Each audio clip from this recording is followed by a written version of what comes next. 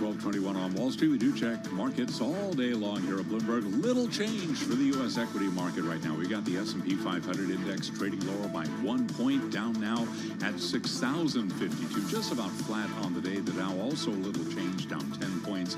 And NASDAQ holding on to a gain of 19 points, up by about 0.1%. Stocks, bonds, and the dollar all seeing small moves ahead of the CPI report tomorrow morning.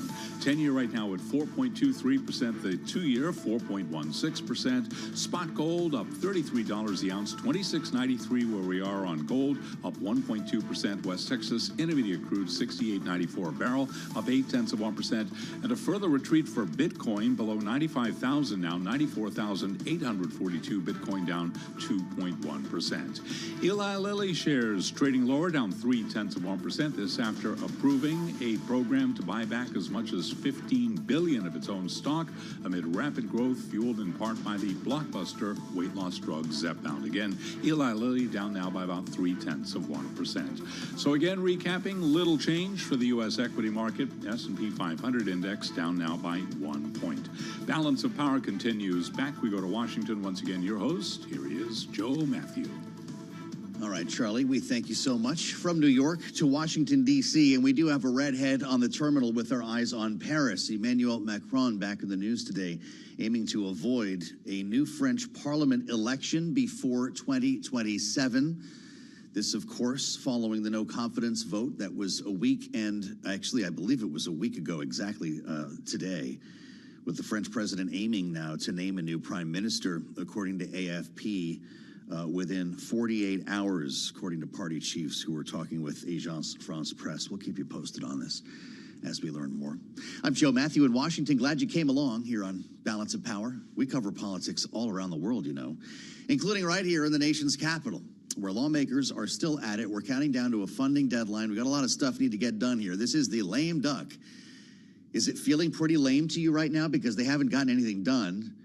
I guess we have an NDAA top-line agreement, but there's no funding solution yet, and, you know, nobody's getting along over these transition picks.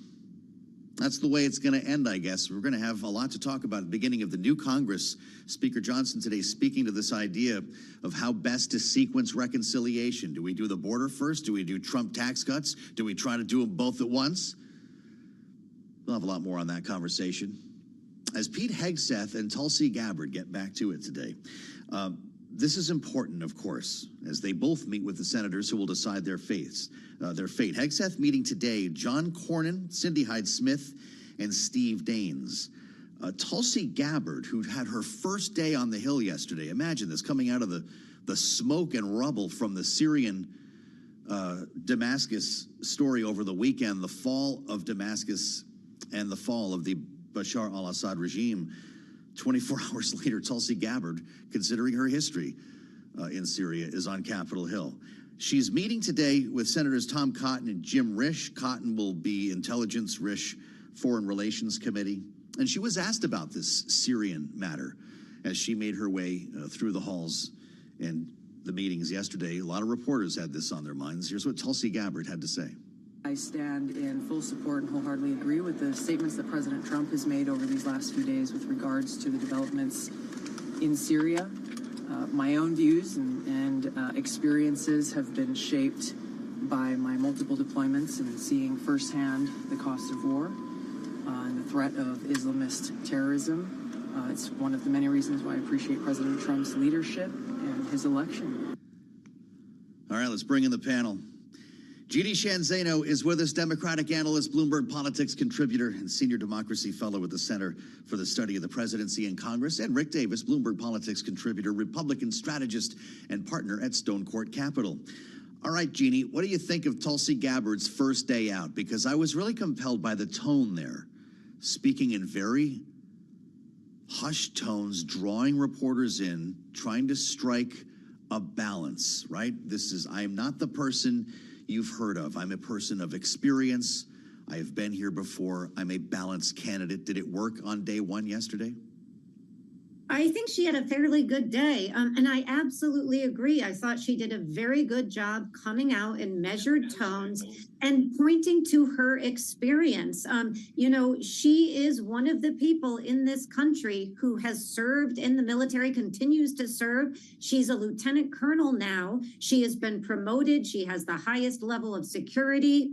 And so all of those things make her somebody who can speak from a personal experience about her reticence for U.S. engagement. And I would say, I was also struck when Donald Trump came out about Syria over the weekend.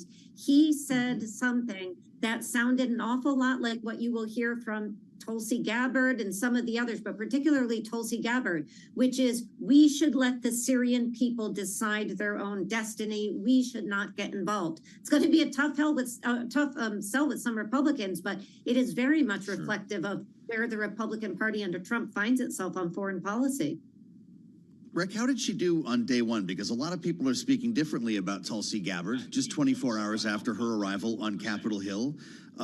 That particular line, my own views and experiences have been shaped by my multiple deployments and seeing firsthand, she said, the cost of war on the threat of Islamist terrorism. Hello. That sounds to me like a pretty carefully rehearsed line. It sounds like we might not have Rick with us here. If we can maybe get back to Jeannie here.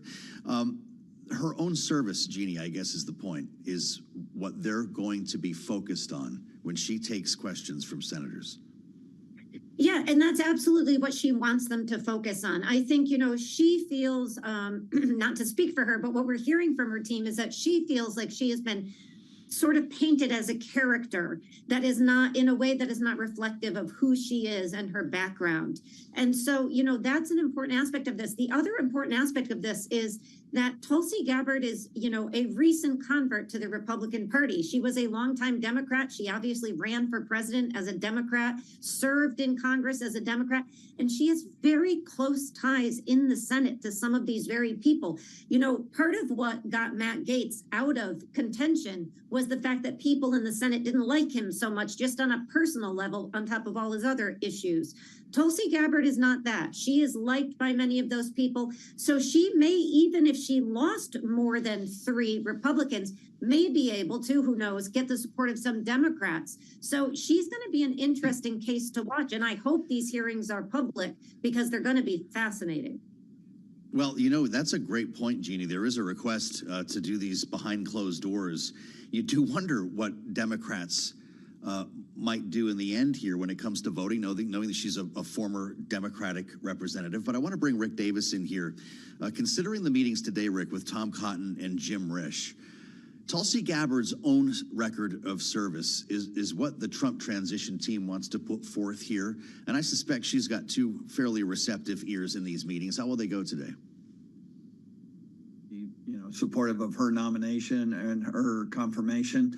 They will be probably echoing the talking points coming out of these meetings that the Trump administration has put forth. I mean, Tom Cotton has this really interesting routine he goes through with all confirmations. He starts asking about the Constitution and things like that. It's pretty pro forma with him. But I think, this is pretty much set up for her to pass at this stage, the way they're orchestrating the meetings with the most, favorables up front, and then echoing all the comments that are positive about their nomination.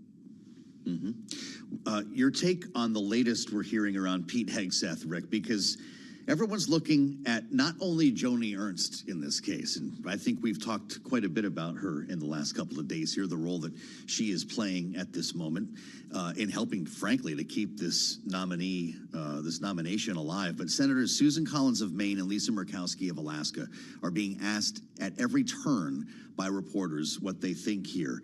Collins justified her meeting on Wednesday with Hegseth. Quote, how else am I going to get a sense of him and ask him questions?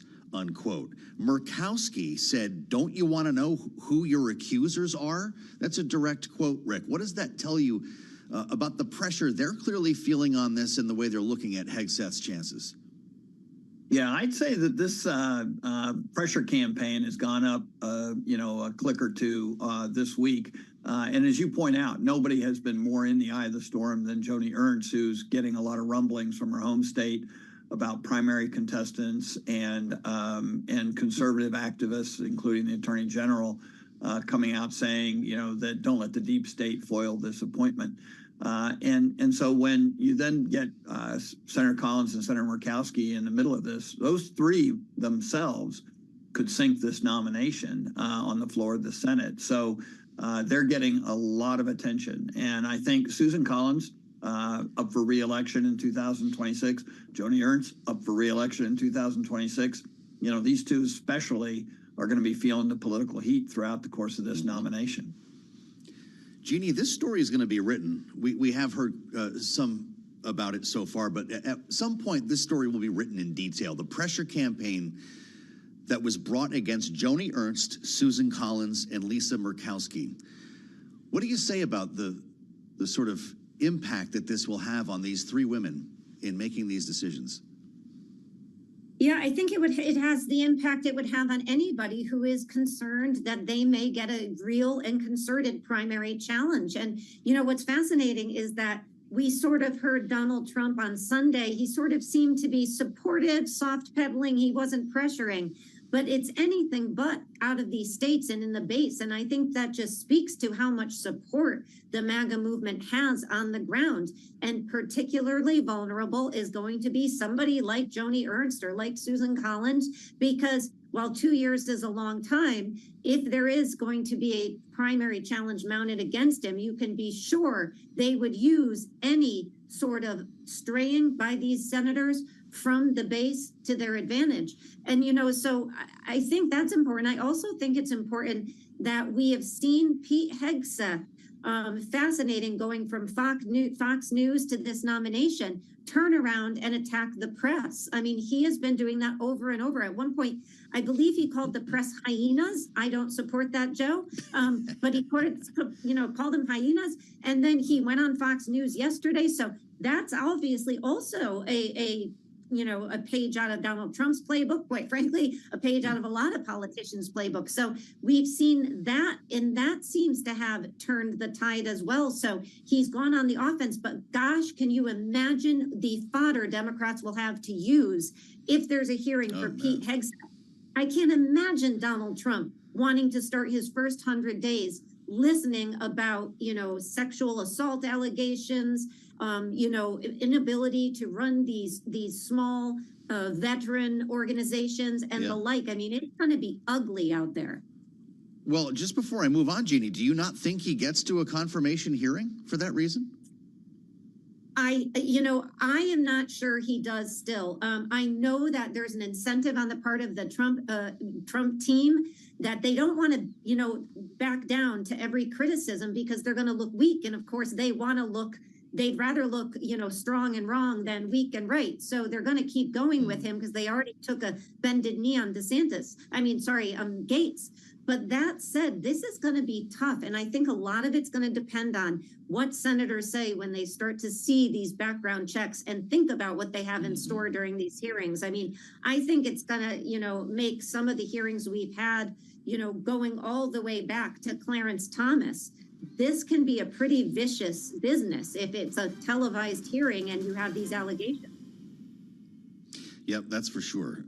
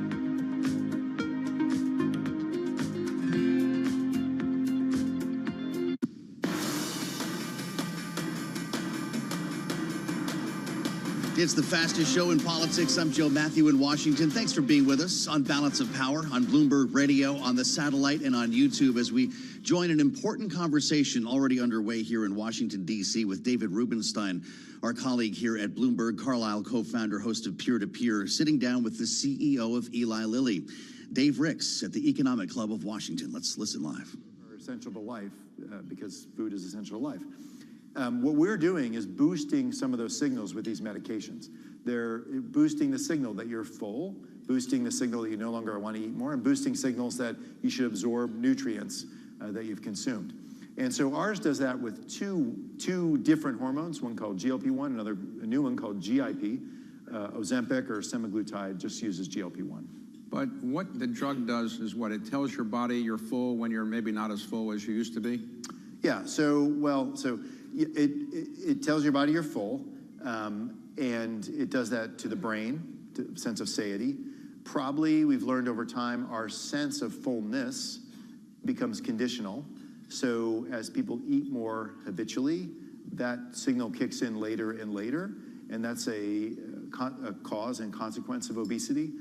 It does other things too. It actually makes your stomach fuller, because it slows gastric motility, so it slows down your nutrients, which seems counterintuitive, but when you eat, when our ancestors were alive 10,000 years ago, meals were rare, and you wanted to absorb all the nutrients out of it, so that signal said, absorb the nutrients. All right, I don't want to confuse people, but there are 4 different names that people should know for these drugs. Now, you have an anti-obesity drug, which is called what? Zepbound. And then you have a diabetes drug, which is called? Mounjaro. Same medicine, different name. Different names.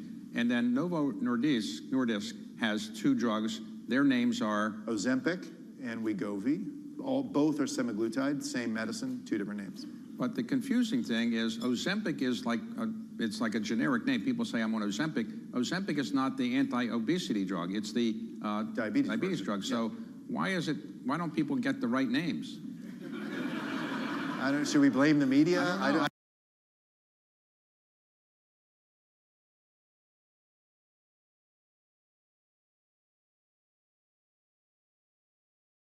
I don't know. I'm curious. Again, it was a flat once a week, and people discovered if I just take more than prescribed, I can lose more weight. And then Novo did a study, credit to them, that showed clinically that people lose clinically meaningful weight. On their medicine, you lose 13 to 15% of your body weight. On ours, you lose 20 to 26%. Well, let me go through that again, because there was a study that just came out a couple of days ago, I think, that said 101 comparing the two. Your drug, anti-obesity drug, loses weight more rapidly for people than the other product. Is that right? More rapidly and more. So 47% more. So after a year and a half, roughly, people on our drug lost 17 more pounds than on Wegovy. Why do people need to lose so much weight in this country? Our country has, as I got it right, 75% of the people are overweight and 42% are obese. Correct. When did that happen? When we went to no-fat food, or when did all of a sudden we become so obese? Yeah, if you look at the epidemiology charts, it really seems to have started in the 60s, growth in overweight and obesity in the country, and really accelerated in the 80s and 90s. So what are the reasons? How we live certainly is one of them, and energy expenditure has to be part of the story. What we eat, though, is probably a more important reason. Not just the quantity, which has risen modestly through that period of time, but actually what's in our food has changed. And I think that's also attributed to this. All right, so back to the drug. When you realized it could lose weight, did you get the FDA to say, yes, it can be prescribed for losing weight, or it's still, you can't get that prescribed for you? No. As of last year, Zepbound launched. It's for weight loss for people who have high body weight. And do insurance companies reimburse people for the cost of these drugs? Some do, more should. As of today, the federal government actually has a prohibition on reimbursing any of these drugs, which is a problem, I think, although the Biden administration just has advanced rulemaking to change that. That's good news, and we hope the next administration will continue that process. 17 states in their Medicaid program have decided to step outside of that federal rule and reimburse them anyway. So California just started. for instance, Massachusetts, other states. And then about 60% of employers have some form of reimbursement. So if losing weight makes you healthier, why would people who care about insurance reimbursement, Medicare and everything, not insist on paying for this? Because it would make you healthier, and therefore you don't have other diseases that they have to reimburse you for. I think in 4 or 5 years, we'll look back and say, yeah, that's what should have happened. And it's silly that we don't pay for what is already known to be a primary contributor to poor health, which is excess body weight. But, you know, people have different motives and incentives.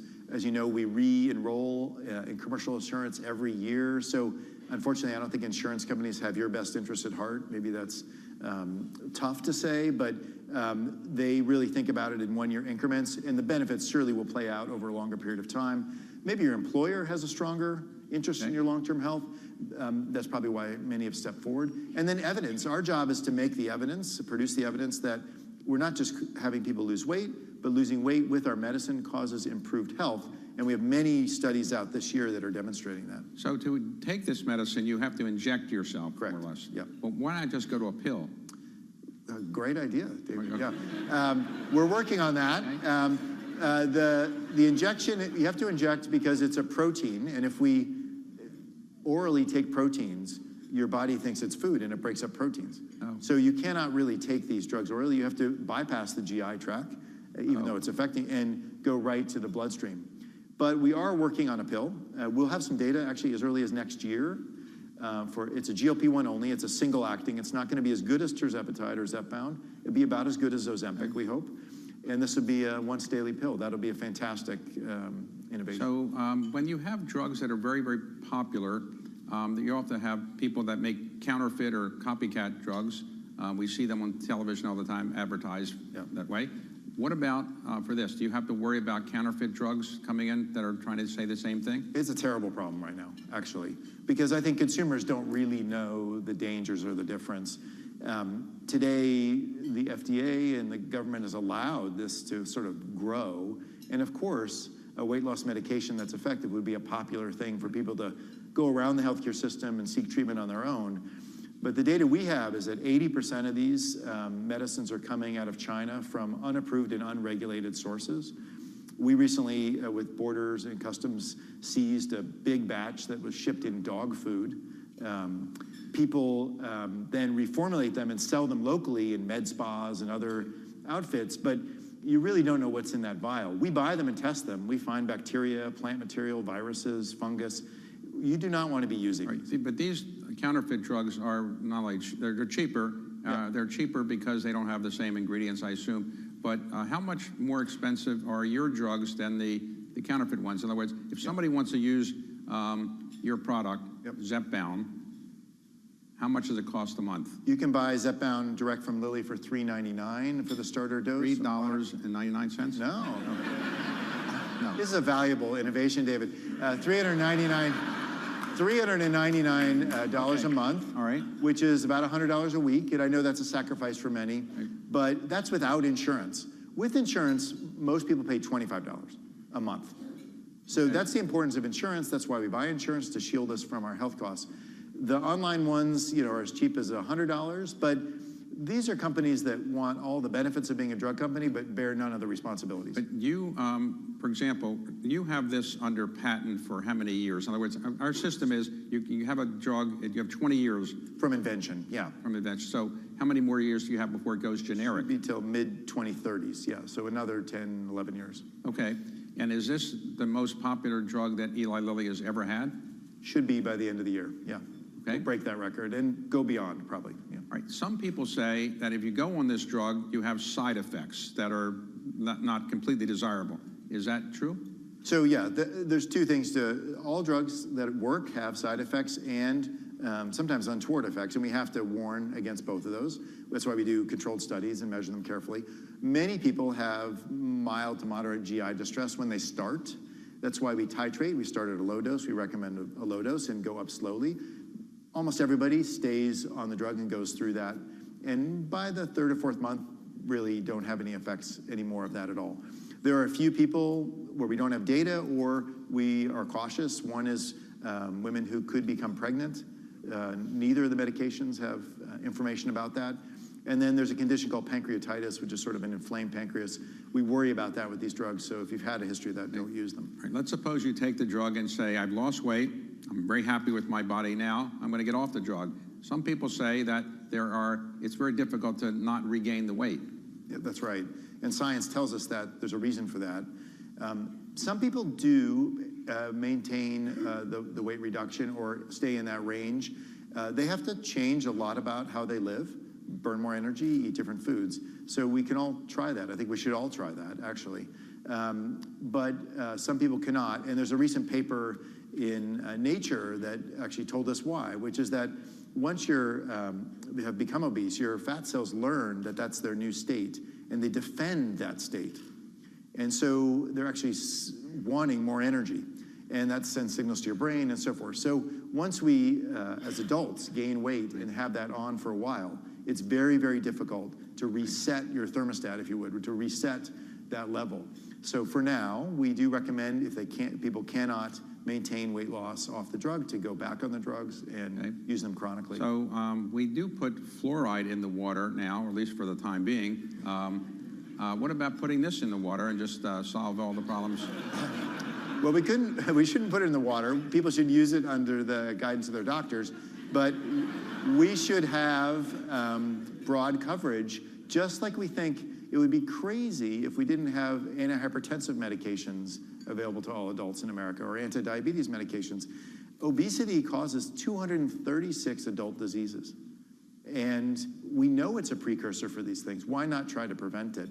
We have a stigma in our country and in many other countries that this is sort of some personal failing, but many of us were here because our ancestors conserved energy very effectively. That's how they survived famines and floods and so forth.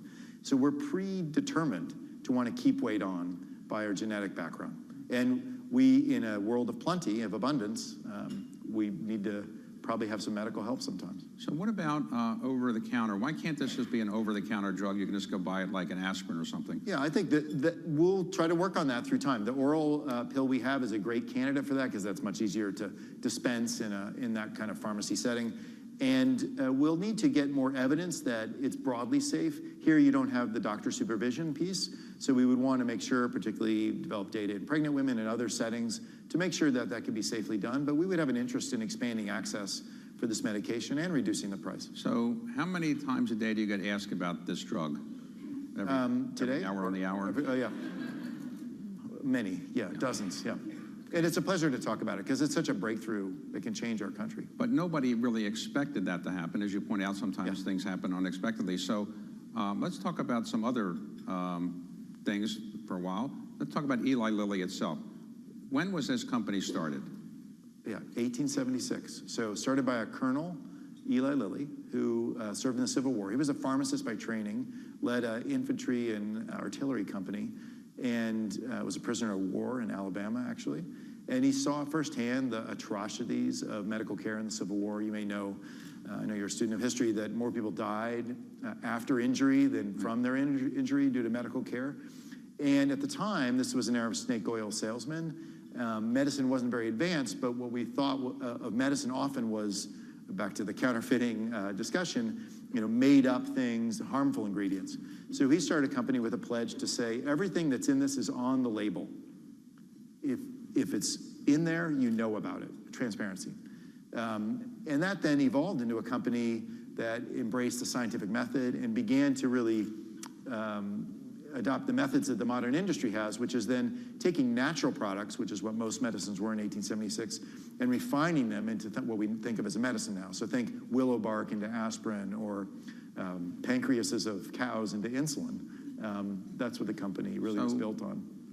How long did he live after he started the company? About 25 years, and then he handed the keys to his son, J.K. Lilly, who handed the keys to his two sons, also named Eli and J.K. That's a little odd. But for 3 generations, it was a family-run business. Yeah. And the family is not an owner now?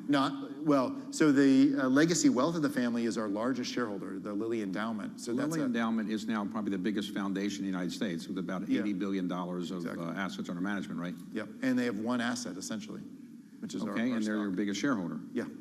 So, so when Eli Lilly evolved over the years in the 20th century, what were its big products? Yeah, so insulin really was the birth of the modern company, and this was obviously a terrible condition, type 1 diabetes, and a breakthrough, and we were part of commercializing that around the world, invented the manufacturing method, and created that business. That was followed by actually penicillin. So during World War II, Lilly was commissioned as one of the manufacturers for antibiotics for the Army, and we, from there, then iterated for 40 years antibiotics, including still some that are used today, like vancomycin, which is the last line of defense for the worst infections. And Prozac we're famous for, which has really brought modern psychiatry into the fold. And of course now Mounjaro and Zepbound. And what about in the future? Your work, what are the human problems you're working on in the future? Alzheimer's, I assume, is one of them? Absolutely, yeah. So we think about our company, of course we use scientific methods to create medicines to solve tough problems. We're not really interested in niche problems. We think we're here, because we're a big company, to do hard problems that are scalable. That's sort of where it makes our business work, but also has the most human impact. So we select these diseases that are common and tough. So you mentioned Alzheimer's. Neurodegenerative conditions are the most frightening conditions most people think about: Parkinson's, ALS, Alzheimer's. And the science, we've been investing there for 30 years. We just launched our first medicine, so now we're getting revenue after 30 years on that project. And we're working on a prevention study for that same medicine, which could really transform Alzheimer's. We think other neurodegenerative conditions like Parkinson's, ALS, et cetera, are becoming more tractable with science, and you'll see us invest heavily in that area going forward. Pain, chronic pain, another area we're very interested in. So let's talk about the company today. How many employees do you have? 44,000. And you're headquartered in Indianapolis? Yes, correct. And where do you manufacture your drugs? Are they mostly in the U.S. or mostly overseas? Mostly in the U.S., although a large majority in Europe as well. So those are our two big bases for production. And in the U.S., we're building lots of plants right now, mostly to support Zepbound and Mounjaro, but spreading our footprint. So when did your stock went up, as I said, about 10 times? I mean, when did you all realize this is so transformative that you're going to become the most valuable pharmaceutical company in the world by a factor of 4 or 5 times? You know, as you know from running companies, David, it's hard to know exactly what the scale of something is. But I will, the story of tirzepatide or Zepbound for me is this. In 2016, I was named as the incoming CEO. And that fall, one of our scientists in the diabetes group called me about some early results they were receiving from a Singaporean site we had that was doing a phase 1 study with tirzepatide, the ingredient, and Zepbound. And we had to stop the study because people were losing too much weight to stay in it. And at first, this was seen as like an alarming thing. But of course, we began to process that as, wait a minute, this could be something very special. So we sped to the next stage of development, phase 2, where you try to show safety and efficacy in a bigger study. And I remember in a kind of a moment, I was showing my daughter around to colleges. We were at Cal Berkeley, standing outside the Lawrence Hall of Science. And I got a phone call, and the team just got off the plane, got the results, and showed that people were losing over 20% body weight in a longer study.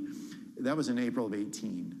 We disclosed those results later that year. And you could probably argue a lot of the run-up in Lilly was just execution from that moment forward, because we had a pretty big study with some great results. We didn't know it would be this much, but we knew it was special. But you decided when you were overseeing this that we should continue this. We started building factories. We invested $5 to $6 billion in a phase 3 program. If I had been moved our chips. If I had been in your job, I would have taken credit for all of this. So did you take the credit for this? Are you the person responsible for this happening or not? I mean, of course, as a CEO, you have a role in all this, but it would be way overstating the role if I took credit. First of all, we're an old company and have people who've worked there for 30 years on this problem. So the credit goes to the scientists to begin with. Secondly, we have a lot of incumbent capabilities, like how do you take a protein like GLP-1, which in the natural body lasts only a few seconds, and make it into a week-long injection. So that's a pharmacology exercise that's difficult, and we have people who can do that. And we have people who can do the clinical trials and everything else to see the opportunity and go for it. We have people who make it every day, 24/7, we run our factories. So it's a giant team sport. Just like the legacy of our success on my watch will go beyond my tenure, I'm inheriting some of that from my So predecessor. is there one scientist that somebody can point to as the person who is responsible for this revolution? Well, so there's 4 scientists at Lilly who invented this drug, and we celebrate them. By the way, 3 are immigrants to this country. That's an interesting conversation. And they live in Indianapolis. And so it's sometimes pointed out that the most valuable biotech company in the world is based in Indiana, and that's a surprising fact to people. But people come from all over the world that work at our site to create amazing medicines. So the way the pharmaceutical industry works, as I understand it, is you look at lots of potential problems that need to be solved. You work with scientists to come up with a drug and so forth. You test them. What is the typical period of time between you say we're going to solve a problem with finding a drug, and then you actually get something to the market? How long does that typically take? So your better case scenario would be 8 to 12 years. As I mentioned in Alzheimer's, we actually spent 34 years before we launched a drug. So this is a long cycle time. Or 8 to 12, but how many drugs do you work on that just you say it's not going to work and you just move forward with other ones? Is it a 90% failure rate and 10% success rate? So it's about 100 to 1 from idea to market. So for every 100 ideas, you might get one product. It's about 10 to 1 from starting clinical studies. So you have about 90% failure rate from phase 1 forward. So some people say that drug companies don't really produce that many drugs anymore. They're more marketing organizations, that they go out and find smaller companies that are producing these drugs and then they buy them up. Is that where you get most of your new drugs from, or do you develop it internally yourself? We're maybe a bit of an exception. We're about 2/3 internal. But even that statement, what is the development? So is it the drug's origin, or is it the studies and the expertise added along the way? So we do buy small companies. We also collaborate with them. We take what they worked on and we carry it forward. Is that external? I don't think so. I think we added a lot of value there too. But we have a big scientific base. Lilly employs almost 4,000 PhDs. Just for reference, Harvard employs like 2,000. So we have a huge scientific base to create new medicines. It's a big part of our strategy. And in the pharmaceutical world, the image is not always so wonderful with the public. I'm sure you're aware of this, that people say pharmaceutical companies, drug companies, they will call them, charge too much and so forth. How do you respond to the idea that drug companies are charging too much? And very often people in the United States say, I'm going to cross the border to Canada, get the same drug for a lower price. Yeah, thank you for asking that. Obviously it's something we want to change and fix because what we think we do is pretty valuable. First problem is for artifact of history and how healthcare insurance evolved in this country. People are largely shielded from surgery costs and hospital costs. About 3% of those total costs in our country are paid out of pocket by consumers, but for medicines it's closer to 20%. So people think the medicines are a larger part of the health bill because they're exposed to more of that versus services. That's, again, a historic thing. We advocate for better insurance coverage, lower out-of-pocket costs for medications. The second thing is, vis-a-vis foreign countries, it is true our prices are lower in those places. We would like to correct that as well. I mean, our idea is that basically the cost of a medicine is the cost of the R&D to produce it, more so than the manufacturing. Obviously, manufacturing cost is similar everywhere. And right now, there is an imbalance in who covers that R&D cost. We should seek to correct that. But the answer isn't just lower U.S. to Canada's pricing. We wouldn't have a pharmaceutical industry if we did that. They don't pay for any of the R&D costs. We have to raise developed countries what they pay, and we can lower the U.S. I think that's a policy argument we'll hear about soon with the new administration. And we're happy to engage it, but we need to do both at the same time. Okay, so today, the pharmaceutical industry is most concerned about what in Washington? You're in Washington, I assume, for a meeting of the Business Roundtable, later today, among other things. But what are you most concerned about? Are you concerned about the new administration coming into power? Have you met with President-elect Trump? Talk about your issues. Have you met with members of Congress? Talk about your issues. What are your big issues that you care about in Washington? Well, we have general issues for American business like tax reform, which is a big topic going to be for next year, and the regulatory situation, which I think has evolved for us in our industry in a negative way in the last 4 years. So those are hot topics at a general sense. Healthcare is always a topic, and so then our role in it, and medicine affordability is a key area. But I think my experience, having done this for 8 years, is there's often more common ground than you'd think just reading the newspapers. I think everyone would like the U.S. to have a strong biopharma industry that invents amazing medicines like Zepbound and makes them here like Lilly does. But at the same time, we want our things to be cheap and accessible to all. Okay, that's hard to solve for all those things, but we can make progress. Like one example is we were known for the insulin pricing challenges we had, and insulin was overpriced in the US according to the critics. And we were able to bring that price down. Why? By compressing basically the middlemen and what they get, and then working with Medicare to cap the cost of insulin, which we supported at $35 a month. I think there are solutions, and by engaging, we can find them. And we're happy to do that with the new administration or the current one. Have you met with anybody in the new administration yet? Yeah, I think it was reported last week. We had a dinner down in Florida. Yeah. How was that like? Did they serve up fattening food, or they don't do that with you? Probably shouldn't say too much about it, but it was all you could imagine and a little bit more. Yeah.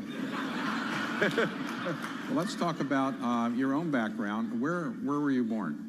Yeah, I was born in Bloomington, Indiana, so Hoosier by birth.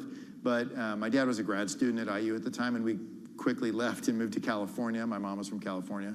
And I grew up in the Bay Area, and then followed in their footsteps and went to Purdue University back in Indiana. So I'm sort of like a bad penny, keep returning to that state.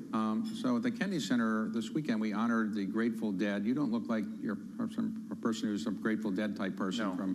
So you were in the Bay Area, but you didn't get caught up in the Grateful Dead, right? I was a little younger than that era, Okay. and I left, maybe in time to escape that. All right. fate. So you went back to college where your father had gone to school? Yeah, and my mother. Yeah. Okay, Purdue. Yeah. And what did you study there? So I started studying business and engineering, ended up with a degree in industrial management, which combines those two, and then went to work for IBM in New York, which I joined. The stock was at an all-time high. When I left, it was at an all-time low. They had a tough time in the early 90s. Well, you fixed that, turned it around. Yeah, maybe, yeah. So, all right, so you went to join Eli Lilly in what year? So I left IBM to follow my girlfriend, who's now my wife, who was going to medical school at Indiana University. So again, back to Indiana. Okay. And I needed something to do there, so I decided to enroll in their MBA program, and I got an MBA. Of course, medicine's a 4-year degree, MBA's 2, so I still needed something to do in Indiana, so I joined Lilly. Okay, and when you joined, what was your position at the beginning? Yeah, I was in the department that looked at M&A transactions and in the finance and business development group. And it's a great introduction to the... Did you ever say, I'm going to be the CEO someday or something like that? Not then. I actually really was thinking I'll be here for 2 years and then we'll be off to Chicago or San Francisco and do something different. But I fell in love with the company. I mean, it's an amazing place. It's a very humanistic culture, but yet very rigorous and scientific. So it's demanding, smart people, but people are nice to each other. It's the Midwest. And I fell in love with the mission, which is what could be better than making medicine for people. And I had an experience actually a few years in, which if I could share. I worked on a medicine to collaborate and bring into the company for diabetes. And right as I was leaving that job, my mother was diagnosed with diabetes, and she was put on that medicine. And so, the sort of the point of what we do just became super salient for me. And I said, this is not a bad way to spend my time. And I said to my wife, let's stay here in Indiana. And she said, really? And we ended up staying. Yeah, raised our family. When did you realize that you were on a track to be the CEO? Was it 5 years before? Much later. Well, so I worked in that job, and then I had some jobs running markets. I ran our Canadian business, and I went to China for 2.5 years and ran our Chinese business. And I was suddenly called back from China by the CEO, who was a new CEO, and he said, you need to come run our US business. And I said, yeah, I'm happy to do that at some point, but we were really in the middle of a growth phase there. We weren't done with the agenda I had set out and he had agreed to. I said, John, don't you want me to finish the job? He said, you need to come back. And I think that was the point where I was sort of being cultivated for something bigger. Yeah. So did you beat out some other person to get the job, or? No, I mean, we've mostly hired people from within the company. There were other candidates, I'm sure, when my predecessor retired, and the board considered me, and I was lucky enough to get it. Okay, so you now have 3 children? Yeah, for a while I've had 3 children, yeah. Yes, they're young adults now. Okay, yeah. All right, but are any of them interested in weight reduction programs or things like that, or not really? Well, so my son he's an AI consultant, so not so much. My daughter is actually getting a master's in cell biology and interested in med school, so she's thinking about medicine and medical science. Okay. And we talk a lot about the weight loss drugs. And my youngest son is a geology student at Purdue, so we'll see what he does. And so what do you do for relaxation and stay in shape? You're not on one of these drugs, I think, because you look very fit and exercise a lot. Thank you. I assume. Yeah. So, I'm not, but I would never hesitate to be on one if I needed it. But the best medicine is prevention, and so, you know, paying attention to exercise is something I've always cared about. It's a way I reduce stress, too. So I loved running, and now I don't run anymore, but I do other things. I like hiking. I love backcountry skiing and the outdoors, play golf. Being outside is where I find both fitness and peace. But then, you know, also I think it's important to watch what you eat. I think I've turned 50 7 years ago, and we really needed to change what we eat. That's what my wife and I decided. So we did. And it's, I think, been helpful to keep my same body weight. What do you eat? Things we recognize as food. Yeah. So basically things that haven't been through factories and are, you know, you recognize that a farmer might grow. You've had an astounding success at Eli Lilly. Suppose a president of the United States said you should be the secretary of HHS or something like that. What would you say? I'm busy right now.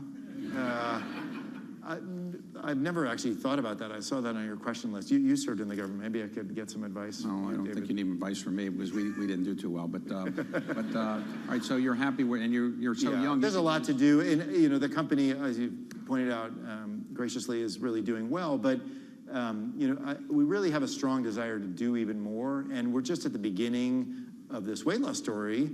You know, right now there's 6 or 7 million Americans who are taking these medicines. There are 110 million with obesity.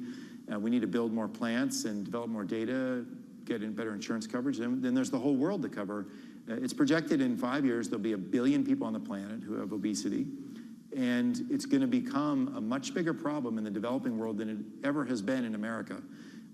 Partly because the rate of growth of obesity in India and China is much faster than we experienced. And populations that are non-Caucasians, particularly South Asians, appear to be much more susceptible to chronic disease at lower weights. So we have a lot of work to do to make the biggest impact we can. Yeah, the greatest obesity in the world is actually in those countries in South Pacific. Like number one, the I think is American Samoa. That's right. Yeah. The least obese is Ethiopia. Right. Not a lot of food, not a wealth, and everybody's running marathons, so they lose weight. So today, where do you want to take your company now? You can't find any drug that's going to be more successful than one you have. Is this, you're just going to keep promoting this drug? Is that your biggest thing? Or there's no other drug I can imagine it would be anything comparable to this? Well, we can imagine that. Okay. And so we're trying to. First of all, within the obesity metabolic health space, I think there's 2 things I'm very excited about. One is we have tirzepatide, Mounjaro, Zepbound on the market. We have 11 other pipeline projects aimed at the same problem, but in different ways. So we have a triple-acting medicine that's in phase 3 for those that have even higher body weight or more severe health problems. We have the oral project, 9 others beyond that. We think this is going to be a very large segment with many different types of medicines for different conditions and different situations people might find themselves in. We're going to exploit that fully. The second thing is, we've talked a lot about like cardiovascular health, diabetes, these conditions that ones think about with being overweight. But these medicines, we think, and we've aimed to prove, can be useful for other things we don't think about connected to weight. These are often called anti-hedonics, so they are reducing that desire cycle.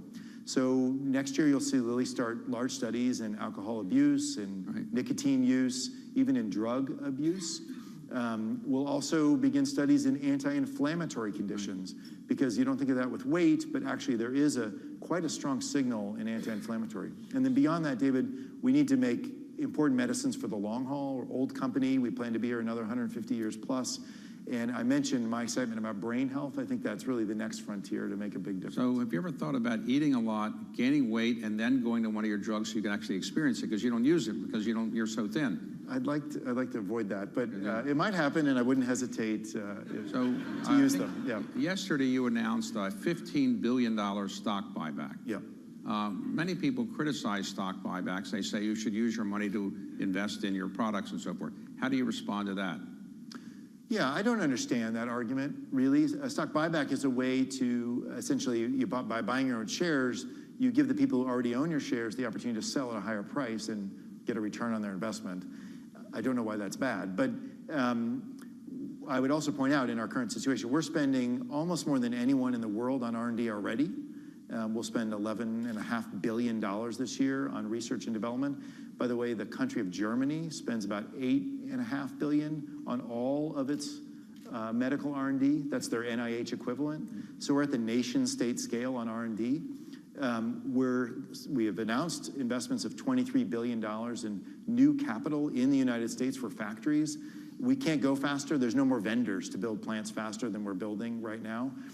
So returning some of the rewards that investors deserve for taking risk on the company seems like a reasonable thing to do. So you meet members of Congress when you're in town, I assume. How do you find that experience? Uplifting? That wasn't the word I was going to use. Yeah.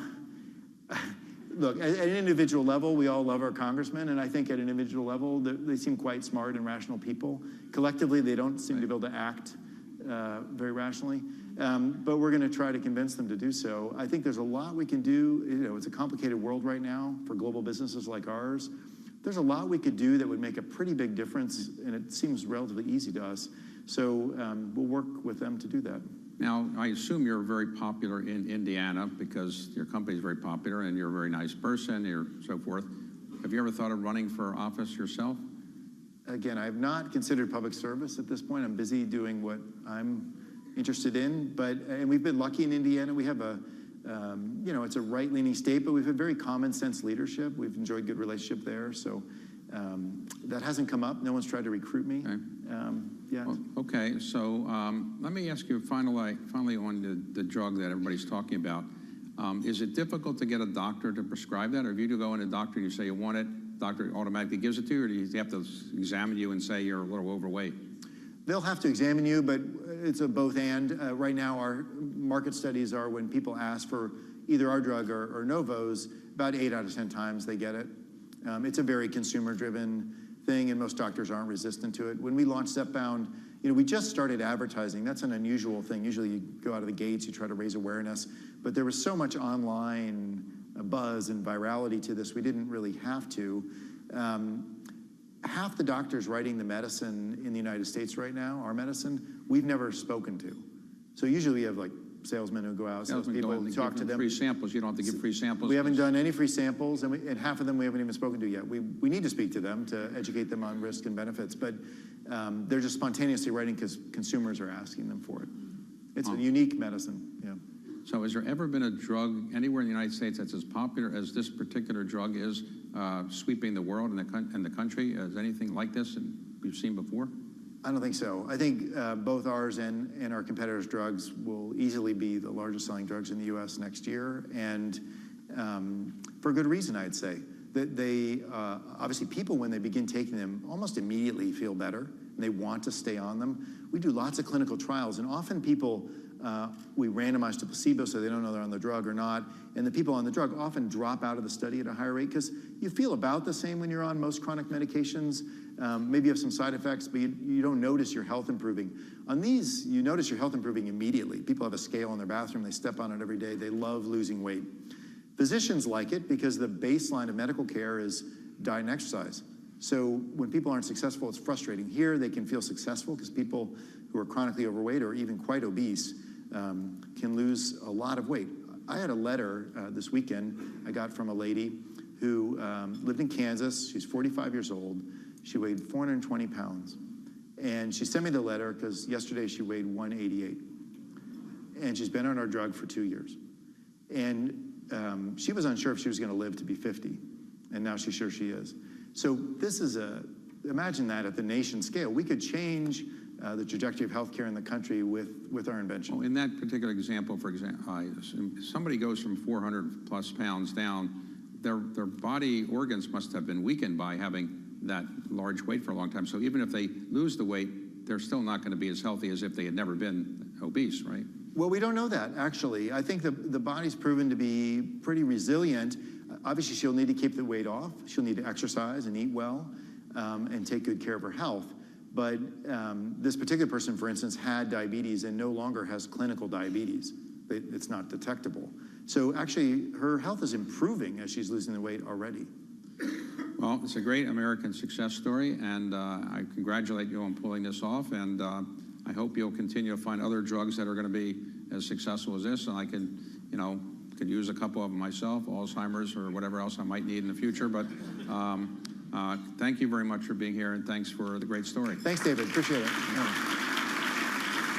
Okay, we have a gift for you. This is a map. That's very nice. Thank you so much. Original map of the District of Columbia. Okay, we'll get this to your office. Thank you so much. Thanks a lot. Great job. Appreciate it.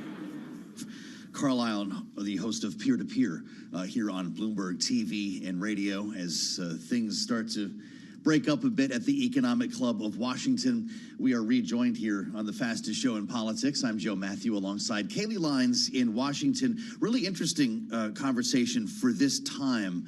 And David Rubenstein, Kaylee, has a way of doing that. Obviously, the phenomenon that are these weight loss GLP-1 drugs that they were discussing there are going to be given a second look potentially by RFK Jr. I know that's something they didn't get a chance to dig into, but they did mention the dinner at Mar-a-Lago that took place about a week ago. Donald Trump, right, RFK Jr., Dave Ricks, and a couple of other pharma CEOs maybe trying to feel out RFK to see where he's going to go, if confirmed, when it comes to drugs like these obesity drugs. Yeah, in mentioning that he had a, quote, dinner down in Florida, he was talking about that in reference to his willingness to engage with the incoming administration for solutions on a number of things, including what he described as the questions of medicine affordability in healthcare. He said that's really one issue in Washington in particular that he's focused on, in addition to the general issues facing American business, which he described as the need for tax reform and different regulations compared to what has been experienced,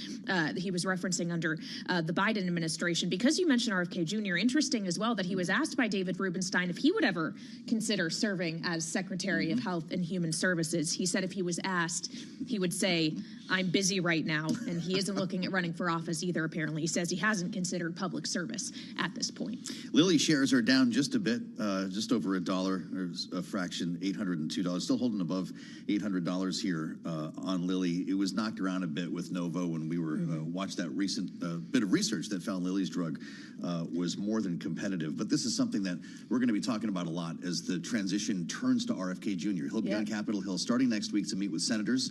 They're all going to have questions about this too. By the way, these GLP-1 drugs, don't tell anyone this, are pretty popular on Capitol Hill. So let's keep in mind who he's going to be meeting with. No, but it's an excellent point. RFK Jr., of course, one of the more controversial nominees for this incoming Trump administration, in addition to a number of others who are spending their time on Capitol Hill this week, in fact. Pete Hegseth for Department of Defense, Tulsi Gabbard for Director of National Intelligence, Howard Lutnick, the Commerce Secretary designate, is making the rounds as well. So we continue to keep track of that here in Washington. But we also here on Bloomberg TV and radio continue to keep track of the financial markets. So let's get a check on those now and turn to Charlie Pellet up in New York. Hey, Charlie. Hi, thank you very much indeed. Right now we have got the Dow lower, the S&P lower as well, but NASDAQ is advancing. Do want to begin, however, with a developing story.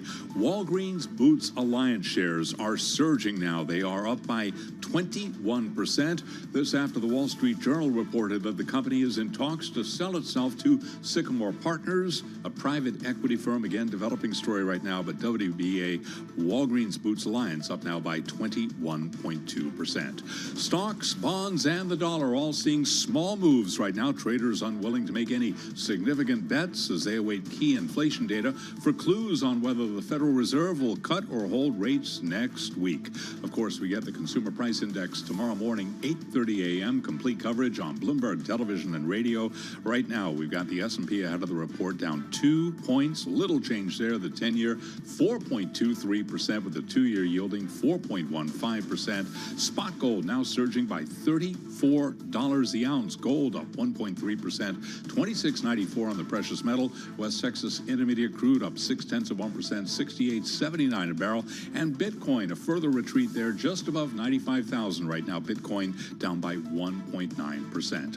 Citigroup says it's set to hit the high end of its revenue guidance for 2024 and aims to lift share buybacks once there's further clarity on the bank's outlook for capital. Citigroup shares up now by 1.5%. Chief Financial Officer Mark Mason said this morning at a Goldman Sachs conference, returning more of Citigroup's capital to investors is, quote, high on my list. Again, Citigroup shares up now by 1.5%. Oracle, after earnings, falling now by 7.9%, down the most in the year after the software giant reported lukewarm quarterly revenue, disappointing investors who recently boosted the stock to a record high on enthusiasm for the company's booming cloud business. Again, Oracle shares down now by just about 7.9%. Again, the S&P, little change now, down 2 points at 6,050. I'm Charlie Pelleton. That is a Bloomberg Business Flash. All right, Charlie Pellet in New York, thank you so much. I'm Kaylee Lyons alongside Joe Matthew in Washington. This is Balance of Power on Bloomberg TV and Radio, where we're continuing to keep track of the Trump transition and his nominees who have been frequenting Washington and more specifically Capitol Hill in recent days as they try to make their cases for Senate confirmation. This includes some of the more controversial picks that are out there, including Tulsi Gabbard for Director of National Intelligence, Pete Hegseth for Secretary of Defense. And next week, as Joe mentioned just moments ago, RFK Jr., the nominee to lead the Health and Human Services Department, will be making his rounds as well. All of them trying to make the case, Joe, to get to the requisite number of votes required to actually take these cabinet level positions. And it does seem that the calculation around the difficulty some of these may actually have in getting to confirmation has shifted within the last week for Pete Hegseth especially. Well, that's right. And he has Joni Ernst to thank largely for that. Good conversations, I believe. The statement suggesting that they had another meeting, it went well, and she would like to help him get to the hearing. The question was, would he even get that far to take questions from senators publicly here? Hegseth meeting today with Senators John Cornyn, Cindy Hyde-Smith, and Steve Daines. We're also following, as you mentioned, Tulsi Gabbard with more meetings today as well. Yesterday was day one. She's just getting rolling. Hegseth's been up there for some time now. Tom Cotton and Jim Risch, the two Republican senators, meeting today with Tulsi Gabbard, incoming Senate Intelligence Chair, and then, of course, Foreign Relations. That's where we want to start our conversation with Megan Scully, who drives our congressional coverage here as our editor in Washington, D.C. Megan, let's start with Pete Hegseth, because Kaylee points out wisely that it's just the vibes have shifted quite a bit over the past couple of days. People were on watch for him to withdraw a la Matt Gaetz until Joni Ernst put out her statement, allowed for another meeting. Will he get to a hearing? So let's just step back for a second and explain why Joni Ernst is so pivotal here. And that is because she is a combat veteran. She sits on the Armed Services Committee, and she's a survivor of sexual assault. Right. So, and the allegations which Hegseth has denied of sexual assault have been looming over this whole confirmation process. So she has been considered the key vote here, the linchpin. There are several others who, such as Senator Collins, Senator Murkowski, who could still vote against him. Should note that Ernst has not said she'd support him, that she would just support him through the process, get him to that confirmation hearing. So more work needs to be done. But certainly it seems more likely after her statement last night than at any other point of this confirmation process. Well, so then the question becomes to what extent we can attribute her tone here or her lack of willingness to this point to give a firm yes or firm no to the pressure she is getting from the MAGA base of the Republican Party and the threats to potentially primary her in her next election fight. Absolutely. A lot of this is about self-preservation. She could face a primary from the right if she does not support Hegseth, and so she's feeling that pressure at home. It is certainly, putting some of her legacy is indeed on the issue of military sexual assault, and sort of putting that at odds with her own, instincts to survive in her next reelection campaign. Interesting to hear, not only to your point from Joni Ernst, but we're watching Susan Collins and Lisa Murkowski asked about why they were even having meetings with Pete Hegseth to begin with. Collins said, how else am I going to get a sense of him and ask questions? Murkowski said, don't you want to know who your accusers are? What do you make of these replies and the pressure campaign that they might be feeling? So this is bringing back a lot of memories for, I think, many of us to the Brett Kavanaugh confirmation process, where Susan Collins and Murkowski were, sort of the key votes, and Collins ended up voting after a speech on the floor, voting to support his nomination, and of course he ultimately got confirmed, despite the allegations of sexual assault, which he also denied. So. But it is very standard. I think it would be malpractice for them not to sit down and talk to him. He is a nominee, and I think the meetings are par for the course here. This is, they can ask him pressing questions, and go back and forth in terms of his priorities. Should he be at the head of the Defense Department? Susan Collins will be the chairperson of the Appropriations Committee, and half of all federal discretionary spending is defense spending. So that is certainly something else she needs to talk to him about. Yep. I want to talk about Tulsi Gabbard as well, because the spotlight on her nomination has perhaps intensified given the events of the last several days and the downfall of the now ostracized Syrian dictator Bashar al-Assad, who, of course, she met with in Damascus years ago. Is that net helpful for her confirmation prospects? Because the question was about her relationship with Assad, who is no longer leading Syria, and therefore isn't necessarily as much of a live question for an incoming administration as he would have been before. I think that is still very much to be determined as we sort out what is next in Syria. But the bigger question and concerns about Gabbard really have to do less with Assad and more about her freelancing on a matter of very sensitive national security and foreign policy when she was a sitting member of the House, and she went and met with Assad in Syria. So there will be, I assume, still questions about what she would do as the director of national intelligence when it comes to some of these other regimes in the world. Well, so we move on, if I can throw another log on the fire, to RFK Jr., who will reportedly be on the Hill next week. Bloomberg reporting that he's got a meeting with Senator Tommy Tuberville. What are these hearings, assuming they get to hearings, going to be like for Democrats? Are they coming in off the top rope here hot with tough questions, and the easels are going to be set up in the hearing rooms, or is it happening now in advance of the hearings? So right now we're seeing most of the nominees just meeting with Republicans. They know that most of these nominations are only going to get passed on a party line vote, at least the controversial ones, and that's if they're lucky, if they can get that party line vote.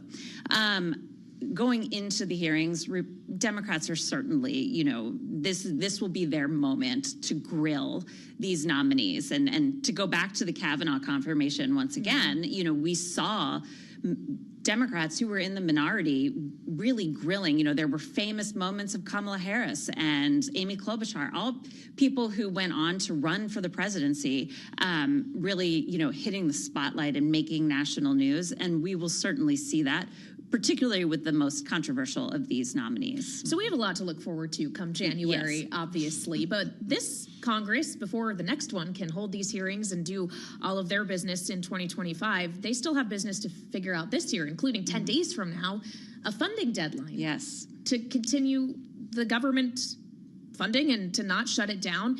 With just 10 days out, we still have no clarity on what kind of continuing resolution or other solution will be put forward. How much longer is this going to take? Although, you're a veteran of these negotiations. You know that nothing actually comes together until the last few hours before a shutdown. I feel like there is very little appetite for any kind of disruption in government spending, you know, particularly as the Congress is coming to a close and as is the Biden administration. We're going to see most of that funding kicked to the spring, and where they can, a Republican Congress and a Republican administration can, you know, hash out the details. Where we might see some movement, or we expect to see some movement in the coming weeks, is on the issue of emergency aid. And we could see a package coming together pretty quickly on that. And it probably will be close or not close to the $100 billion requested by the White House.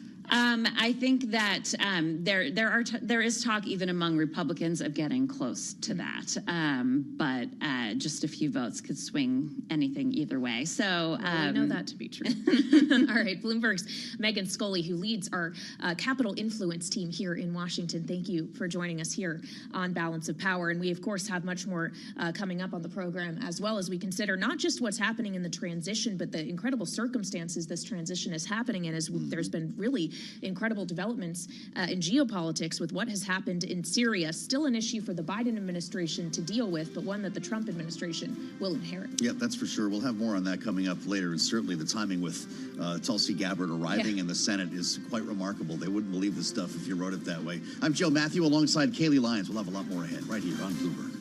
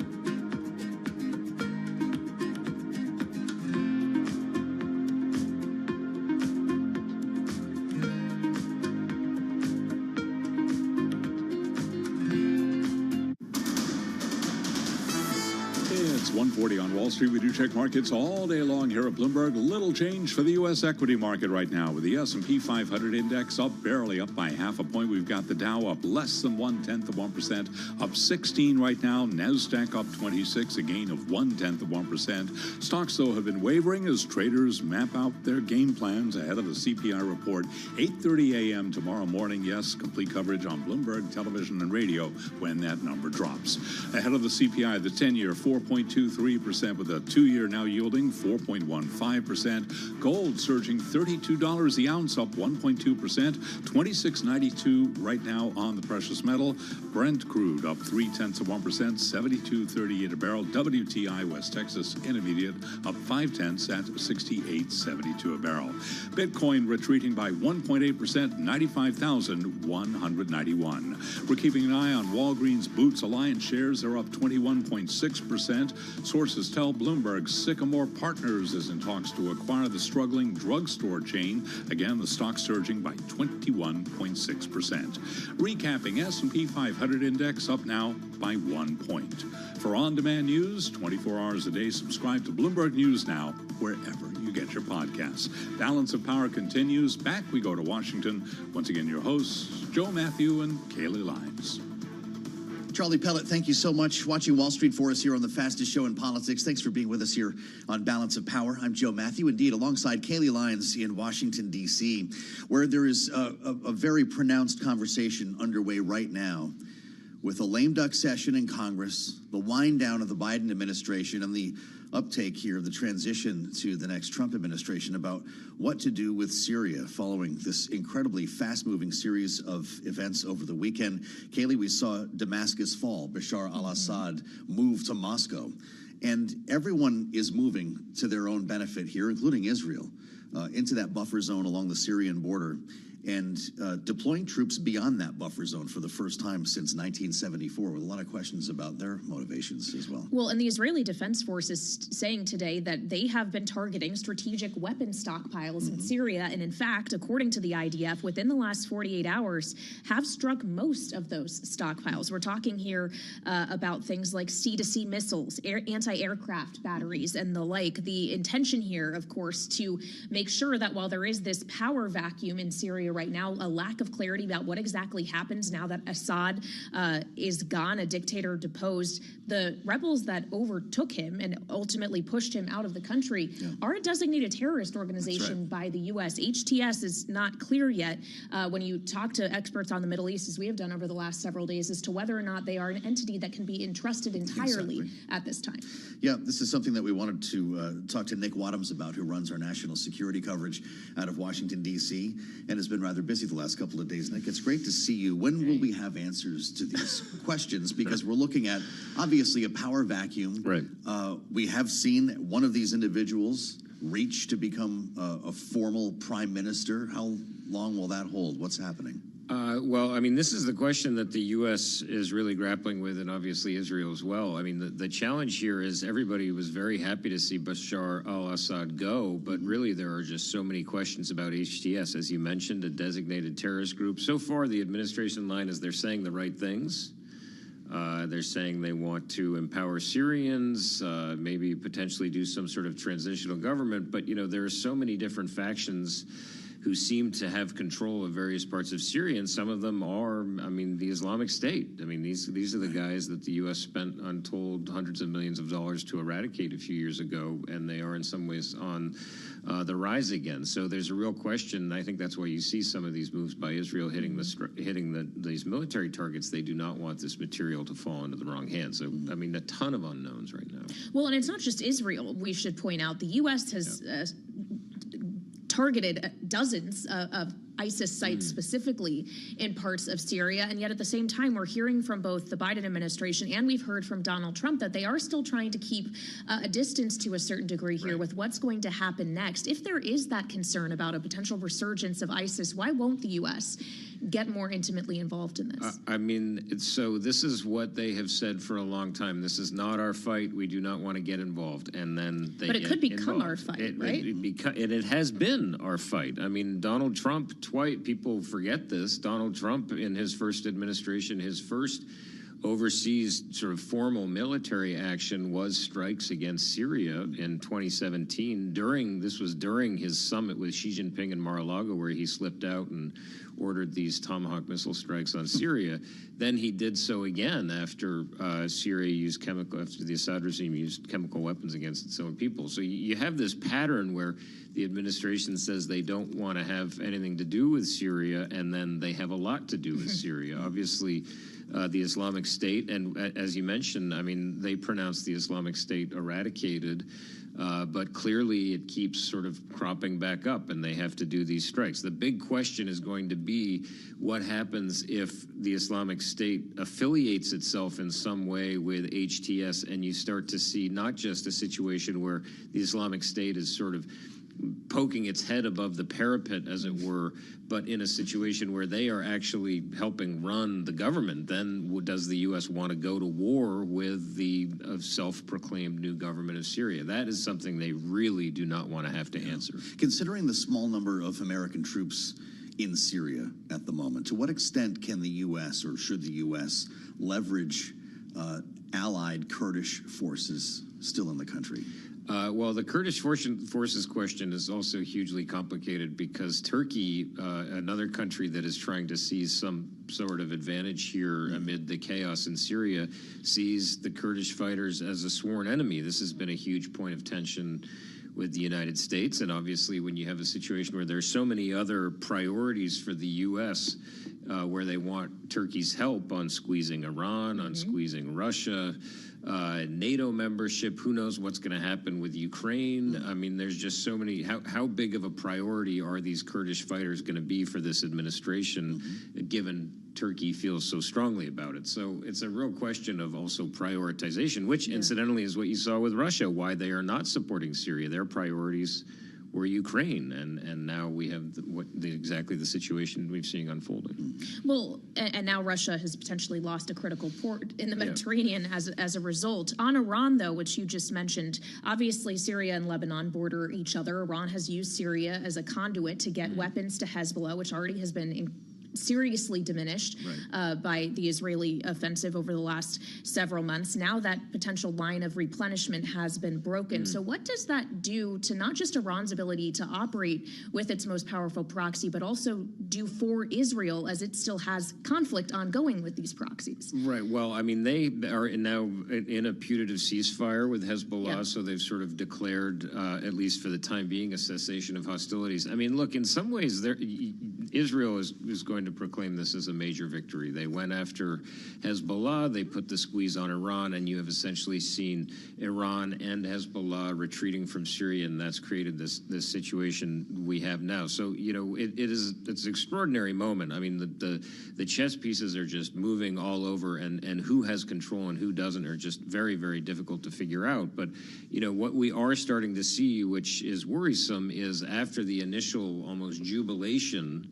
about the fact that Assad has left, it's like, okay, well, who comes now? And this is going to be very, very complicated. Israel, as you mentioned, I mean, yes, you can say, okay, they are defending themselves outside of this buffer zone, but a lot of people will see this as a land grab and, you know, changing the facts on the ground as they jockey for position. Well, interesting comments from Benjamin Netanyahu yesterday, effectively taking credit for what happened. In his remarks to the nation, he said his country had reshaped the Middle East as we promised we would do. We've heard so much about the errors made by Russia and Iran leading to this. To what extent is he correct? Well, I mean, certainly going after Hezbollah and essentially decimating them, putting that pressure on Iran. I mean, you know, the U.S., there was a call a senior administration official did with reporters over the weekend as this happened. There was a little bit of credit taking there as well by the U.S. Listen, we created the conditions for a very brittle regime with sanctions both on Iran and Syria. So a lot of folks taking credit. Will be very interesting to see how many are taking credit 6 months from now if they don't like this new government that takes control in Syria and what the situation is on the ground there and whether it's a force for stability or further instability in the region. Yeah, well put. Almost like he's seen this before. Nick Wadhams, great to see you. Thanks for the insights and the reporting. Our national security team is doing great work. Kaylee on the terminal and online on this story. If you're looking for the latest in the Middle East, look no further. We've got a big day tomorrow, CPI day. Yeah. Next stop on the road here when it comes to kind of gauging the next move by the Fed, but also getting the political backdrop to this incoming administration. Yeah, although I think for our audience here on Bloomberg TV and radio, the Fed's going to be the most important question that is addressed first. Next Wednesday, of course, the decision, and it's a kind of live one. It's not clear if we're going to get another 25 basis point cut, and tomorrow's data could help the market decide one way or another what it thinks is going to happen. For sure. Michael McKee is watching this for us, of course, and always a pleasure to spend a couple of minutes with our economics editor at Bloomberg TV and radio. Michael, what are you looking for tomorrow at 8:30? Well, we're actually looking for something we haven't seen in a while, which is a bit of a rise in inflation. CPI on a month-over-month basis. The headline expected to go up 1/10 of a percentage point faster than it has over the last 4 months, 0.3 gain, but that would push the year-over-year number up to 2.7% from 2.6. And while it may be energy-related, while it may be housing-related and things the Fed can't affect, just the fact that it goes up is not going to make people happy. Well, so if it goes up slightly, why would rates go down slightly, Mike? What's the justification? Well, the betting at the Fed is this is just temporary. It's kind of a one-off thing. And if you deconstruct what we see in the CPI, almost all of the rise that we're getting these days is in housing. And the Fed's been waiting for that to drop. And there isn't much they can do. They can lower interest rates to try to bring down housing costs, but there's just not enough housing supply available to make a major difference. So they're kind of looking through that right now. The other question is what's happened to food? We know that with the October hurricanes, there may have been some problems with fruits and vegetables and things like that. So there may be things that the Fed can't do a lot about, and they think the economy is in good enough shape that they can lower rates and that they should because they don't want to see unemployment start to rise. Joe Biden speaking a little bit earlier at Brookings about his own economic record and a bit of a warning of what might come with the next administration. Let's listen to what he said. He seems determined to impose steep universal tariffs on all imported goods brought to this country on the mistaken belief that foreign countries will bear the cost of those tariffs rather than the American consumer. Who do you think pays for this? I believe this approach is a major mistake. We know, Michael McKee, how he feels, I think, about Donald Trump's economic plans. How will his own economic record be remembered here in the early stages as we look back on the term of Joe Biden? Well, I suspect it's going to be remembered reasonably well when you look at the overall macroeconomic statistics, and unemployment was really low. Inflation went up because of the pandemic and has come down significantly and still could before he leaves office even farther. And growth has been very strong, stronger than anticipated each quarter this year. So overall, in that sense, his record is good. The issue is going to be how historians square that with the fact that Americans felt things were not good and voted basically the Democrats out of office. Yeah, and not just at the executive branch level with his successor. Mike, just quickly on what he was speaking about, this notion that tariffs are a bad idea. A lot of economists obviously do think that will be inflationary. How quickly could that translate into an end of the cutting cycle for the Federal Reserve potentially? It would probably take a little while, Kaylee. Now, Trump comes into office with some already with some executive orders, some authorizations from the USTR to impose some tariffs. So he could start right away, but then we have supply chains that are still fairly long. It takes a while for the prices to get through. We do pay them in one way or another, or companies in the U.S. will pay them, but it probably wouldn't show up in inflation until later next year or in 2026. So the president can do it for a while, and you know that people are going to be watching closely, though, for any sign of price increases. Well, we know Michael McKee will, as always, who, of course, covers international economics and policy for us here on Bloomberg TV and radio. Mike, thank you very much. We'll be looking for Mike's analysis when that CPI data drops at 8:30 a.m. Eastern time tomorrow. But of course, in the meantime, Joe, we still have a lot to cover here in Washington as there are meetings ongoing between Donald Trump cabinet level nominees, some of the more controversial ones, and senators on Capitol Hill as we speak. Yep, you said it. Pete Hegseth, Tulsi Gabbard. Kash Patel's back up there today as well. We haven't mentioned his name yet, of course, chosen to be the next director of the FBI. We'll keep tabs on the rounds here in Washington, D.C. for yet another day. And we'll have a lot more coming up at 5 p.m. Eastern time on the late edition of Balance of Power. Indeed. We'll see you then. In the meantime, Bloomberg Business Week is straight ahead right here on Bloomberg TV and radio.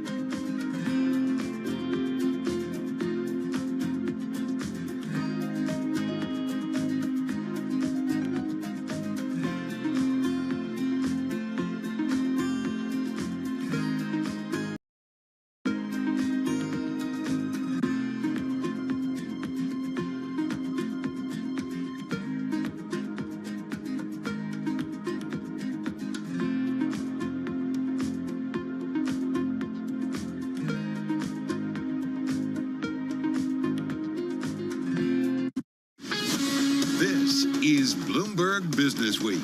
Insight from the reporters and editors who bring you America's most trusted business magazine. Plus, global business, finance, and tech news as it happens. Bloomberg Business Week with Carol Masser and Tim Stenevec. on Bloomberg Radio. A very good afternoon, everybody, live on TV, radio, YouTube, and Bloomberg Originals. This is Bloomberg Business Week. It is Tuesday, December 10th. Had to check because December just flying by you. Welcome back, Carol Master. Thank you. Good to be back. Spent some time with family, getting ready for the holidays. Tick, tick, tick. I feel like December just almost over. We got some big stuff coming our way, though. Yeah, key inflation data coming tomorrow for clues on what the Fed is going to do, not just next week, but in the coming months as well. We see that in the trade today. We're going to have much more on the trade and the macro environment in just a few minutes. All right, and really, I got to say, top of mind is that macro environment and micro.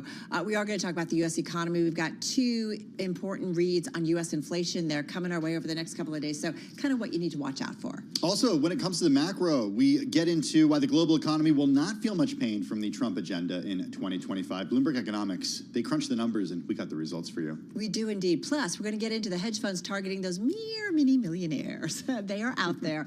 Yes, they care, the hedge funds, and they basically, Tim, I feel like this is the punchline. They want your money. Yeah, I think that makes sense. Right? Hey, coming up later on this hour, we got Fran Katsoudas joining us from Cisco. She's back with us. She's a member of the company's top management. She's going to talk to us about the environment, the outlook in the company's 90,000 workers. They've got a lot around the globe. All right, let's get to it, though. Let's get a check on today's trading day and your top business stories. Here is Hi, thank you very much. Welcome back, Carol Master. Right now, we are looking at the Dow, the S&P, NASDAQ 100 index, all trading lower right now. Stocks, bonds, and the dollar all seeing small moves. And in the run-up to the CPI, S&P 500 index has been fluctuating, but right now, we do have the S&P 500 index trading lower by 5 points, now at 6,047, a drop of 0.1%. The Dow down 30, decline there of 0.1%. NASDAQ unchanged on the day, while the NASDAQ 100 index down by 0.1%. So on a day when there's a lot of red in our charts and on the screens, we have got the Russell 2000 index of small cap shares advancing by about 0.2%. Your 10-year at 4.22% with a 2-year 4.15%. Gold surging $31 the ounce, up 1.2%. 26.92 where we stand on gold. West Texas Intermediate crude 68.72 a barrel, up 0.5%. And Bitcoin right around the $95,000 level, down now by 1.9%. Oracle, after earnings, down the most in just about a year after the software giant reported lukewarm quarterly revenue. Right now, Oracle shares down 7.6%. For on-demand news, 24 hours a day, subscribe to Bloomberg News Now, wherever you get your podcasts. I'm Charlie Pelleton. That is a Bloomberg Business Flash. It is indeed. All right, Charlie Pellet, thank you so much. All right, we're going to kick things off on this Tuesday with the most read story on the top eco menu. It is a Business Week story. It looks at the second term of Donald Trump at the White House, the policies that may or likely will come, his promises to overturn established economic and foreign policy norms, and what impact it may all have on the global economy. It's safe to say, Tim, the world is watching. Yeah, the world certainly is. The story by Bloomberg's Tom Orlick. Here with what you need to know, Bloomberg Business Week global economics editor Christina Lindblad. She's with us here in the Bloomberg Business Week studio. Check out this story on the Bloomberg terminal and at bloomberg.com/businessweek. So a lot has been written about the upcoming Trump administration over the last month, what the administration is going to look like, who's going to be in the administration, the team, and Tom Orlick want to tackle with this story. The idea was it's part of an issue that we do call the year ahead, right? So part of it was sort of to look at sort of what can we expect in 20 and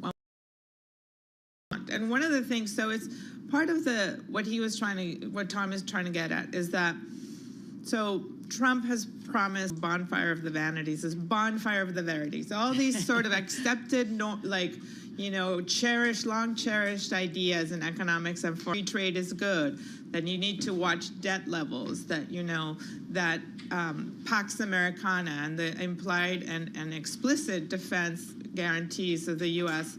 to other nations. Well, so basically, he just says, I'm going to torch all of these things.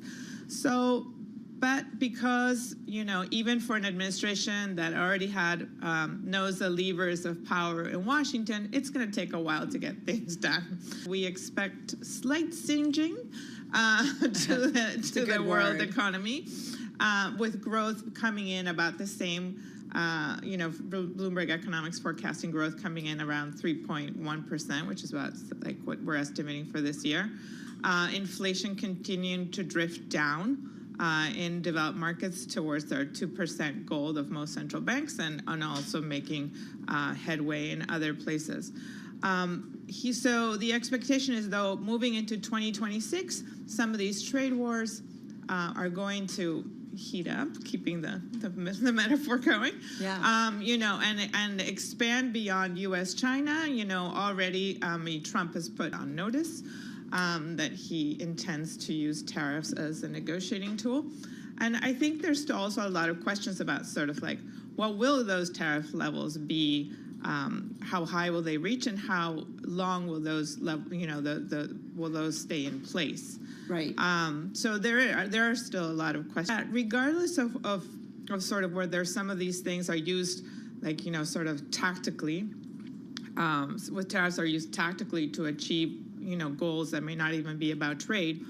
There is something that is happening in terms of normalizing these ideas and basically moving away from the status quo of what is desirable in like in economics and in foreign policy.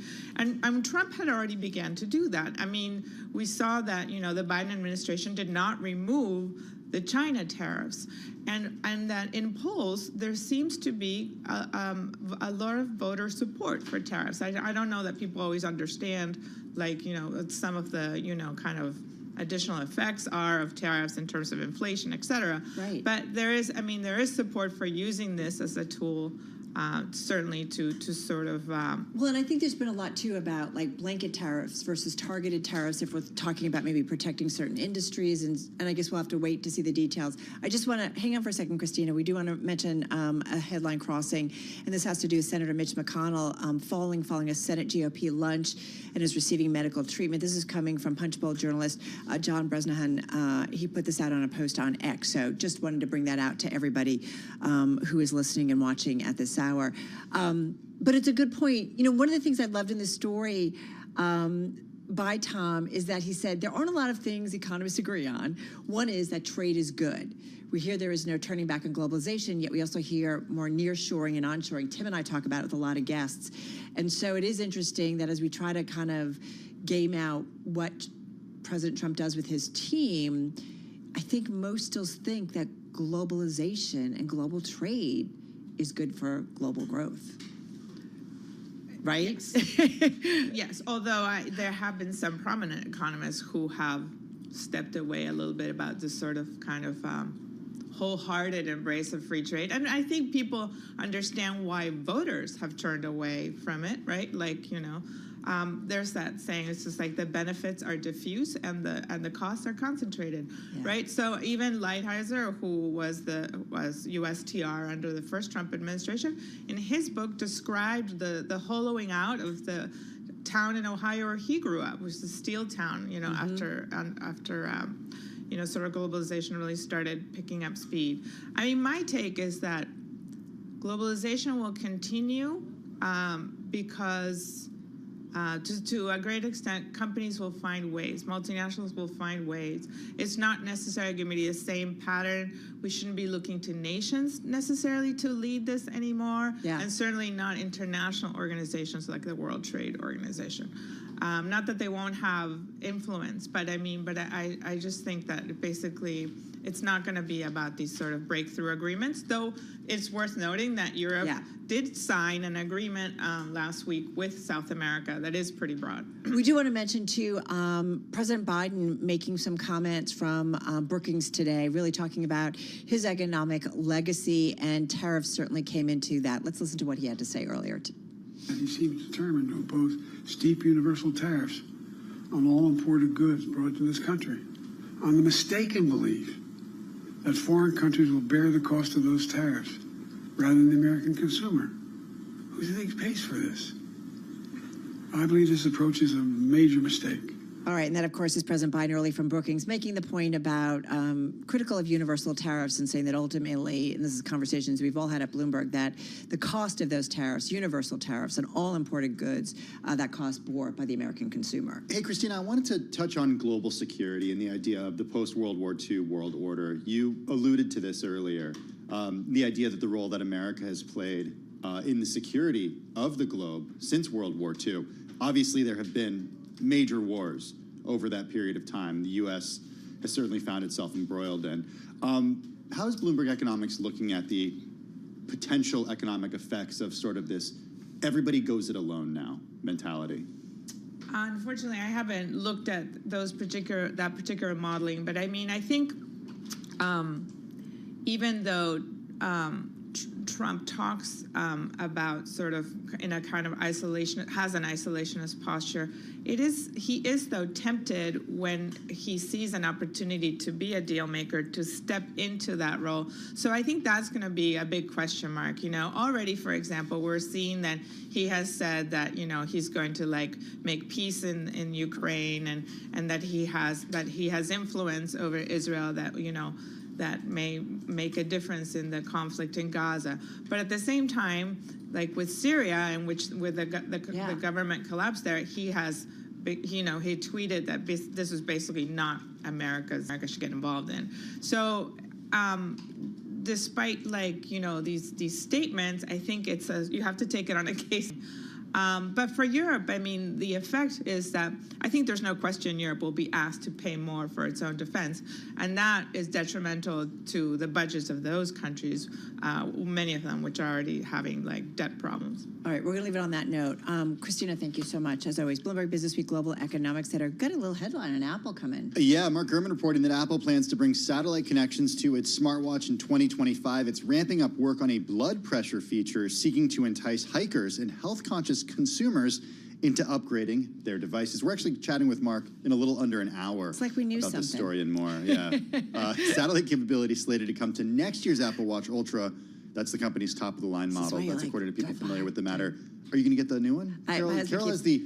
What you need to know about Carol Masters, she has the first ever Apple Watch. No, I have the second one. So if you see me on Antiques Roadshow, you'll understand why. I think that was from the first Trump administration.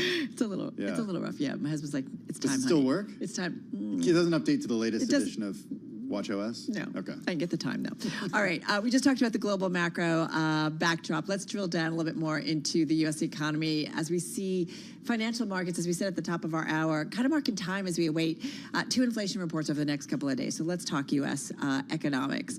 With us is Bloomberg Economics U.S. economist Stuart Paul right here in studio. It is a big week. Good to have you back for U.S. inflation reads. It is. We have CPI coming out tomorrow. We have producer prices coming out on Thursday, both of which are critical for the Fed's preferred gauge, the core PCE. Because these components go into it, correct? That's right. So they feed into the core PCE inflator. Most of it comes from CPI, which we expect to be pretty hot, 0.3% month on month for both the headline and the core. That'll buoy annual core inflation to maintain a pace of 3.3%, again, on an annual basis. And the annual headline inflation read is going to probably tick up to about 2.7% from 2.6% in October. So unfavorable inflation data that's going to be in front of the Fed as it heads into its meeting just next week. So how does this change things for Jay Powell and co., not just next week, but in the coming months? So as we saw in the jobs report, the unemployment rate went up just a little bit, and that increased the odds of this December cut. But when we see inflation that's proving a bit sticky, it's proving sticky because of shelter, it's proving sticky because core goods prices are continuing to tick up a bit out of the ordinary. That's going to encourage the Fed to slow its pace of rate cuts, especially next year. We're expecting something like a quarterly cadence of quarter-point cuts. Okay, if shelter is one of the areas that is hot, and we don't, you know, we talk a lot about the cost of shelter here on Bloomberg Businessweek, the Fed can't build more homes. So it only has these certain tools when it comes to setting interest rate policy to really satisfy its dual mandate. Sure. So how does shelter get under control? Shelter has a few different reasons why it has a real lag. Shelter prices have a lag relative to interest rates, and why shelter within CPI has a lag relative to home prices. If the Fed can maintain a cost of borrowing that's sufficiently high that it puts downward pressure on prices, or at least limits the extent to which prices can rise. Because it's reducing demand? Because it's reducing demand, is raising the cost of borrowing. If your cost of servicing your mortgage on a monthly basis is going more so to interest expenses than it is going to principal, you can only afford so much of a house. If the Fed can put downward price pressure, then within 15 to 18 months, you start seeing that show up more substantively within the CPI. So it's a it's a long lag. They can't do it directly. As you said, they can't build, but they can affect home prices and can affect shelter inflation just with a really long lag. But there's also this kind of nasty tension, which is higher rates make building these things more difficult if you're a developer, if you're in construction, if you're trying to actually build a big lot of homes. And so you'd expect to see those builders like KB Homes or Toll Brothers trying to pass along that financing cost to buyers of new homes. Bigger, though, is that those of us who locked in really low mortgage rates, we don't want to move. Right? So the high mortgage rates are encouraging us to stay in our homes. And so the supply of existing homes for sale is incredibly low. Except that what's really kind of wild is, right, historically, we say high. It's really just higher mortgage rates when we were crazy low. And so I'm not saying 15, 16, 17%. That was high. Sure. Right? Like, no, but I understand for a generation or generations who are like, I'm not going to pay this. But right, like at some point, I see in my family younger generations, and finally they're either getting married, they're having kids, they're buying a home. They're going to buy a home. That's they right. don't want to be in an apartment anymore. They're buying homes. That's right. There's a generation of buyers who are starting to look for their starter homes or starting to move out of those apartments. And a 7% mortgage rate seemed unfathomable to them in their lifetimes. It's not something that they'd seen in their adult lives, probably not since they've even, been out of middle school. And of course, they then turn to their parents and say, we can't afford a home because mortgage rates are so high. Their parents say, when I bought my first home, mortgage rates were 17%. This is something that does weigh on sentiment, though. It is a certain lived experience that encourages buying attitudes or that can suppress buying attitudes. I want to ask you, all of the Fed moves that we have seen, has all that policy worked its way yet through the economy? I know there's lags on that, too. It's definitely a long lag. It seems like there are two different attitudes when it comes to the lags in monetary policy. The lag between changes in even just Fed speak and Fed decisions and financial conditions is now really fast. So there's not much of a lag there. The change in real conditions in the economy is actually very slow, in part because that housing channel is so clogged up. You don't see the effect of high interest rates and mortgage rates rippling through to prices so quickly. Do you see the promises that the Trump campaign made on the campaign trail about building actually come into fruition over at Bloomberg Economics? It's really hard. We saw those promises on both sides of the ticket, up and down the ballot. We've been hearing about trying to encourage housing. And it mostly comes down to local zoning, which is really difficult to get around. And trying to encourage some sort of, and putting money up for public-private partnerships. People will take that money in public-private partnerships, but actually getting the units to the market's really hard. All right, Stuart, thank you so much. Looking forward to your analysis over the next couple of days. Stuart Paul, U.S. economist at Bloomberg Economics. Quick, two headlines we want to just remind you. We mentioned Apple's next smartwatch will be able to send text via satellite. We're going to talk about that with Mark Gurman of Bloomberg in our next hour. And then we've got an update on Mitch McConnell. Yeah, we said that Mitch McConnell was receiving medical treatment after a fall. Well, we're learning that McConnell is fine and in his office. GOP Senator Thune has spoken to reporters and relayed that message. Coming up, we're talking with a senior exec at Cisco Systems. Frank Kosudis is next.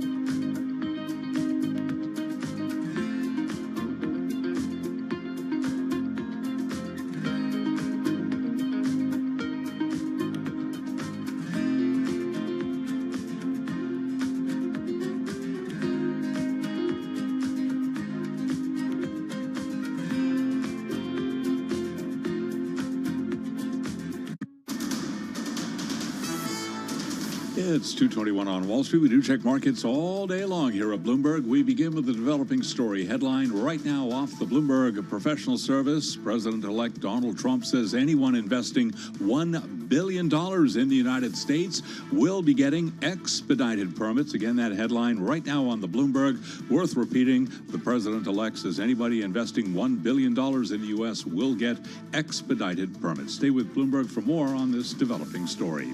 The Dow, the S&P, NASDAQ right now are trading mixed. We've got the Dow, the S&P both in the red while NASDAQ is advancing. Stocks have been swinging for between gains and losses for much of the day. The S&P right now down 4 points. The S&P down by about 0.1%. The Dow lower by 35, also down 0.1%. NASDAQ holding on to an 8-point gain right now, little changed up under 0.1%. 10-year at 4.21% with the 2-year 4.14%. Gold surging $34 the ounce now, up 1.3%, $26.94. West Texas Intermediate crude oil up 0.6%, $68.78 a barrel. And Bitcoin down 1%, 95,926 on Bitcoin. And briefly, sources tell Bloomberg Sycamore Partners is in talks to acquire the struggling drugstore chain Walgreens Boots Alliance. That stock surging now by 19.5%.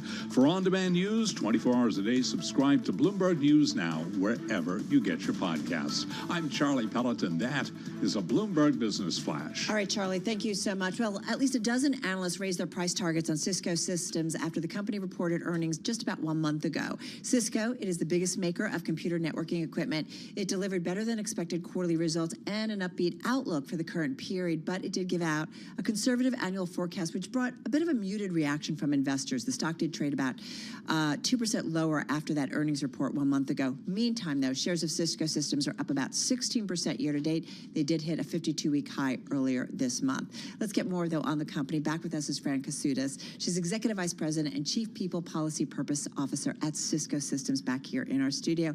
Great to have you back. It's just been a couple of months, but a lot has happened. Always. Always. We did speak in September just ahead of the U.S. presidential elections. What are the constructive conversations that you guys are all having about the outcome, what it means for Cisco, the company, what it means for your workers?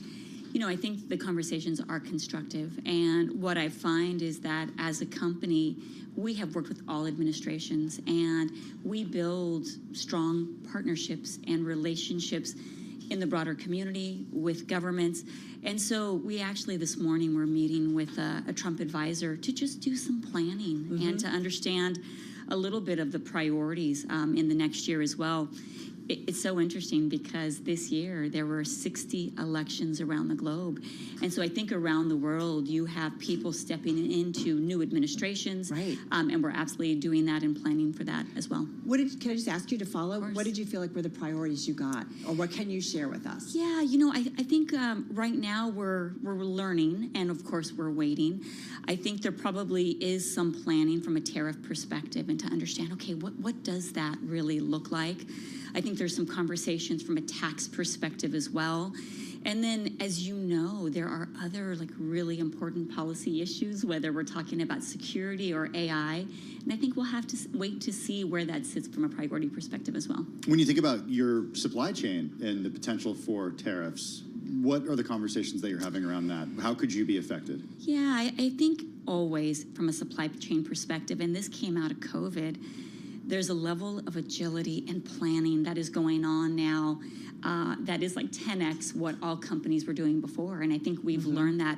And on the tariff side, kind of understanding what do the numbers look like, where, and what impact does that have from a cost perspective to Cisco and potentially to our customers. Is it going to cost more? Because It could. And I think at this moment, we just have to wait and see and probably not get too excited or nervous one way or another. Let's wait and see, and then we'll react. But is it worth thinking about changing your supply chain in the sense of finding different suppliers, moving manufacturing facilities, or having suppliers move manufacturing facilities as a result of these tariffs? You know what I would say, Tim, is we have been building redundancy even before the worry about tariffs. And I think right now you have to be so fluid, whether you're responding to a disaster that occurs in a particular location, whether there are supplier shortages.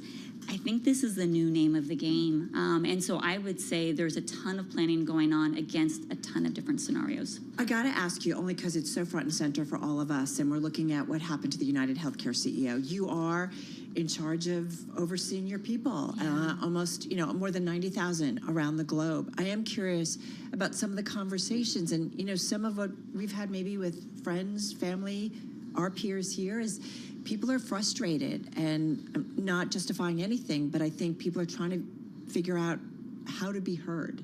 So I'm just curious how you guys are thinking about that. Are your executives scared?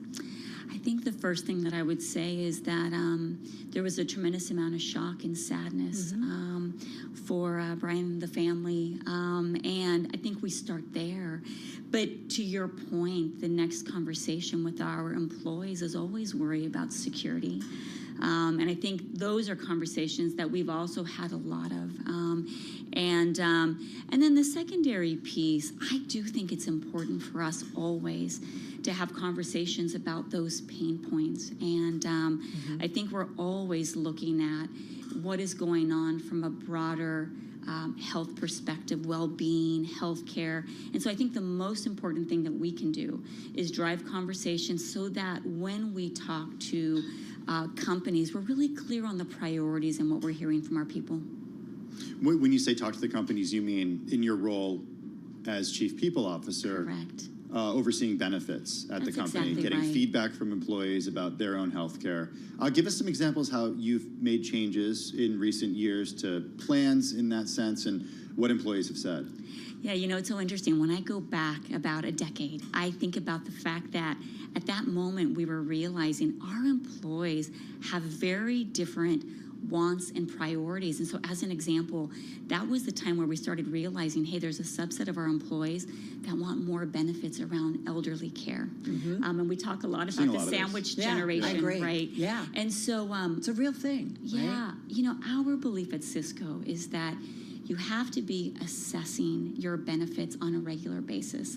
And the nice thing is, with some of the breakthroughs around things like cancer treatments, it has allowed us to try different benefits for our people. One of the things that I think, Tim, was so important to us several years ago was just introducing elements like second opinion support for our people when something comes up. When something happens, that's the moment that you need support, of course. How has the conversation around corporate and executive security changed in the wake of this tragedy? I've read reports that you have, not you, but corporate security offices' phones are just ringing off the hook, calling private security consultants and security officials and the like. Yeah, I would say that on a pretty regular basis, we're always assessing security for employees around the globe. I just think that's a good practice to have. But when you have a tragedy happen, like what occurred last week, I think it does remind people how important it is to think about this, to think about those executives that are a bit more visible and what needs to be done, of course. I want to ask you about the business environment. We always tap you. You guys did a report about a month ago. We talked about it coming into it. Tell us about the business environment. Is there a little bit of wait and see in terms of how the policies all play out, or how are you guys seeing it? I think you gave an upbeat forecast, or conservative annual forecast, but an upbeat outlook for the current period.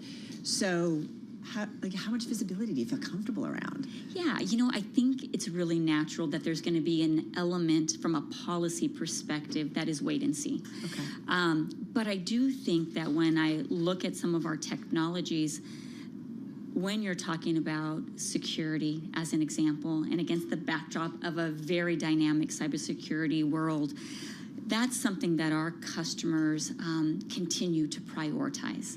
And that's something that's going to be separate from any change from an administration perspective. I also think, as it relates to AI, our customers are getting more and more prepared. I would say on the web scale side, they're in it. They're working on the enterprise side. I think it's probably the prioritization of use cases for the future. I don't know if you saw this, but we just put out our new AI readiness report. And what was so interesting was that we did one last year. And what was consistent across the 2 years was the pressure that companies and IT individuals are feeling around AI readiness. But where we didn't see any improvement is around having the talent for the AI play, which is really fascinating. No, and especially because 85% of the participants said that they feel pressure to have a plan within the next 18 months. And so it just tells us there's a lot of practical work that needs to be done. Yeah. From a Cisco perspective, our focus is on AI infrastructure. And that's something that will create a lot of demand from a network perspective, which is goodness as we move forward. But I would say internally, there's a lot of work that we're doing with our people. And our hope is that we can share this more broadly with our customers as well. Are you having any issues finding employees right now? So I would say there's always a shortage for great talent. That's how it feels. And so what across it the means, board, or there's certain categories? I would say there's certain categories. Okay. So I would say absolutely from an AI talent perspective, people are building skills right now. And so what's really fascinating is we start with a huge funnel of talent. And what we're finding is that a small percentage of that funnel has the AI skills that we're looking for. What that means on a positive side is that companies like Cisco have to build that talent internally, and it's going to create a lot of opportunities for our people. Feels like more companies are going to be very involved, right, in making sure their employees have the skills. Two quick things I want to get to. First of all, can we tell that you're getting ready to go overseas? Yeah, sure. Okay. What you guys are, sorry, it's out there. You just did. Oops. But you're a global company, and you're getting ready to go to Africa. And we talked a little bit about offline, about India. What is going on in those markets that you think is really important for the Bloomberg audience to know? Yeah, I'll start with Africa for just a moment. I think what we see there is that the demographics and the number of young people embracing technology creates a tremendous opportunity. Yeah. And so from a Cisco perspective, there's a lot of work that we're doing around key topics like cyber resilience. We did a report several months ago that basically showed that the number of cyber attacks on the African continent continue to increase. And in fact, it actually impacted GDP by about 10%. And so you see tremendous opportunities around policy, around skills. We see a shortage of security skills around the world, but on the African continent. Opportunities too, in that only 9% of cyber professionals on the continent are women. And so there's huge opportunities there. So a big part of my visit, in addition to the digital projects, is looking at how we can drive digital skilling on the continent. And then I would say from an Africa perspective, there's tremendous opportunity and growth. And it's exciting to see. I think it gives us an opportunity from a Cisco perspective to be even bolder within the country, to really look at the AI opportunity there as well. I'll probably be in India early in the new year. And just got about 15 seconds. Yeah, we plan to do a lot more around cyber There's resilience. a lot going on. Yes, already. absolutely. Around the world, and I know we ran out of time. Good luck with your travels. I know we'll be checking in again, but so appreciate it, as always. Fran Kasudas, she's Executive Vice President, Chief People, Policy, and Purpose Officer at Cisco Systems, joining us right here in our studio. You are listening and watching Bloomberg Business Week. Coming up, we're going to get into the critical year for the city CEO.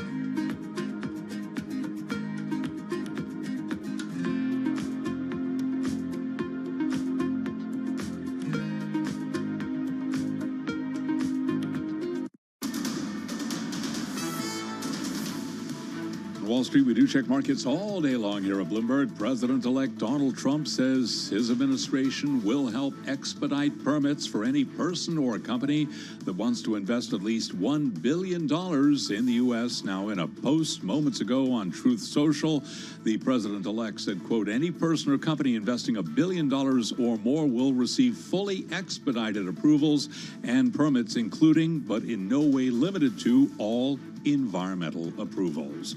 U.S. stocks lower right now. Wall Street traders holding their breath ahead of the CPI report tomorrow morning. Right now, we've got the S&P little change, down 8, down 0.1%. The Dow swinging between gains and losses as well, down 4 points right now, just about flat on the day. Nasdaq down 0.2%, down 31. But we've got the Russell 2000 index of small cap shares advancing by 0.2%. The 10-year 4.22%, with the 2-year 4.15%. Gold up $31 the ounce. Spot gold up 1.2%. West Texas Intermediate crude up 0.1%. Bitcoin down 1%, 95,932. Briefly, in the airline industry, Alaska Air Group spreading its wings. Alaska is the owner of its namesake carrier and Hawaiian Airlines, and it has laid out plans for a dramatic global expansion while boosting its profit forecast. Shares of Alaska, they're surging now by 13.2%. For on-demand news 24 hours a day, subscribe to Bloomberg News Now wherever you get your podcasts. I'm Charlie Pelleton. That is a Bloomberg Business Flash. All right, Charlie, thank you so much. Carol Master along with Tim Stanovic live here on Bloomberg Business Week. Let's get to one of the most read stories on the Bloomberg terminal.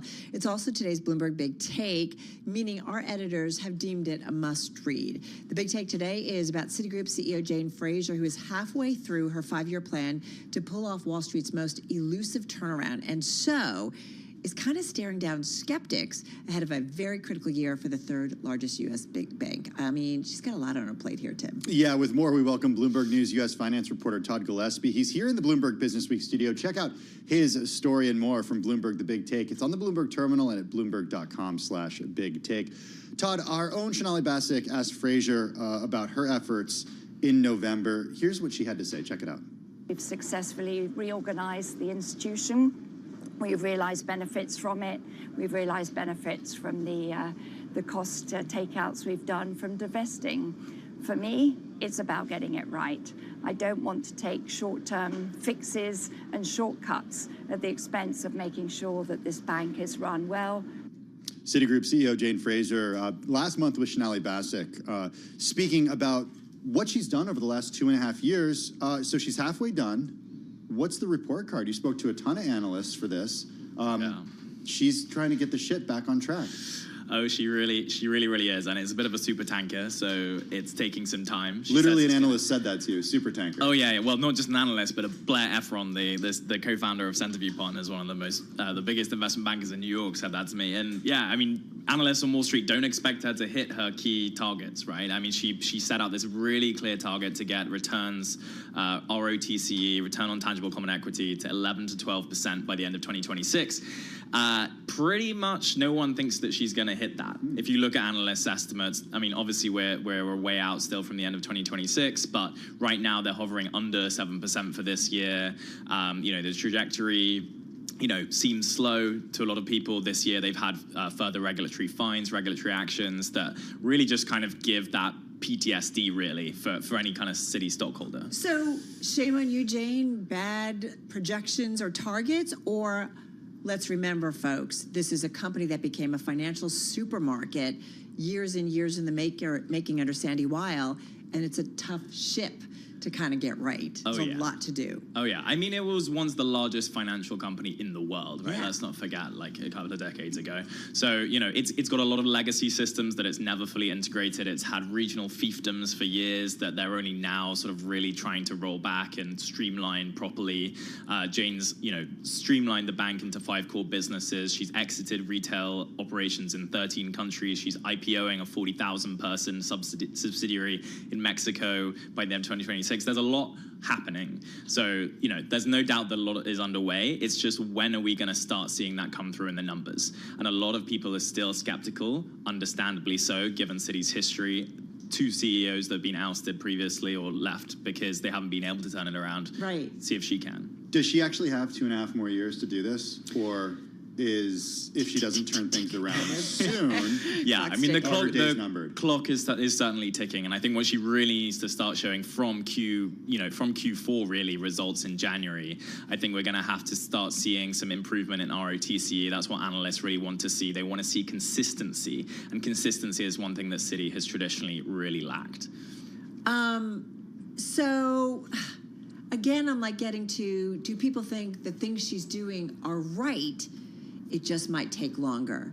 And if it takes longer, it may not be Jane who gets to maybe finish it off. Yeah, well, I mean, one of the key things that she's been doing seems to, she's been exiting poorly returning businesses. She's invested a lot, for instance, in wealth management, where returns are now outpacing the bank as a whole. She's brought in Andy Sieg, who's a very, well-respected figure in that space. She's brought him in from Bank of America. We're already starting to see, small signs of increasing returns there. Sometimes, it's too early to say for a lot of these fee businesses, how much will Citi be able to take advantage of the M&A rebound that we're seeing in the next 12 months? Traditionally, it's a big in capital markets, not so big in M&A. We've had bankers exit from Citi recently with, new leadership in place as well, but also, some new hires coming in as well. So, it's still a game of wait and see a little bit. I was struck by this stat in here. 1 of every 5 Citigroup employees has a different manager than they did back in May. Yeah, that's 50,000 people. Why is that necessarily a good thing? Why is that something for a CEO to come out and point to as a development in the right direction? I think it's less that she's saying it's a good thing per se, but I think she's just saying it's another point that she's putting on the table to just say, bear with me right now. We are going through a ton of change, and they still have 9,000 jobs to cut by the end of 2026. Employees are nervous. We're probably going to see the early signs of that, next year. Who knows when exactly those are going to hit? But yeah, I mean, we need, Jane really needs to start showing results from her plan in the next, 12 to 18 months. Otherwise, as one analyst said in our story, there's a scenario where she's not going to be CEO in 18 months. The stock, you note how the bank share price gain since Jane Fraser took over is last among the Wall Street giants. I'm reading from the story. Even this year's 40% jump is middle of the pack, driven as much by strong economic data in anticipation of a business-friendly administration under Donald Trump as anything specific to the bank. So kind of riding the rising tide. Yeah, the wave. How frustrated are Citi executives with what the stock is doing or not doing? Well, I mean, Citi executives per se, a lot of them have left recently. That's one thing to say. The ones who have come in that she's paid top dollar for from other banks, they're certainly sitting pretty with their pay packages right now. There are transformation bonuses that are tied specifically to this transformation plan for the top 250 executives, basically, who are particularly tied to streamlining the bank, fixing its regulatory problems. Those people are going to see an extra bonus sometime around February, the 3rd annual consecutive bonus tied to this. That part of that is going to be tied to the stock price, but as you say, the stock price hasn't really shown much. And the CFO has cited some things, right? I think there's a quote in the story that they'd like to see more favorable reaction. By quarter, the bank even this year has shown some good signs of improving revenue, some signs of good return figures coming up, but even still, the past 3 consecutive earnings calls, they've seen drops in their share price right afterwards. And the stock now is about flat versus where Jane took over in March 2021. Tough for employees, just 30 seconds, in the sense of the culture. Oh, for sure. Retaining them. This is real turmoil we're talking. As I've laid out, there are so many different things. Every corner of the bank has been affected by this restructuring. People are naturally going to feel very unsettled. Jane, she's a very empathetic leader. She communicates well, and people are hoping, trying to trust her to see the results come through. It's kind of fascinating, certainly to watch. Great deep dive. And really, I think it's so important because I think about the history of Citibank, right? From Citicorp to Citibank, and just buying so many different companies, becoming something very much more, right, than a big bank many years ago. Hodgepodge. All right, good stuff. Todd, thank you so much. Bloomberg News U.S. finance reporter Todd Gillespie. As we said, this is the Bloomberg Big Take. It's among the most read on the Bloomberg, so you can find it certainly on the Bloomberg and at Bloomberg.com. Still to come? Doctors, lawyers, business owners, hedge funds. We want you. Or hedge funds want you, I should say. We're going to explain. Hema Parmar is going to be joining us when we come back right here on Bloomberg Business Week. The S&P 500. Millionaires. Yeah, the mini millionaires. You still got money. S&P 500 down about 0.1%. This is Bloomberg.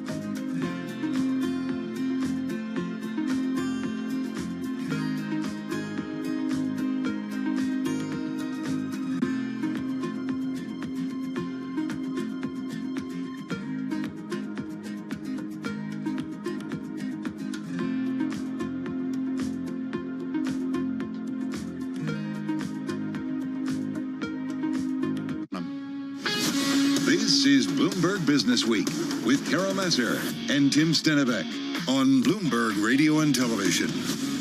It is Bloomberg Business Week. That's Carol Massar. I'm Tim Stenivek. Just a quick update in the big story that we've been following all week. The suspect in the fatal shooting of United Health Group executive Brian Thompson is fighting extradition from Pennsylvania to New York, where he faces a second-degree murder charge. In a court hearing today in Pennsylvania, Luigi Mangioni's lawyer said that he will contest any request to move him to New York.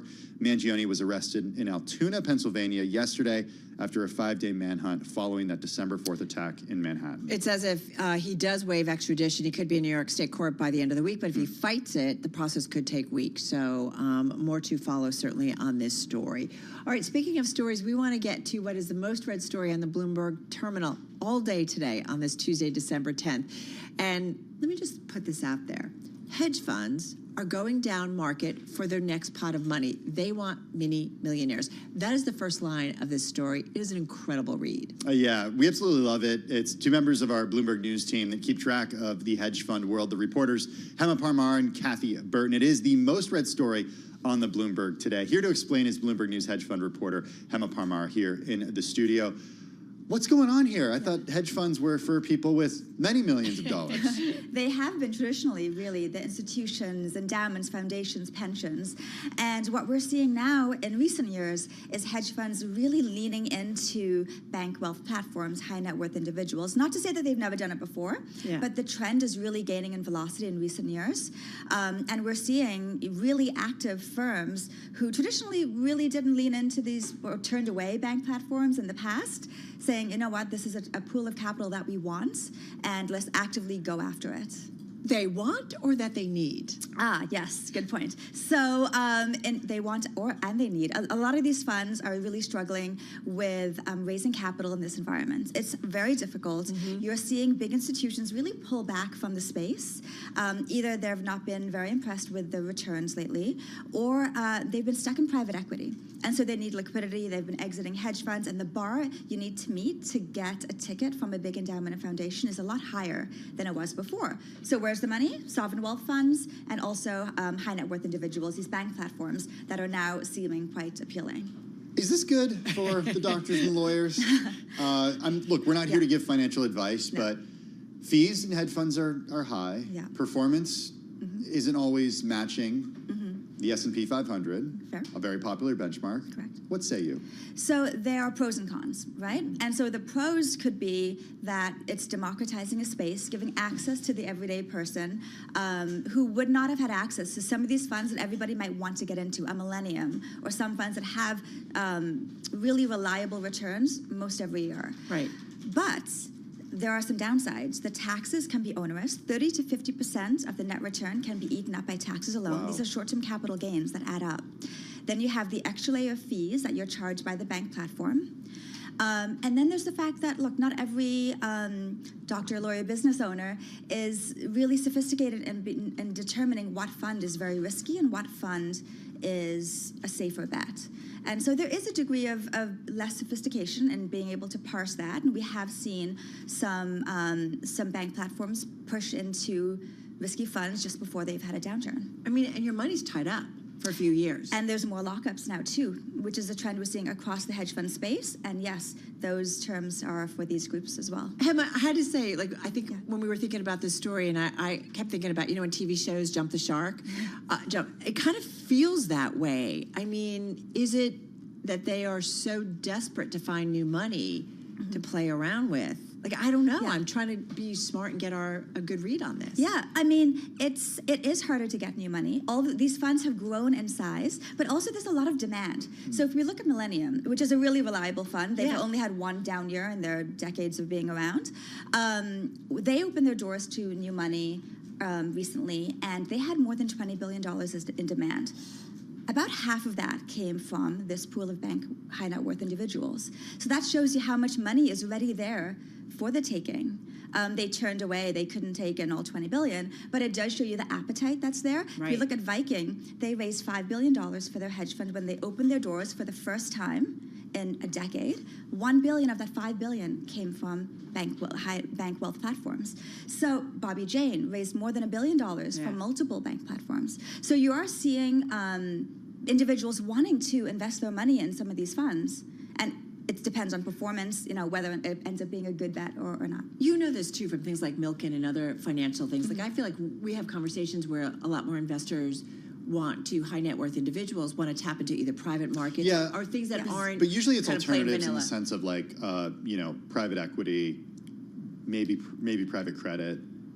We don't hear as much about the hedge fund world. And I think the hedge fund world has been looking at private equity and private credit and saying, you know what, this has really worked out well for them. Right. Look at the capital that's been there for the taking. That's the first thing I thought of when I saw this. I was like, private equty's been attempting to do this for you. I mean, private equity wants to get into the retirement accounts of Americans. Yeah. What could go wrong? Exactly.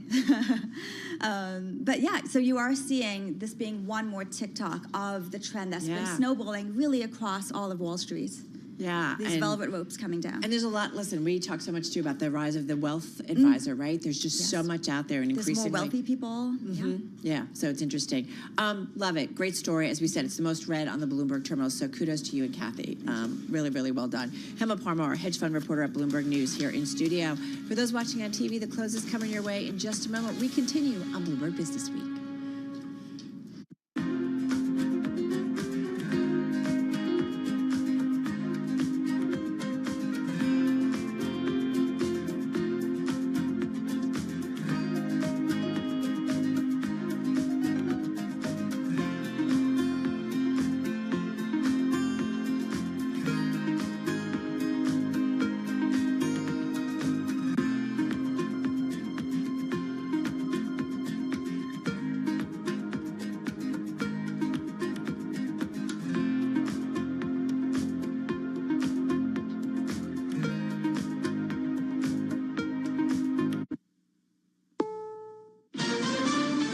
CBS News on the Hour, sponsored by O'Reilly Auto Parts. I'm Peter King. CEO murder suspect Luigi Mangione has been denied bail in Altoona, Pennsylvania, and he is contesting his extradition to New York to face murder charges.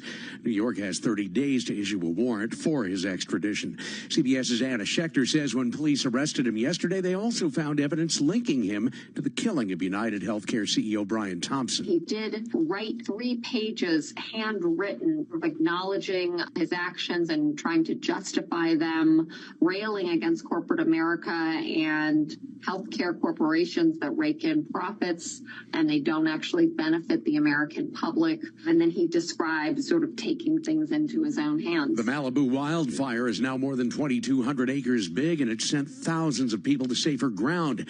This woman owns a horse ranch. I got everybody up and out of the house and tried to stay back and save the horses. She was able to save just one of her horses. Los Angeles County Fire Chief Anthony Marone says the weather is not helping. The current red flag alert is projected to continue through Wednesday evening at 8 p.m. for strong winds and low humidity. President Biden says the incoming president will inherit a healthy and thriving economy. CBS's Linda Kenyon is at the White House. The president says his economic playbook of building the economy from the middle out and the bottom up was a recipe for success. Most economists agree the new administration is going to inherit a fairly strong economy, at least at the moment. Biden says the fundamental transformation has created a strong foundation for the future. That is my profound hope that the new administration will preserve and build on this progress. The president also warned against the incoming administration's plans to impose major tariffs, saying, in his view, it would be a major mistake.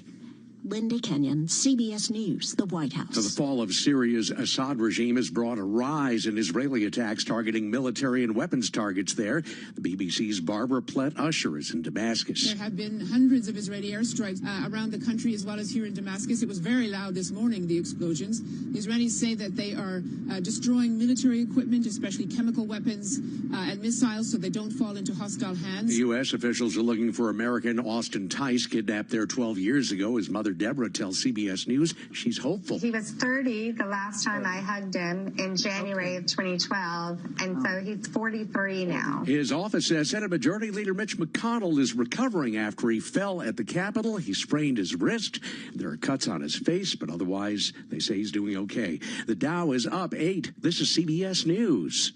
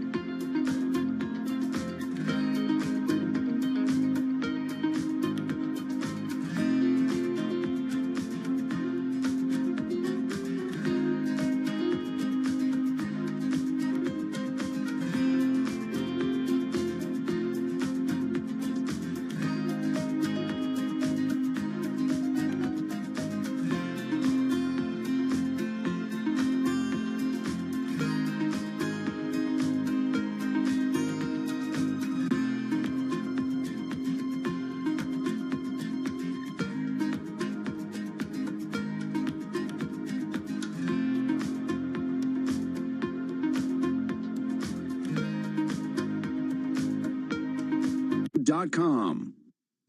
A new report details the dangers of big vehicles even at relatively slow speeds. WWJ's Jeff Gilbert. Even a 25-mile-per-hour speed limit can cause increased risk to pedestrians, says Eric Teo of the Insurance Institute for Highway Safety. That's because today's SUVs and pickups ride higher and have flatter fronts than passenger cars. The taller vehicles definitely increase risk, and we're getting more taller vehicles now. Teo says communities may need to look at even lower speed limits for any area where pedestrians and vehicles mix. Jeff Gilbert, CBS News, Detroit. He coined the phrase "time begins on opening day," and he's universally respected as one of baseball's best writers. Now Thomas Boswell is a Hall of Famer, winning the Baseball Writers Career Excellence Award. Boswell wrote for the Washington Post for some 52 years. Retiring 3 years ago, he'll be honored this summer in Cooperstown. Peter King, CBS News. Getting quality employees. This is Bloomberg Business Week. Insight from the reporters and editors who bring you America's most trusted business magazine. Plus, global business, finance, and tech news as it happens. Bloomberg Business Week with Carol Messer and Tim Stenevec on Bloomberg Radio. All right, everybody, we are just about 55 minutes away from the closing bell on this Tuesday. Got markets a little changed today. You're having trouble saying Tuesday, aren't you? Feels like kind of Monday to you. Feels like a Monday. Does it? You only got 3 days after this. It does when you do a long weekend and you come back and everybody's that like was not a to long. go. That was not a long weekend. Yeah, I was gone for a while. Yeah, that was like a few days. A long weekend's like, you take Friday off, you take Monday off. Okay, Wednesday, Thursday, Friday, Monday. Yeah, but who's counting? He was busy. Who's counting? Welcome back. Thank you. I feel like markets are kind of just waiting to see what the inflation read is and maybe what that means for the Fed meeting next week. Yeah, we're going to talk a little bit about that. We're also talking about this Bloomberg exclusive. Did you see this? Mark Gurman, man. I know. It's like we know. It's like we're in sync with him because we book him because we have some stuff we want to talk about, and then bam. Come on, it's all planned, Carol. It's all planned. I know. No, Apple planning to bring satellite connections to its smartwatch in 2025.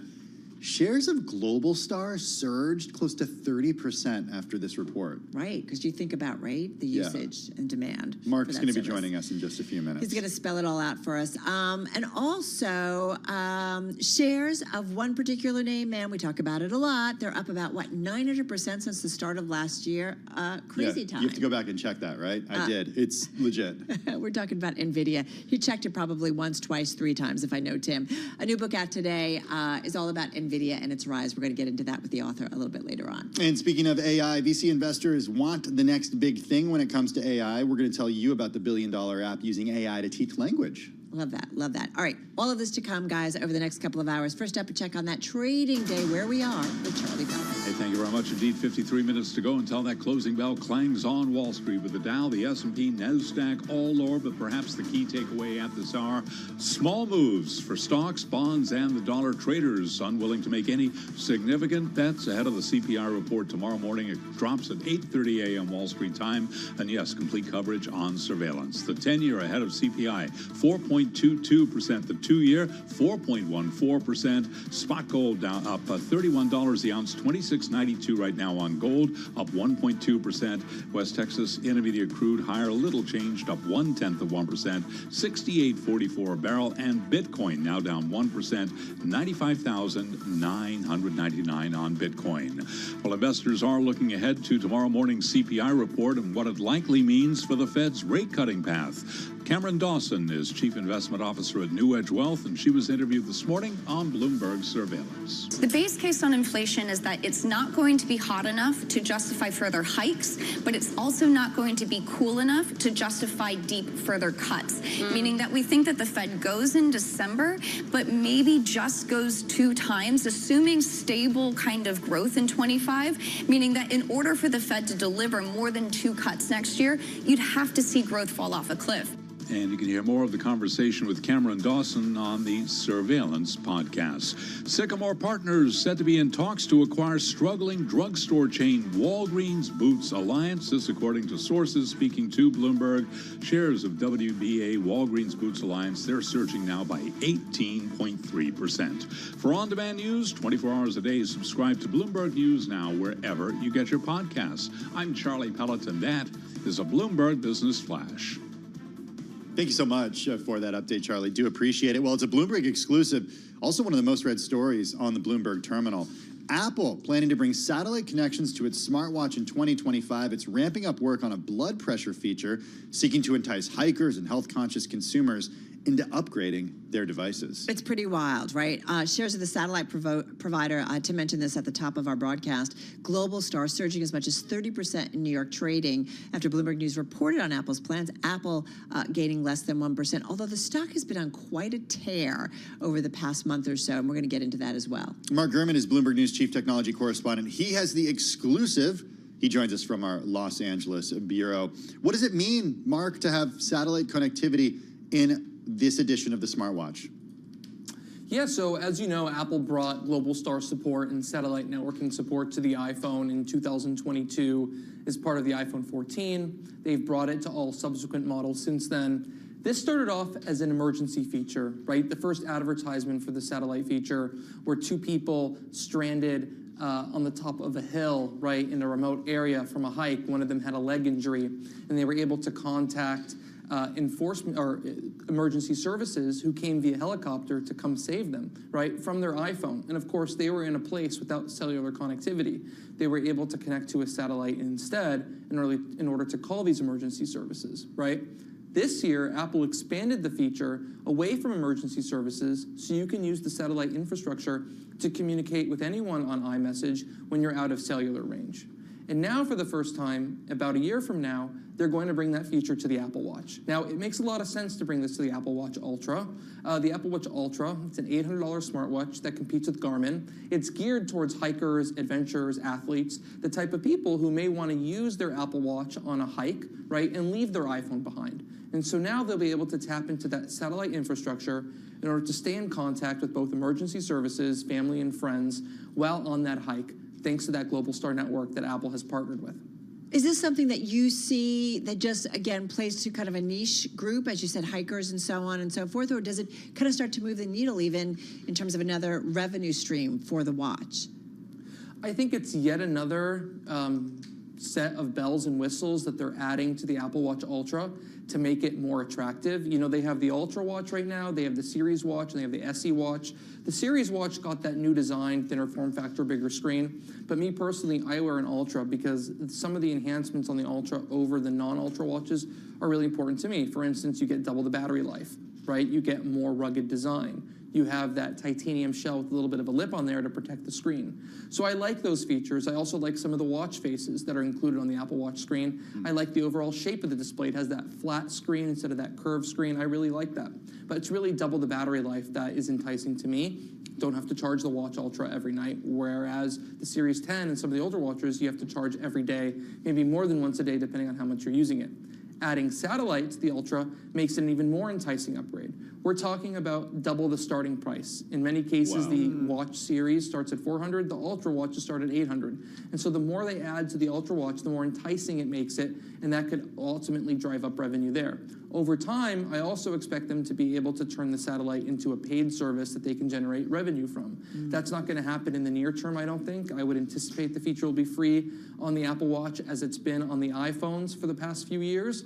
But certainly this is going to make the Ultra an enticing upgrade for people not in the Apple Watch community right now, or people with all older versions of the Apple Watch. Hey, Mark, do we get to the point? Well, I got to tell you, a couple of weeks ago, my brother was camping over the weekend with his family in a remote area, and he sent me a text message through the satellite provider just to see if it worked, and it did work.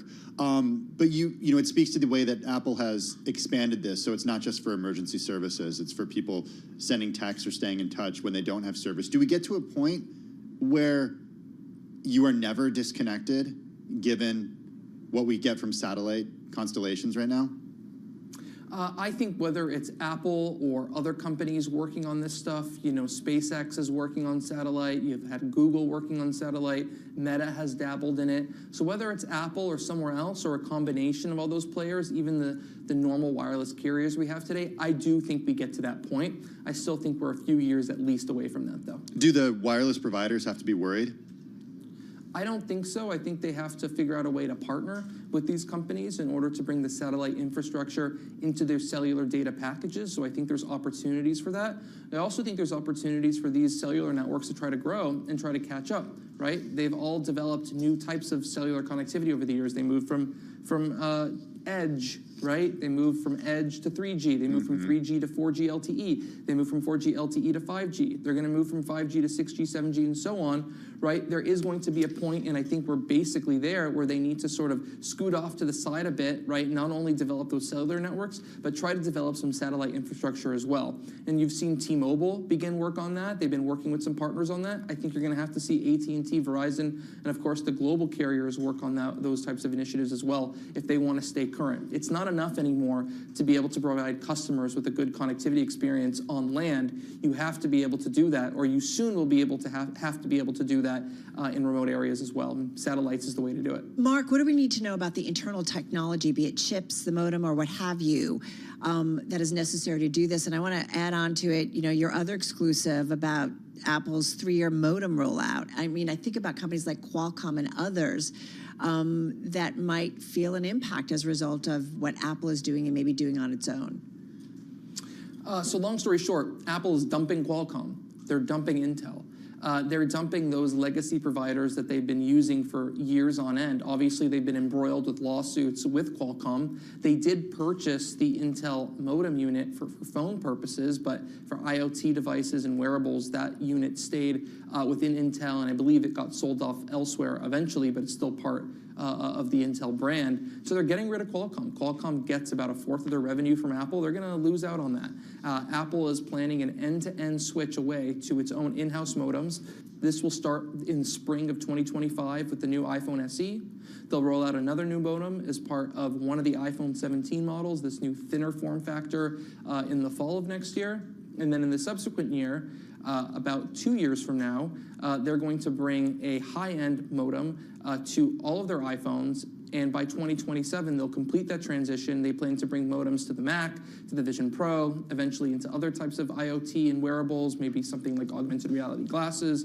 So this is a major initiative for Apple. As for the watch, there's no Apple Watch, Apple in-house modem that I know of. Instead, they're going to get rid of Intel and move to a modem from MediaTek. That's the first time that Apple will be working with MediaTek. Interesting. Is it a warning to all Apple suppliers? Not all Apple suppliers, but some key Apple suppliers that Apple wants to do this alone? I mean, you've reported for years what they've been doing with Intel. They've been going in on it alone gradually since 2010 when they launched the first A-series chips for the iPad and then 6 months later for the iPhone, right? So I think it's been pretty clear to Apple suppliers for years that if you are 50% or more reliant on Apple, you should be worried because at a moment's notice, right, they could replace you with an in-house component.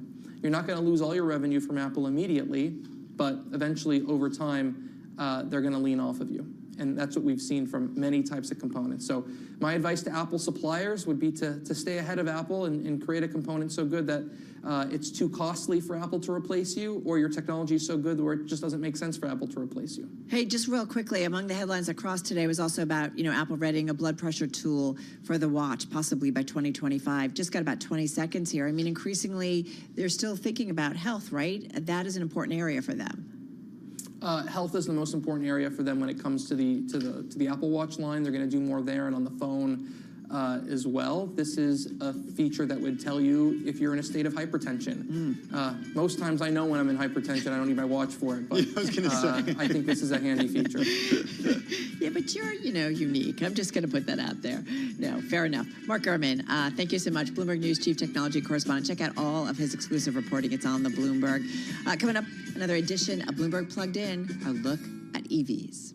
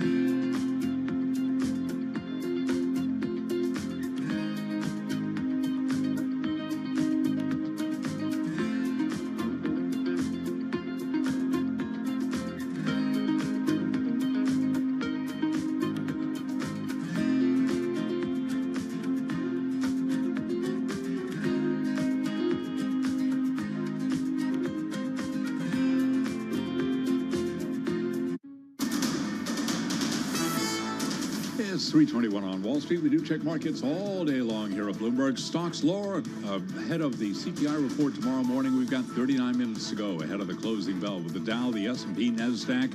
Lows of the day right now on the S&P, trading down 16 points, 6,036.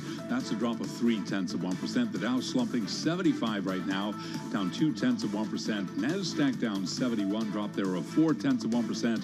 And the Russell 2000 index of small cap shares giving up earlier gains. It is now retreating by about 0.1%. The 10-year ahead of CPI Wednesday, 4.22% with your 2-year, 4.14%. Gold up $31 the ounce, up 1.2%, $26.91. West Texas Intermediate crude flat on the day now, $68.35 a barrel. And Bitcoin down 0.6%, 96,333. As for the market backdrop, Emily Rowland is co-chief investment strategist at JH Investments. There's a lot of positive sentiment pervading markets right now. A lot of investors are really on one side of the boat right now in terms of that optimistic view.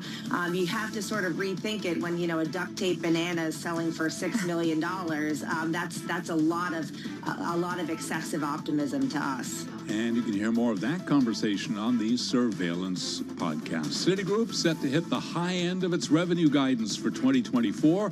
It also says it's aiming to lift share buybacks once there's further clarity on the bank's outlook for capital. Citigroup shares today up by about 0.8%. Recapping stocks lower, S&P now down 0.3%. For on-demand news 24 hours a day. Subscribe to Bloomberg News now wherever you get your podcasts. I'm Charlie Pelleton. That is a Bloomberg Business Flash. Hey, thanks so much for that update, Charlie. Do appreciate it.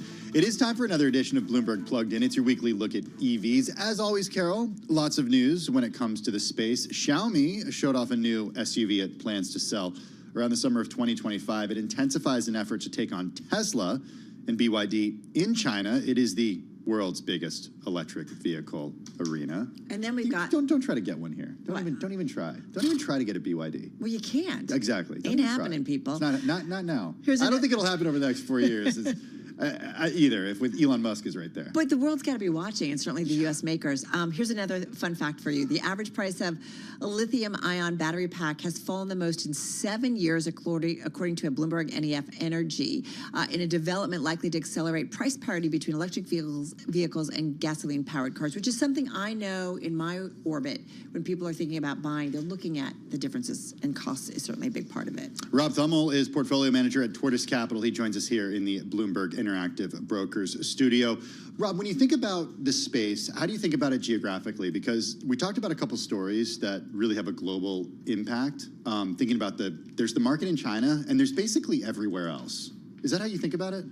Well, the global energy market really has become much larger, but the U.S.'s role has become even more significant if you think about it because of shale oil, right? The U.S. today is now the largest producer of energy in the world, the largest exporter of energy in the world. So you're right. Where are those energy exports going? Yeah, it is more than China these days. Obviously, China is the second largest consumer of energy in the world, right behind the U.S. and continuing to grow. But places like India is growing, and it's economy, and when economies grow, energy demand grows. The problem, though, and the challenge is when it comes to cost. It's still cheaper to buy an internal combustion engine vehicle, and then people hold on to these cars for a very long time, especially outside of the U.S. Yeah, that's been the whole problem, the whole challenge. I don't think I'm going to call it a problem. It was an opportunity for EVs, but it's been a challenge for EVs because of the fact that oil and gasoline and jet fuel and diesel are really just an efficient fuel, and so to try to replicate that from a cost perspective, people make decisions.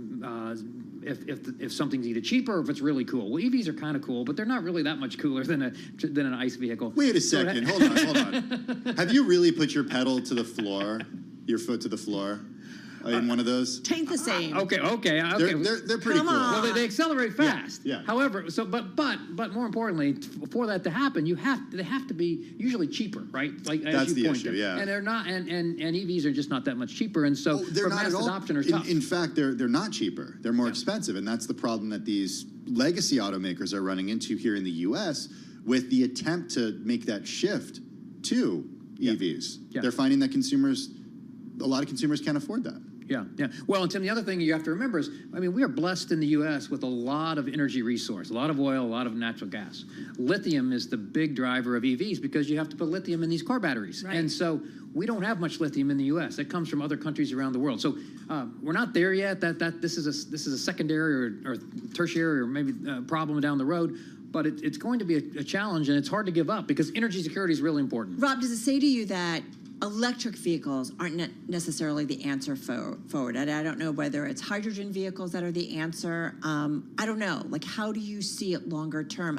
My family, increasingly, they're not looking at EVs now. They're looking at hybrids. Yeah, well, that's the answer, Carol. I think that's the answer is the hybrid, right? That can be helpful as well.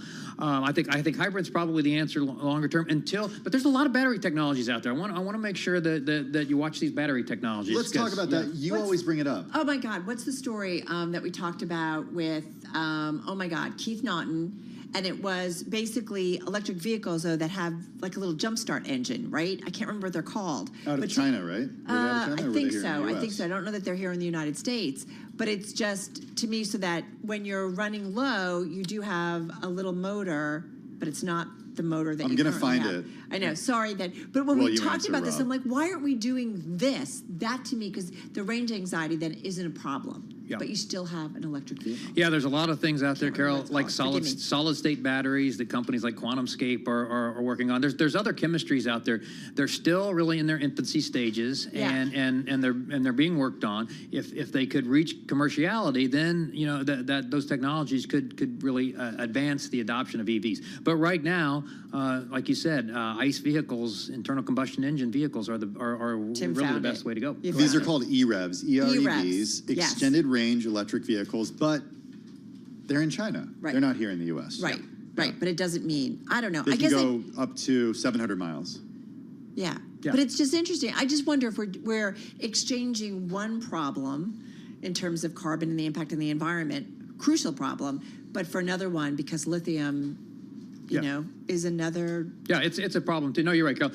I would say out of all of this, though, what's come out of all of this is the oil and gas producers in the U.S. have cleaned up their act a lot as a result of this. And whether it's pressure. What do you mean? Well, okay, for instance, just a classic example. You've heard of this flaring, right, that goes on in West Texas. It's just basically flaring methane gas into the air, right? That was prevalent, highly prevalent years ago. Nobody really cared because nobody was paying attention.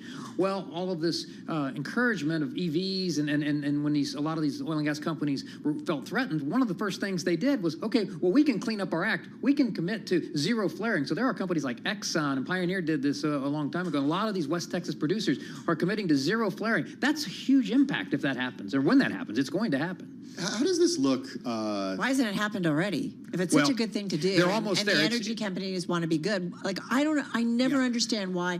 Oh yeah, we'll get to it. It's going to take us 3 to 5 years. Well, that's 3 to 5 years of more pollution. Fair question. It has happened to a certain extent. Sorry, Tim. Companies like EQT are already there, right? If you look at what Toby Rice has done to EQT, they're done flaring. I think he calls themselves net zero now, I believe, and so they're almost there. There's some infrastructure. There are some practical constraints, but yeah, they're moving fast. They're right, Carol, and it's a good question. What happens during the next administration with regard to energy and EVs? Because you've got a couple competing factions there. You've got Elon Musk with the very close ear. He has the presidency, close ear, I should say. And then you have also what President-elect Trump wants to do when it comes to the energy industry here in the U.S. Drill, baby, drill. Yeah. What does that look like? Yeah, I think still politics, Tim, rather than economics, not politics, will rule the environment. Well, the economics says if oil prices are low, you're not going to be seeing investment by these majors. Right.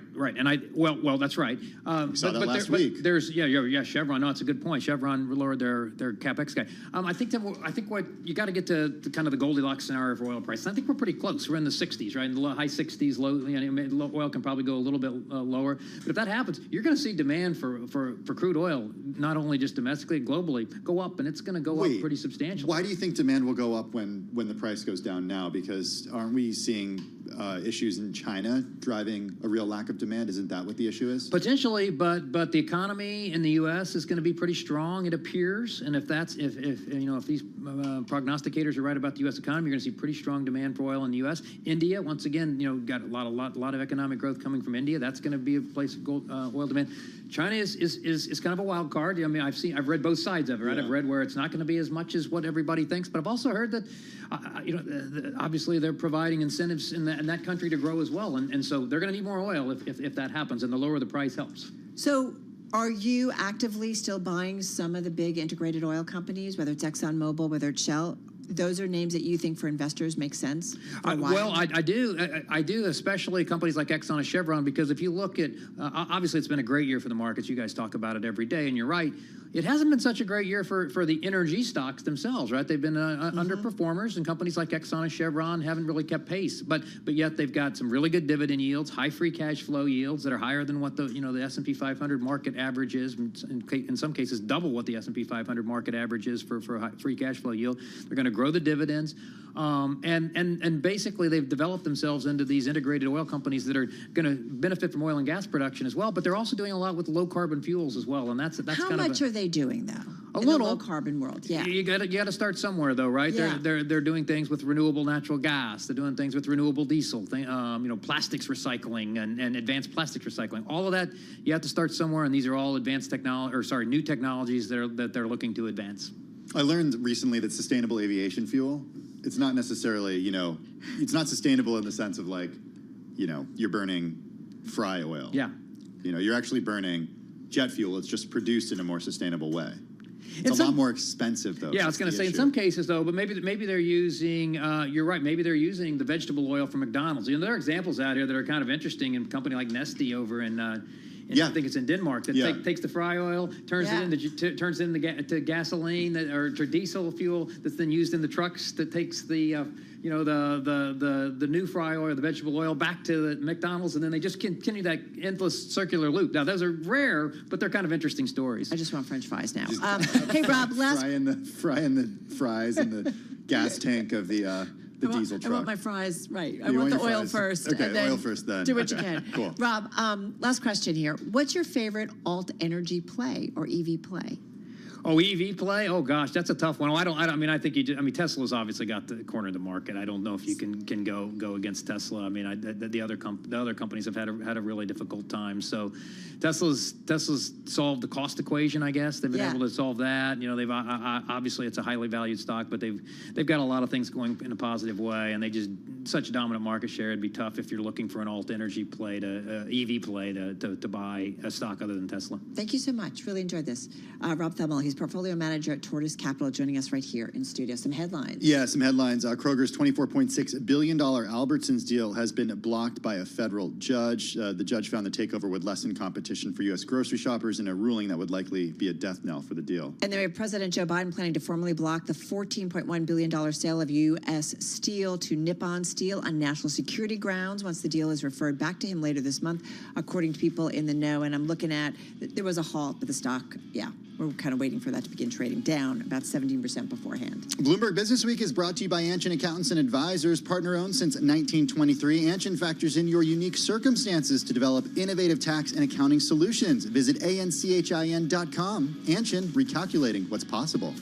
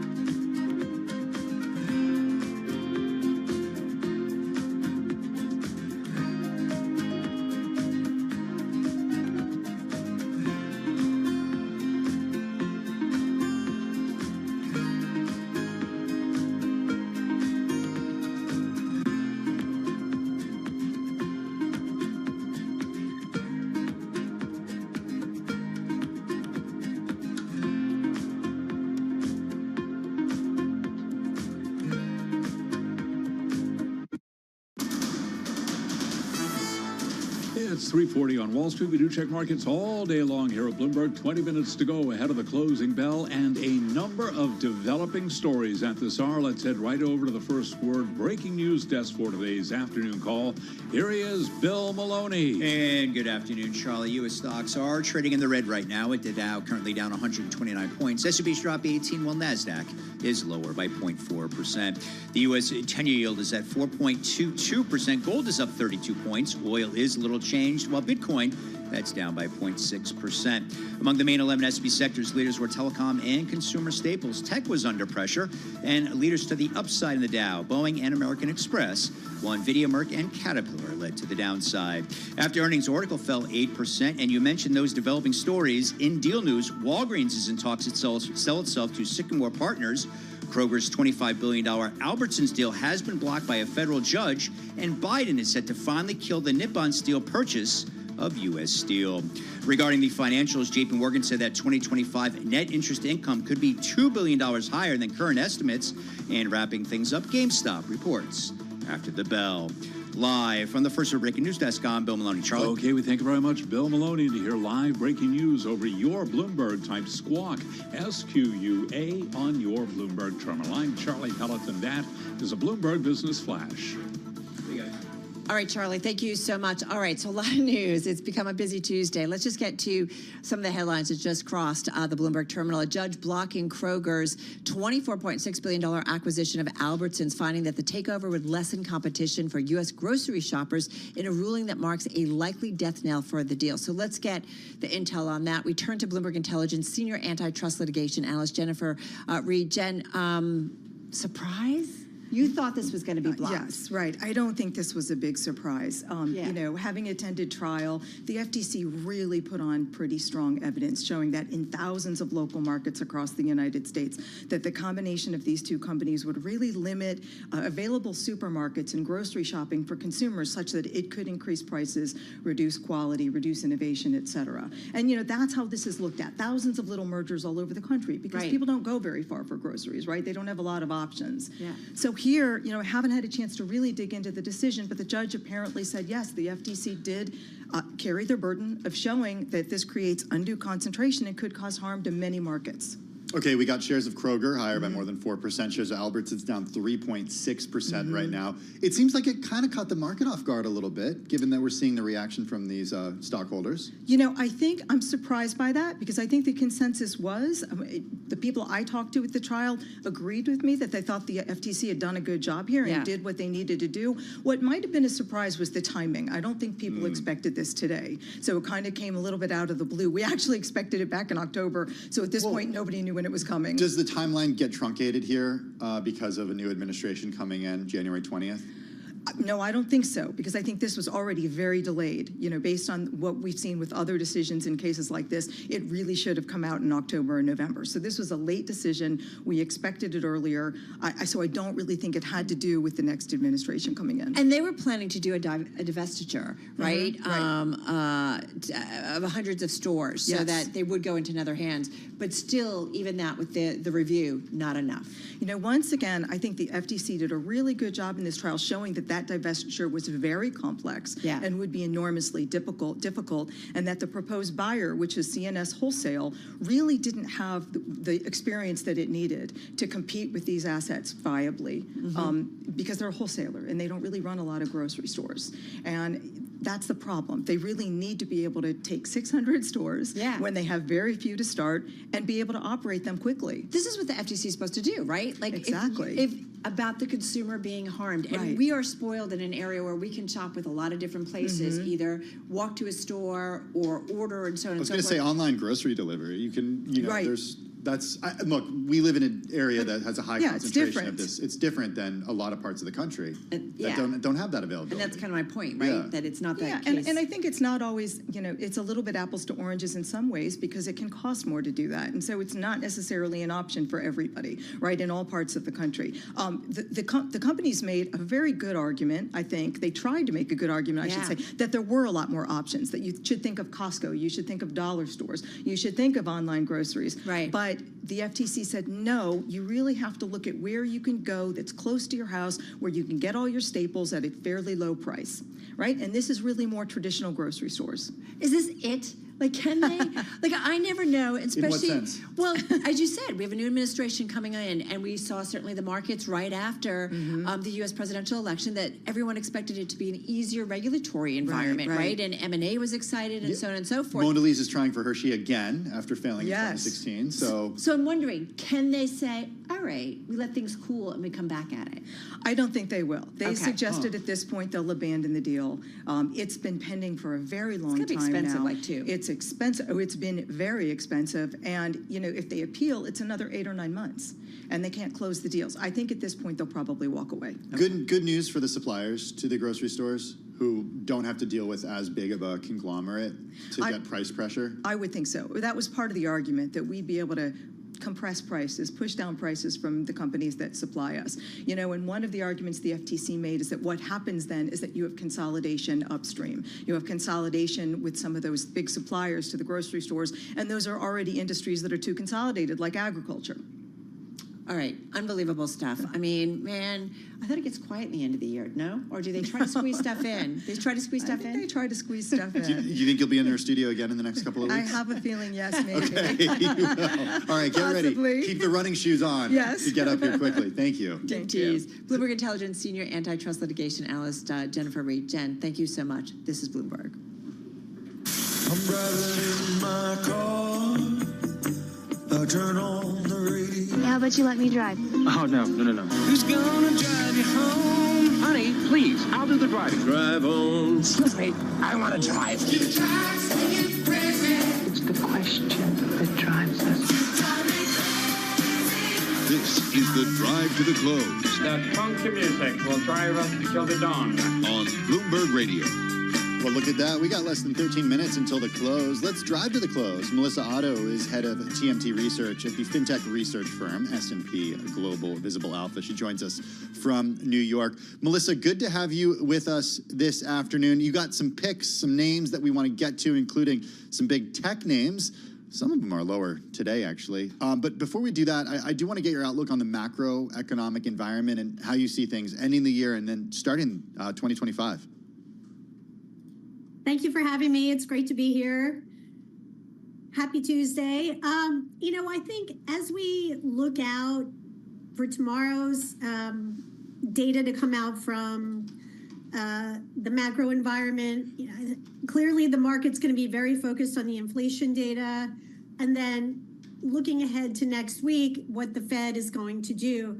Based on based on S&P Global Market Intelligence, we're expecting 25 basis points of cuts to come next week. And then as we look out to next year, there's an expectation that GDP is going to slow from this year. And I think overall that's going to create a macro backdrop that could potentially create some volatility for the market. But as we look through and sift through all the different views on post-election market rally and what's actually driving upside, it'll be very interesting to see, you know, how growth maintains the same trajectory that it has for the past 12, 18 months. Yeah, and it's really 2 years of running, right, in terms of buying the market that you did well. And so you do wonder, do things get a little tired just because you've had 2 strong years buying the S&P 500? Indeed. I mean, I think, and this market, in particular, the S&P 500 has really been driven by 6 stocks. And those are in the mega cap tech space that have essentially driven a lot of the upside in the past 18 months. In particular, NVIDIA has been a significant contributor. 17% of the index's attribution can be dedicated to NVIDIA alone. So I think the market itself is saying, wow, what about the other 499 names that are out there? Could we see some broader dissemination in performance with rates coming down and a macro backdrop that could be potentially broadly supportive? Could this be good news for some of the areas of the market that have not performed quite as well? Could it be? That's a $1 million question, Okay. right? We're looking for the catalyst. We need to see the growth, right? I think part of the reason that mega cap tech has performed so well is because it's growing so nicely and has just such sensational gross and operating profit margins. Interesting. Okay, so let's talk about some of these names. I want to get to Dell and give us your outlook on Dell. This is a company that plays obviously in the enterprise space. It's been a huge AI play. Michael Dell, one of the wealthiest people in the world at this point as a result of the company that he's built. How are you looking at Dell? Dell is a very interesting story. They have a terrific partnership with NVIDIA. I think, if we look at the earnings release, going through the numbers, fundamentally, they had a decent quarter, but the problem is that expectations were pretty high, both for the quarter and for the outlook. And even though they provided good numbers and a decent outlook, it really wasn't quite enough to get the market excited. And in fact, there was some disappointment around the outlook. So the question then remains, okay, looking ahead, fast forward to next quarter, do we get the visibility that we need to provide a catalyst and move the stock forward and kind of shake away those conservative views? Okay. So let's think a little bit about now Snowflake. How do you think about Snow? Snowflake is actually the opposite situation as well.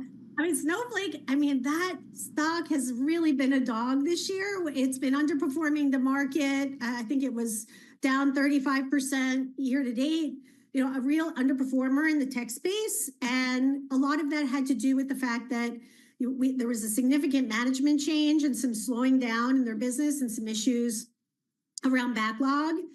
And they really turned it around. The new CEO came in and he put up a great quarter. And then what's even more powerful is that they have been able to remove some costs from their business and revise up their earnings outlook, which I think really got the market excited. It far exceeded expectations, and I think it got the stock back on track. Who do you see as their biggest competitors? It's hard to say. It depends how one really defines AI. And I think the way that it's one way to look at it is to just say, okay, it's a rising tide lifts all boats.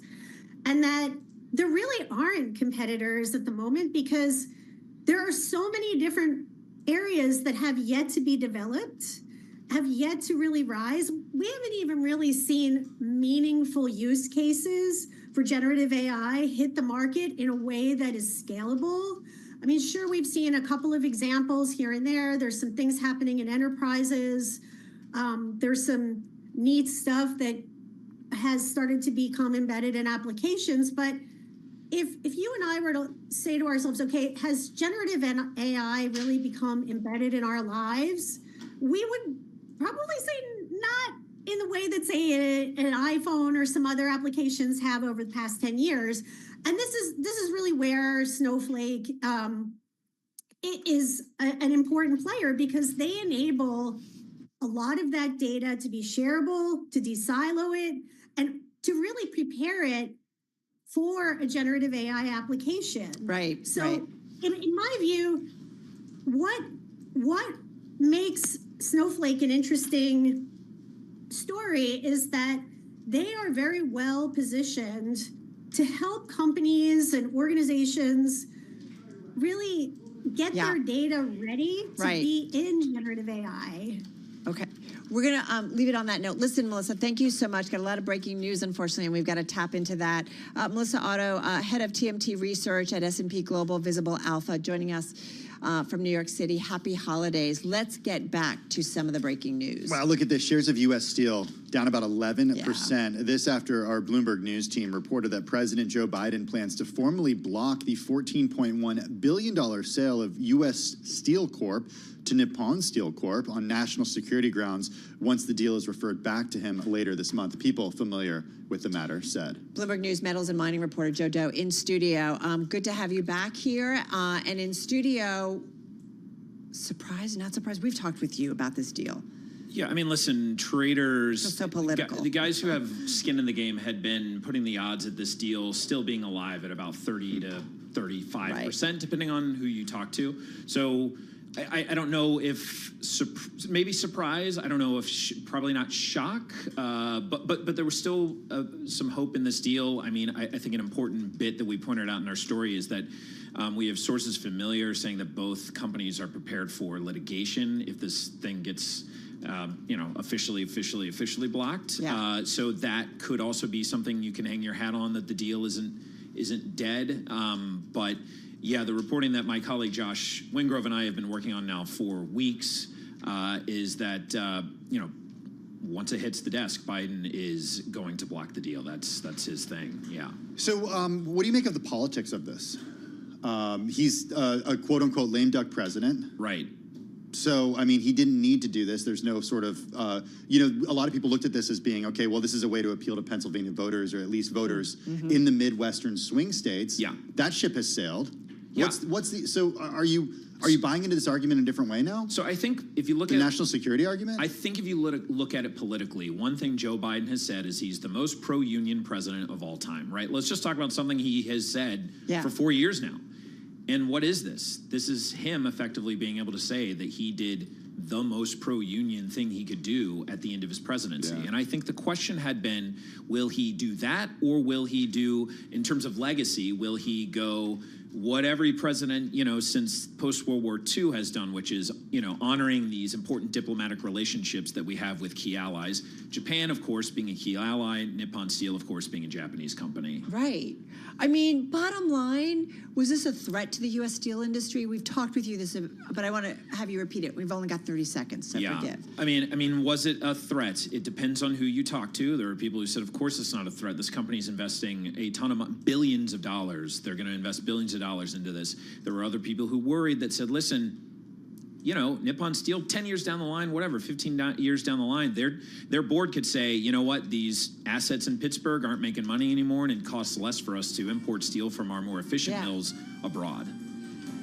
Unbelievable stuff. I know we'll be coming back to you on this one, no doubt about it. What? Great scoop from Joe Doe and the team, Josh Wingrove and Joe Doe. Josh, thanks for joining us. He's laughing because he's on the way out of here. Joe, excuse me, because I called him Josh. Well, it's a Joe and Josh the Joe and Josh special duo. Thank you so much. All right, folks, over to our TV colleagues beyond the bell.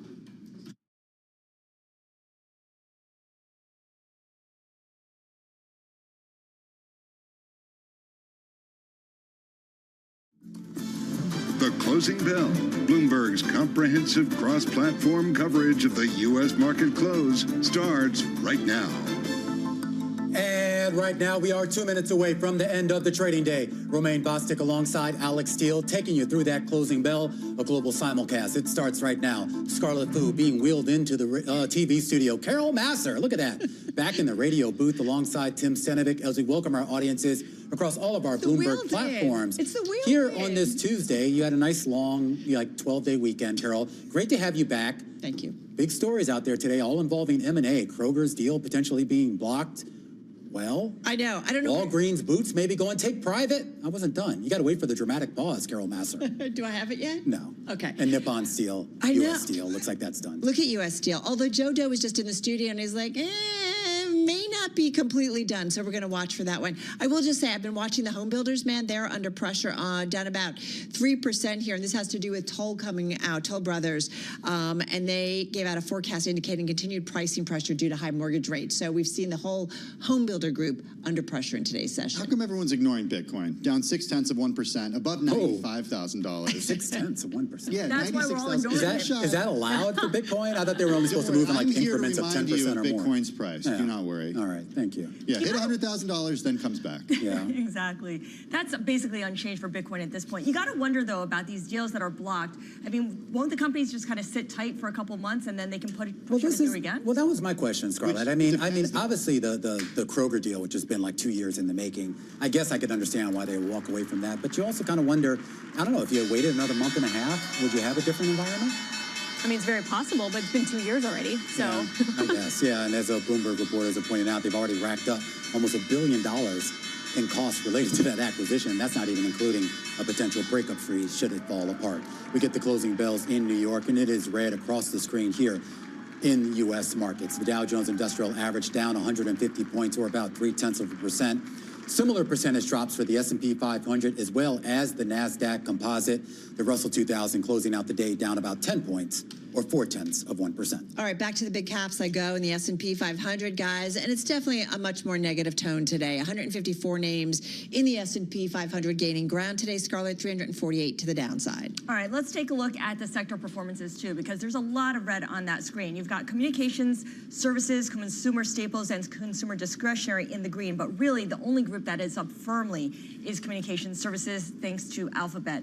On the downside, tech and REITs losing at least 1%, and materials and utilities also down about 0.8 and 0.9%. All right, let's get to some of the individual gainers, if I may. And Walgreens Boots, this is your #1 gainer in the S&P 500. It's up almost 18% in today's session. Wall Street Journal coming out with a report earlier today that the company's in talk to sell itself to Sycamore Partners. It's a PE private equity firm.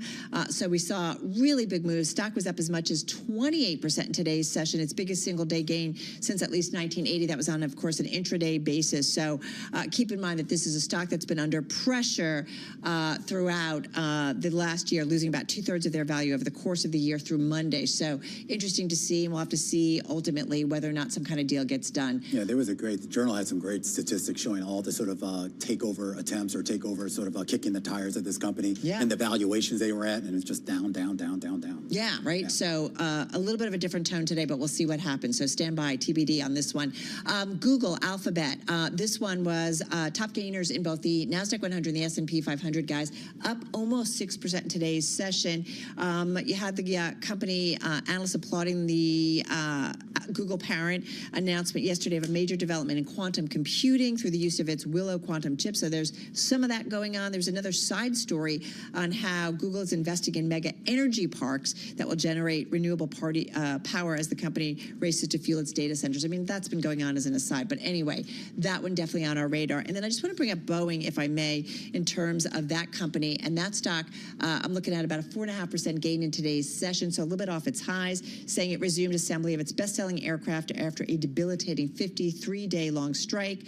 November deliveries coming in at the lowest in 4 years. So they're delivering 737 MAX models in November, some 787 Dreamliners, and 2 777 freighters as well. I just came in from South Carolina, and they have a Boeing facility. I knew you were going to do that, Roman. Anyway, they have a Boeing facility, and I saw a lot of planes looked like they were ready to go. That's where they do 787s. Yeah, down there. Yeah, definitely saw that.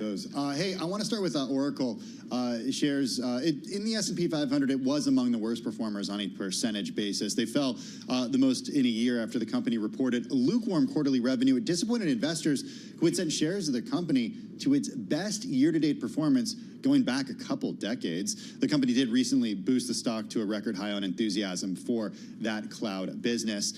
As we mentioned just minutes ago, a lot of news moving stocks late in the trading session having to do with M&A, starting with Albertsons. Shares fell as much as 10% after a judge blocked Kroger's $24.6 billion acquisition of Albertsons. But look at that, just in the final minutes of trading, giving back some of those losses, bouncing up, shares closing down about 2.3%. The judge is finding that the takeover would lessen competition for U.S. grocery shoppers. A ruling marks a likely death knell for the deal. We did have Jennifer Rhee, Bloomberg Intelligence Senior Antitrust Litigation Analyst, on the program. She was a bit surprised by that initial stock reaction, given that a lot of folks were skeptical this deal would actually go through. And Jen, by the way, saying she thinks this one is done, and these two are living on as sort of standalone companies, at least in the near future. And then finally, shares of U.S. Steel, ticker X, down 9.7% today. President Joe Biden planning to formally block the $14.1 billion sale of U.S. Steel Corp to Nippon Steel on national security grounds once that deal is referred back to him later this month. This is according to people familiar with the matter. Joe Doe and Josh Wingrove on our Bloomberg News team having the exclusive on this one. All right, well, I'm taking a look at the bond market, guys, because it wasn't that exciting either. You saw a little bit of selling pretty much across the curve. You had a 3-year auction that was a little bit light, but like nothing to write home about. And I do want to point out tomorrow you get the 10-year, and then you get the 30-year, which will be about, quick math in my head, $63 billion worth over the next 2 days. So we'll see how that goes. So look at the long end for that one. Well done, well done. I did. Was I right? 40, 50, 60? Yeah. I'm no, sure 61. 61. I don't know if you say so. I could have done that before, but okay, 61 billion. The government needs to raise a lot of money. Yeah. All right, guys, we are still getting some earnings, including not a Stitch Fix here. 1Q operating loss of from continuing operations of about 5 cents a share. Not quite clear the comparison on that here, but their revenue in the quarter also coming in at about $318 million. You see the share price reaction there here, 10% to the upside. So at least the knee-jerk reaction investors seem to like. All right, what guys. they've seen. GE Vernova, and we should put out Stitch Fix, as you said, up 15% here. GE Vernova also out. Let's get right to the outlook, because that's what investors are going to probably mostly care about. They still see fiscal year adjacent FCF about $1.3 billion to $1.7 billion. The estimate, that's quite a range. Estimate is $1.67 billion. Sees 2025 adjusted FCF $2 to $2.5 billion. The estimate is $1.79 billion. And the company declaring its first quarterly dividend of 25 cents a share. Sees 2025 revenue $36 to $37 billion. The estimate is $37.24 billion. Stock just a hair higher in the aftermarket. All right, can I just say, they approve a $6 billion share buyback. Just want to squeeze that in. Okay, well, that might account for why the stock is up a third of 1%. Right. I'm looking at GameStop, and as usual, there's not a whole lot to work with here, but we can tell you that third quarter adjusted EPS came in at 4 cents a share. Net sales did seem to miss analyst estimates as well. And in terms of hardware and accessory sales, that fell 28%. There aren't really estimates to compare it to. There are 2 estimates, really, and that did miss analyst estimates. The stock up about 2/3 of 1%, but when has the stock really ever moved on earnings? Yeah, no, that's a great point. I'm taking a look at General Motors here. Some announcement coming out here as well. GM halting funding of Cruise's robo-taxi development. GM's going to combine Cruise and GM technical teams into a single effort to prioritize the development of advanced driver assistance systems on a path to fully autonomous personal vehicles. So they're kind of realigning what they're doing on that. They're going to build on the progress, they say, of Super Cruise, which is the hands-off, eyes-on driving feature that's now offered and currently logging over 10 million miles per month. Yeah, obviously a bit of a cost savings, too, saying that it could lower spending by about $1 billion a year. But this is kind of a long time coming. We talk about the big changes that we saw in the executive leadership for that Cruise division. And then some of the comments by Mary Barra herself here is not that they're abandoning this project, but it was clearly very costly, and at least in the short term, hadn't really been providing anything accretive to the bottom line. So I guess she's doing what she has to do to keep this thing alive. Also, if I remember correctly, the challenges that the actual company's cars have had in the real world, navigating the real world environment, and the way that we're seeing Waymo just continue to announce expansion while it's trying to do the exact same thing. I've always been curious about the technology, because obviously they're using slightly different technology, but the underlying nature of it all is still the same. So I'm always confused as to why one of these companies is able to make progress and the other isn't. And not to mention completely different tech than what Tesla is doing. Tesla has, with its cameras. One last headline: GM impact to raise Cruise stake to over 97% from about 90%, so upping it by about 7%. All right, that's a wrap. Our cross-platform coverage, radio, TV, YouTube, Bloomberg Originals, folks. We call it the closing bell. We will see you again, same time, same place tomorrow. This is Bloomberg Business Week. Insight from the reporters and editors who bring you America's most trusted business magazine. Plus, global business, finance, and tech news as it happens. Bloomberg Business Week with Carol Masser and Tim Stenevec on Bloomberg Radio. Wow, that was a lot of news. There's a lot of news. Talk about, I just want to... They're coming from everywhere. Look. What? The Bloomberg News team today has been amazing. Yep. Mark Gurman with that huge Apple exclusive that moved global Sats stock significantly, at least in the early part of that, up as much as 30%. Yeah. You got Josh Wingrove and Joe Doe out with that U.S. Steel news. Right. Shares of U.S. Steel down about 10% as a result. Kroger and Albertsons. Kroger and Albertsons happening as well. Yeah. It's pretty incredible. It's a lot of news. It's a lot of stuff. Like, it feels like some stuff squeezing in before the end of the year. Certainly not a quiet Tuesday. And I got to say, it's that time of year when we're getting targets for public equities for the end of next year as well. And so people are setting up like what 2025 might be. You missed this. You missed this one yesterday because you weren't here. What is that? John Stoltzfus over at Oppenheimer Asset Management, he had a note yesterday. It said the S&P 500 will extend its record-setting rally to 7,100 by the end of next year amid a strong economy. His outlook is now the most bullish among peers. So that's up about 1,100 points from where we are right now. Did he get 2024? More or less. You know what, Carol? I don't know the answer to that, but it's probably no because nobody got it right. I know it, right? Yeah. Most of the people didn't get it right. Okay, so that's the view on equities. Okay. Let's go cross-asset here. Let's do it. And think about alternatives. And what the outlook for alternatives is, especially under a new administration. Brett Hillard is Chief Investment Officer at Glass Funds. It's a platform that gives advisors access to private markets, including private equity, private credit, private real estate, and the like. Brett joins us from Cleveland, Ohio. Brett, good to have you with us. How are you? I'm doing well. Thanks for having me. Well, thanks for joining us today. When you think about private credit, private equity, other alternative assets, how do you see 2025 shaping up? Because I would imagine a lot of it has to do with the rate environment. Yeah, certainly rates are a big input in terms of financial conditions, and that leads to capital market activity. Based on the information today and leading indicators, we think M&A activity, IPO activity, sponsor-driven activity is going to continue to increase. 2024 did see recoveries from the trough. There was a decline in sponsor-related activity from the peak at the end of 2021 to about second, third quarter of 2023, and it's grinded higher.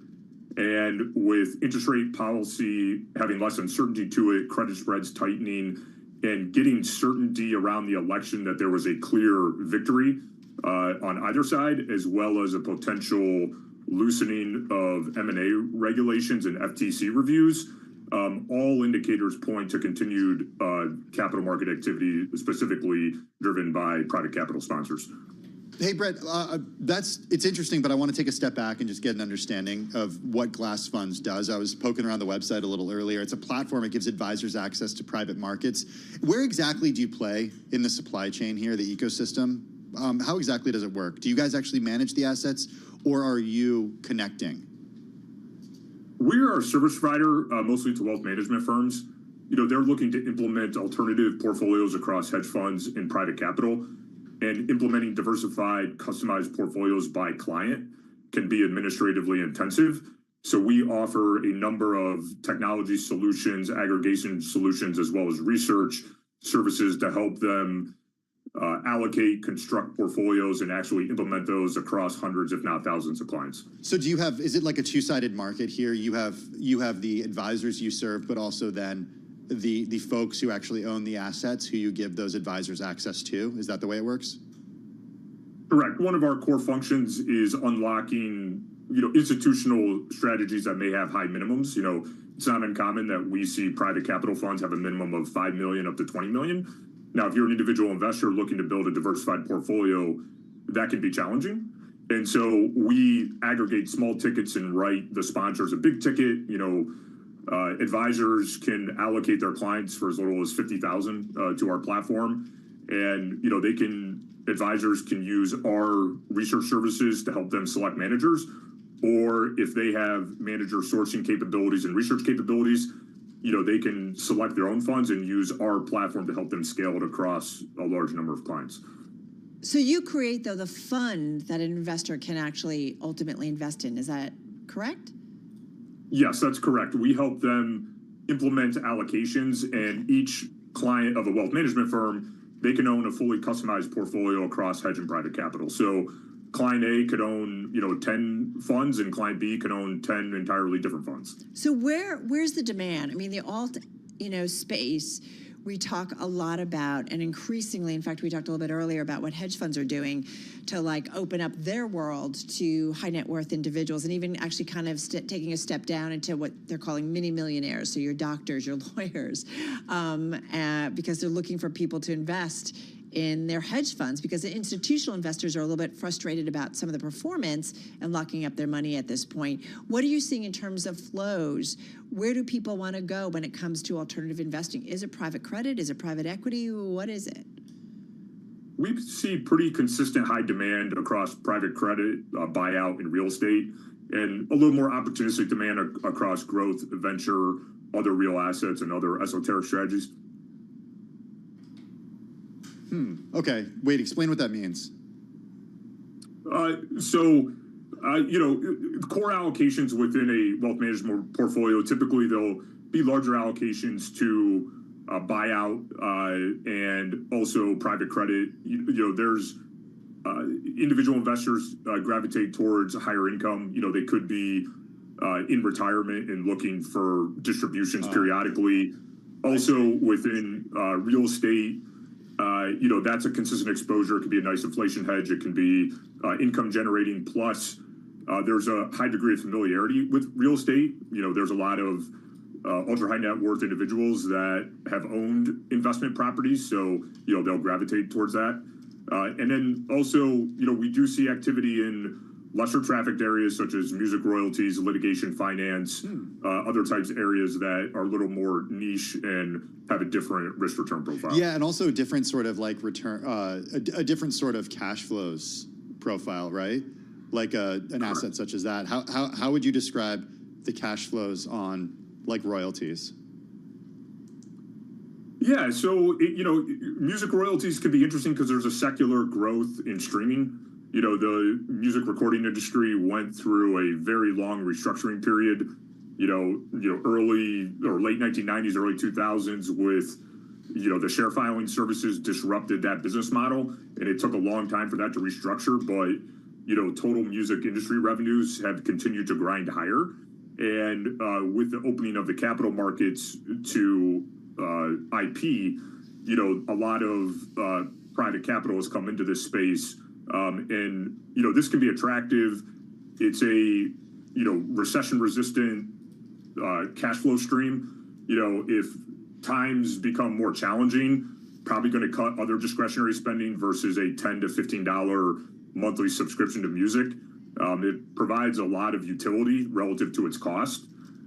So it can provide a nice steady cash flow stream that can grow with inflation, and it can be differentiated compared to private credit, which obviously you're taking a lot of corporate credit risk and more macro risk in those allocations. Hey, Brett, just got 30 seconds left here. Based on what you are seeing across the platform, what you're hearing from the folks that you work with, is there some narrative that you can take away in terms of the outlook for 2025? Are people more upbeat, ready to put money to work, or just cautious and maybe waiting to see what comes out of Washington? And now we've only got about 25 seconds. Sorry. Yeah, I think sentiment is pretty strong. The raw materials, their traditional portfolio of stocks and bonds is fully recovered. Yeah.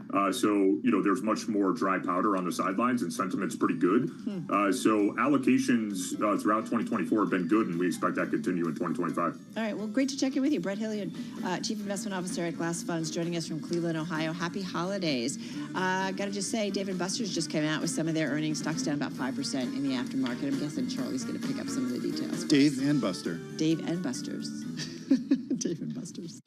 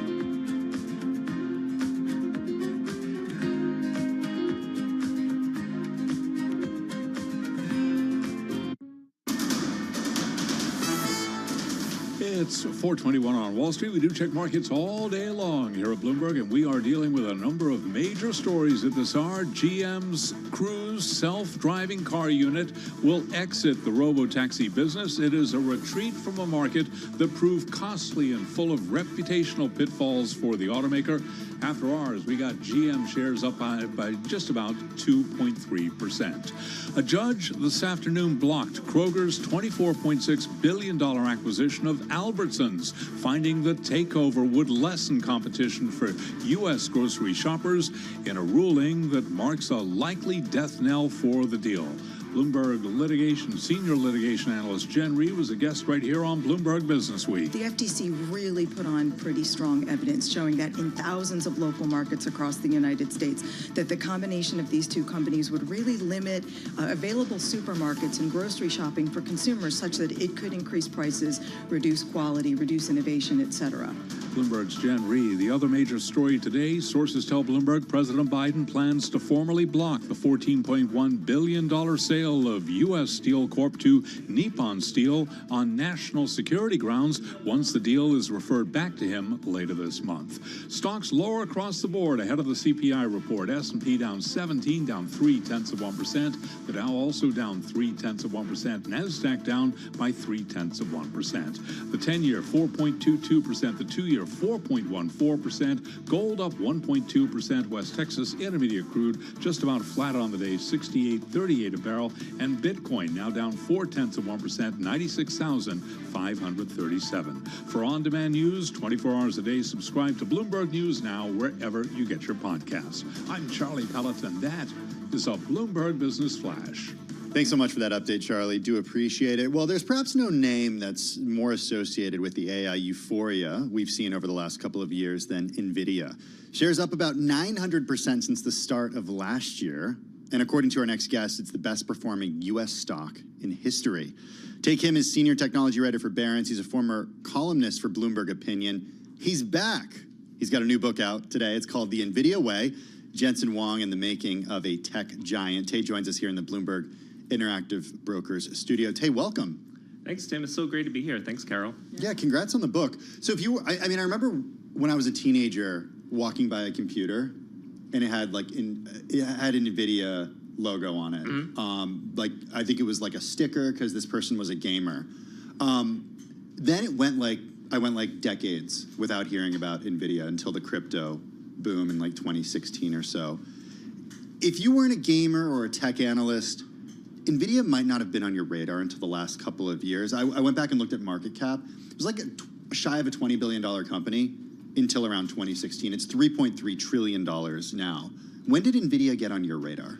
Well, I was there from the beginning because I was addicted to computer games and video games. So ever since it started in 1993, I'd say about starting in 1998, they started to make the best PC. That's around when they went public too? Or was it 03? They went public in 1999. But what really changed was there's this game called Quake, written by John Carmack. He's probably the most famous video game programmer of all time. He also programmed Doom right before that. So these two generational games kind of exploded the PC computer gaming market. 3DFX, which is actually the leading 3D graphics chip company before NVIDIA, when Quake came out, their revenue went from $4 million to $200 million a year and a half. So that really created the market, this game called Quake by John Carmack. And I think almost every computer video game person knows this game in the 1990s.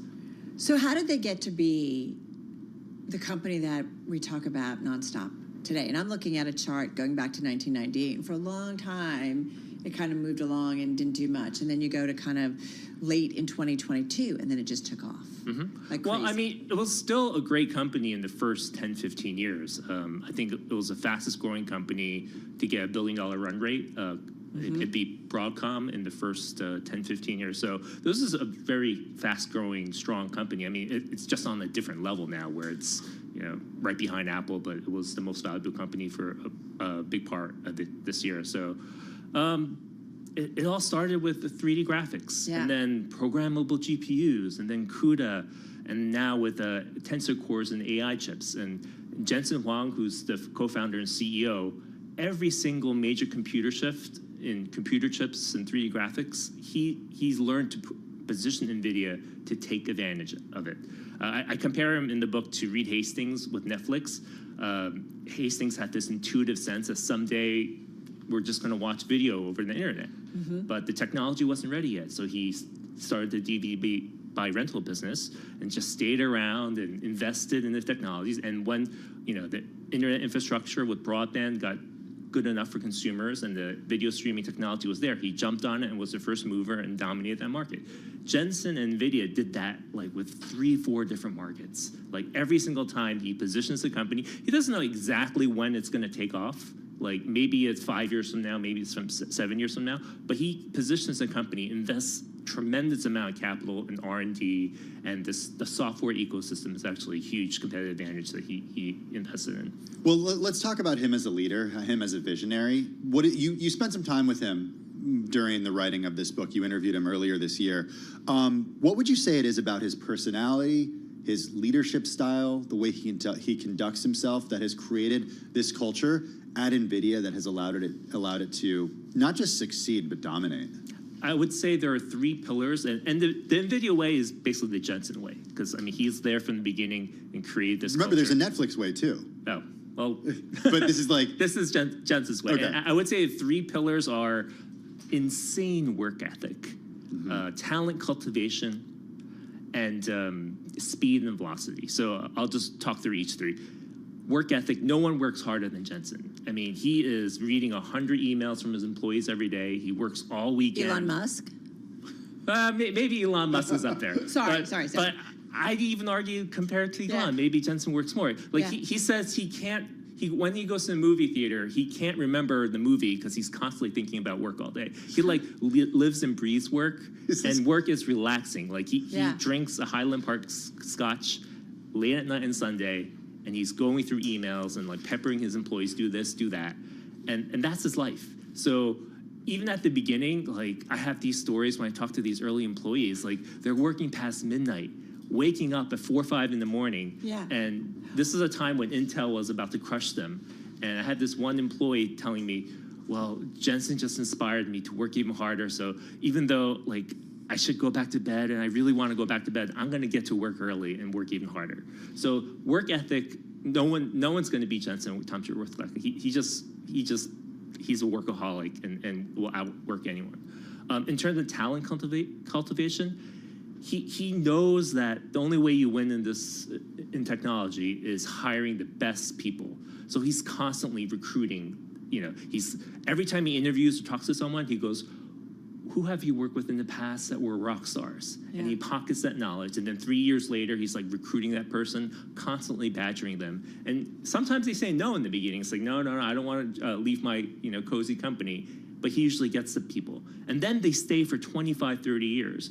And the reason is partly NVIDIA wins and everyone wants to stay on the winning team. Right. But second, it's just, there's this great culture inside NVIDIA that even though there's 30,000 people, and I write a lot about this in the book, I think large parts of corporate America and technology industry suffer from dysfunction from internal politics, where you're spending half your day trying to please your boss's boss instead of doing what's right for the customer and for the company itself. NVIDIA calls this mission as the boss. Make sure you're making decisions where you're fulfilling the company's mission, not all the Game of Thrones type internal infighting. The other big part is when I talk to NVIDIA employees that leave NVIDIA, they can't adjust to the new companies when they go to Google, Microsoft, Apple. Because there is so much endless meetings, internal paralysis. Like one person said, it's like swimming through quicksand. And I think they should just retire and count their money. Yeah. But a lot of people. But it's interesting to talk about. Like, we talk about company culture. We work with a company that's got a very distinct culture as well. But it makes me think NVIDIA wasn't just, we were at the right place at the right time. It sounds like, has been constantly checking where does this market go? Because if you think about the timing of AI, like just how it all happened, this wasn't just accidental, wow, I got it right. No, not at all. I mean, he was investing CUDA, which is the reason why NVIDIA is kind of doing really well in AI, the ecosystem of CUDA. He invested in that in 2006.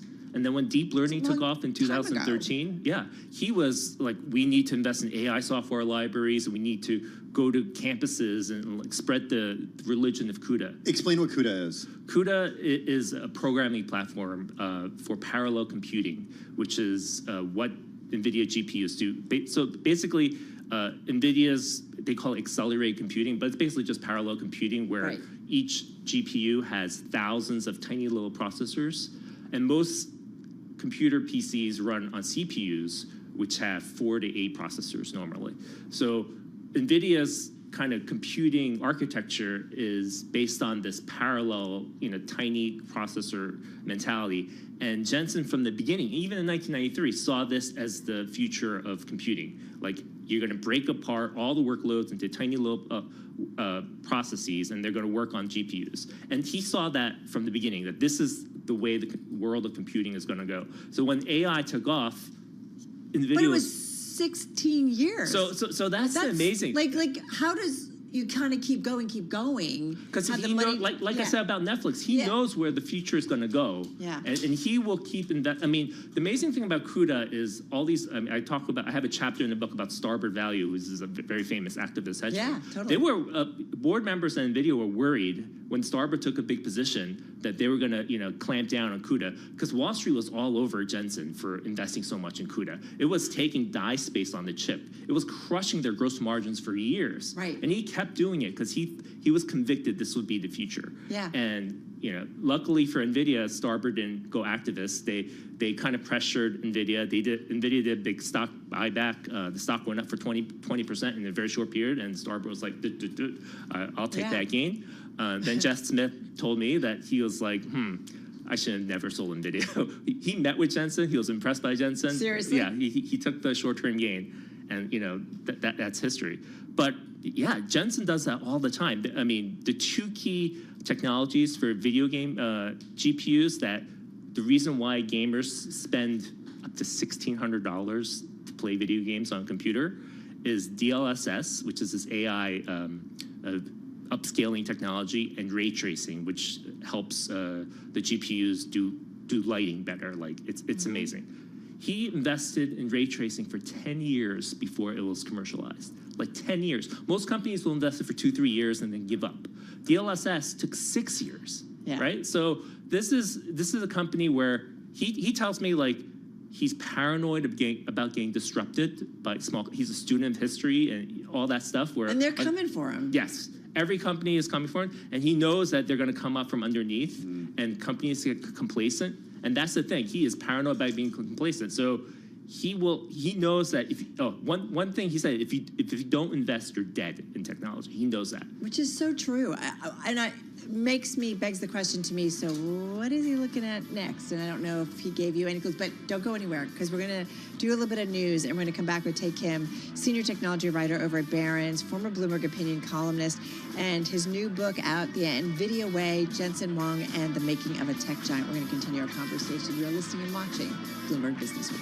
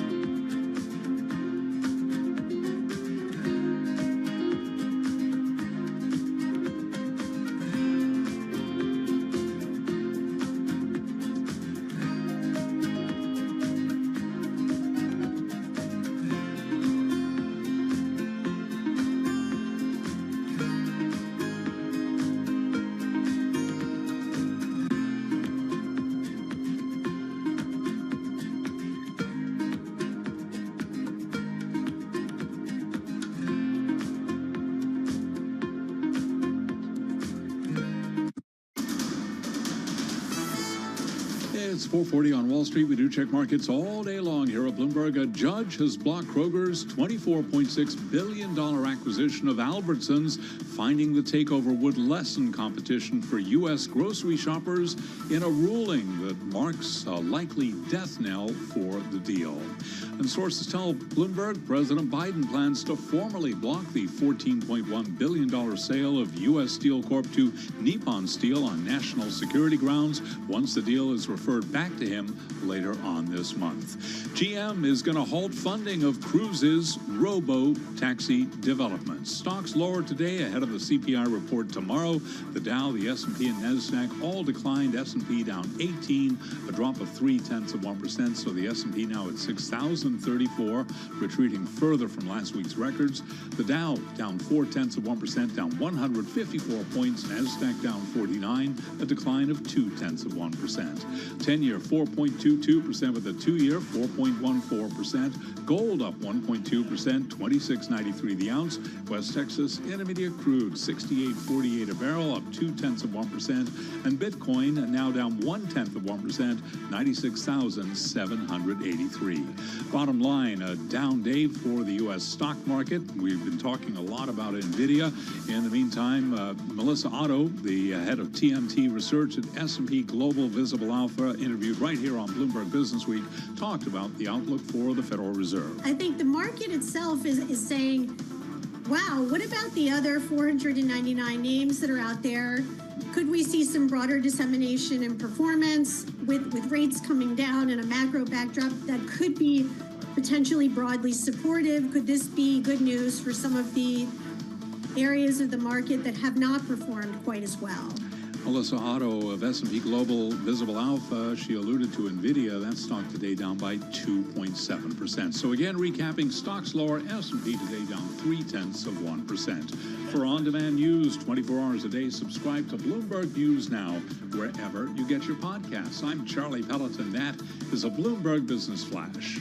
Thanks so much for that update, Charlie. Do appreciate it. I want to get right back to Tay Kim, senior technology writer for Barron's, a former columnist for Bloomberg Opinion. He's got a new book out.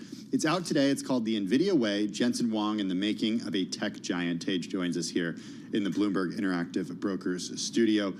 When we were talking before, you were talking about the paranoia about competition coming for NVIDIA. It's a question that we ask Ian King all the time when he's on our program. Like, who is coming up? This is capitalism. This is like the way that, efficient markets work. If something is incredibly successful, you're going to have other players try to enter the market. Who's coming after NVIDIA? How big of a barrier or a moat do they have? So most Wall Street analysts and investors are worried about the big hyperscalers. So the Microsoft Azures, the Google Clouds, Amazon. So all of them are making their own versions of AI chips. Yeah, we had an Amazon story just a couple of weeks ago about the effort in Austin, Texas, that they're doing there to try to take on NVIDIA. And empirically, it makes sense. These are huge companies that can invest billions of dollars in R&D, but I'm not worried about the hyperscalers at all. The problem is why? Because Google has amazing technology for TPUs, but no one uses it because everyone's afraid of getting locked in, and the performance isn't as good. So when I talk to AI startups, they're like, I'm not going to lock myself into Google. I mean, Google has a reputation of building stuff and then giving up and moving on. I mean, we've seen that time. Google Stadia is a great example with the cloud video game streaming.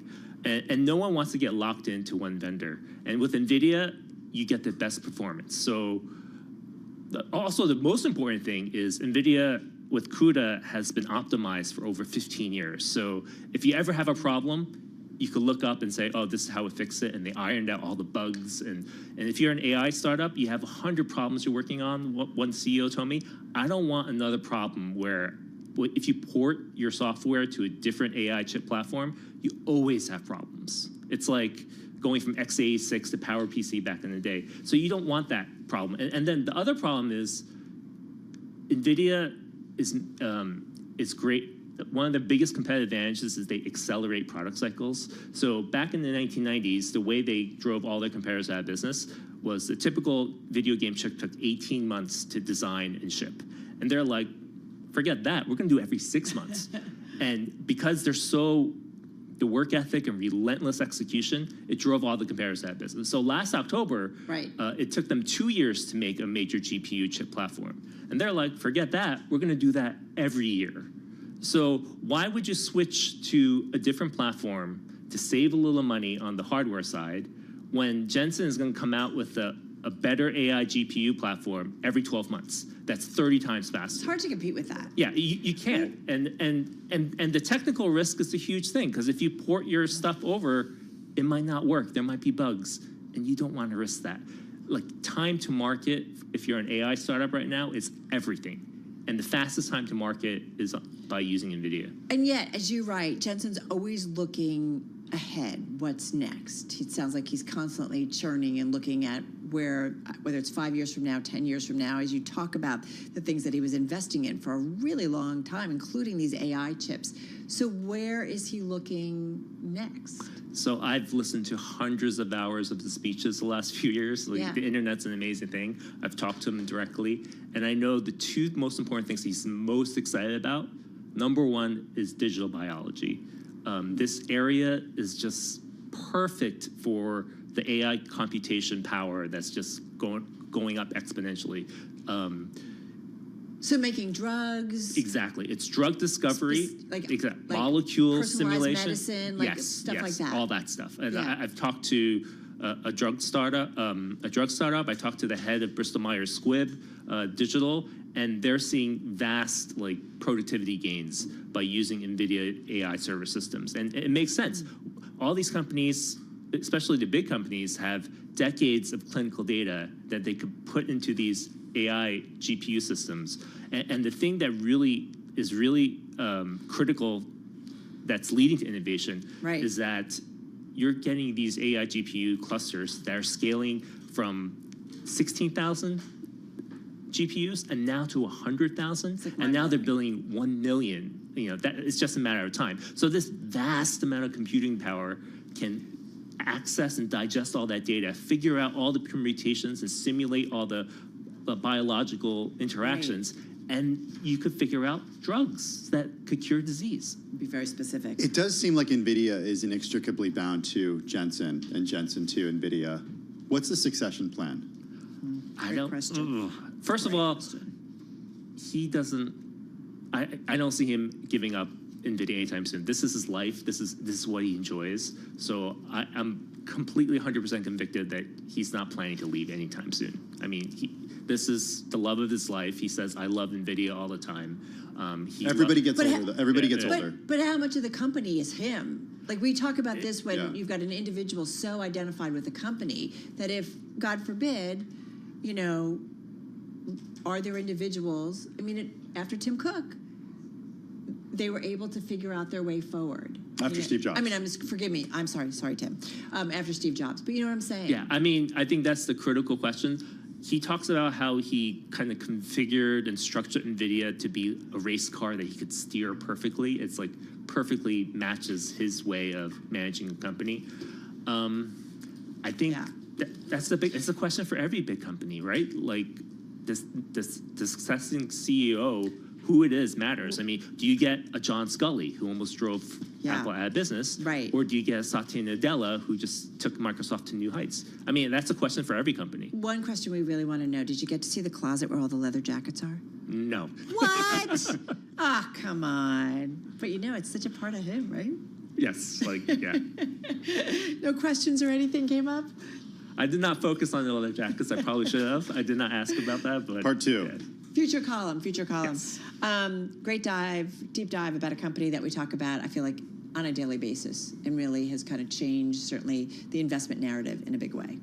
Take him, senior technology writer for Barron's, former columnist for Bloomberg Opinion. The new book, it is out today, The NVIDIA Way, Jensen Huang and the Making of a Tech Giant. Shares of NVIDIA, by the way, today, they were actually lower, down about 2.7%. Still, though, Carol, this year, up 173%, $3.3 trillion market cap. Yeah, doing okay, I would say.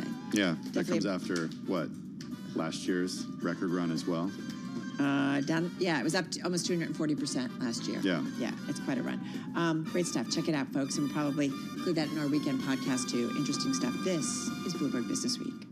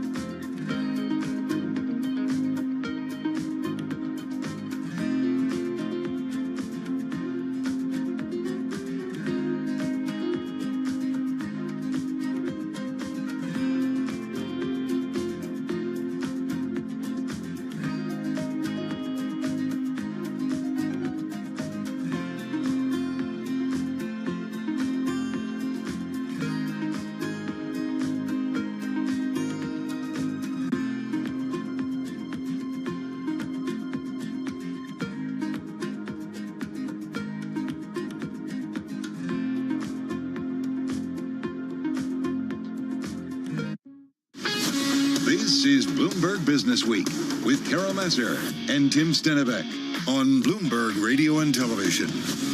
It is Bloomberg Business Week. That's Carol Massar. I'm Tim Stenivek. Continuing on the theme of AI in this last hour of our program today, it's got a simple name, Speak, and it's worth $1 billion in a new funding round, doubling its valuation from just 6 months ago. Speak uses AI to help people learn languages. Love that. Jackie Davalos is a Bloomberg News technology reporter. She joins us from our Washington, D.C. bureau. She covers AI. What's going on with Speak? What makes this unique, and why are investors throwing money at it? Well, not just any amount of money, enough to boost the valuation to $1 billion. So this app is officially a unicorn. And investors told me that what makes this so special is that it's really different from what's out there on the market right now. You think of Duolingo that has this kind of gamified approach to learn a new language. Rosetta Stone obviously has been around for a really long time. And what Speak does is actually it has a speech recognition model. You can talk to it through your phone, through the app, and it actually helps you verbalize the language, almost as if you had a human tutor right next to you. And that's made the big difference.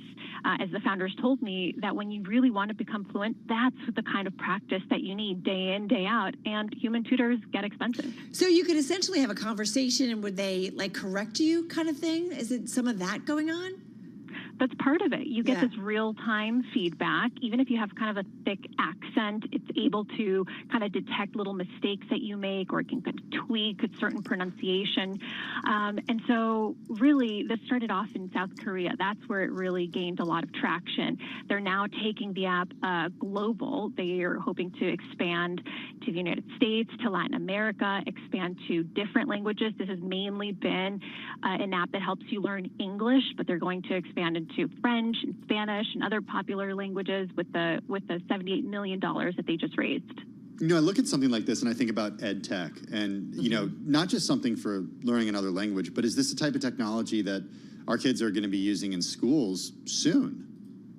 Potentially, because what they are aiming to do, one of the founders said they want to be kind of the Apple of education. They want to really be native to, you know, any type of kind of education platform. One of the founders previously sold another company to Chegg, which is a pretty big ed tech company.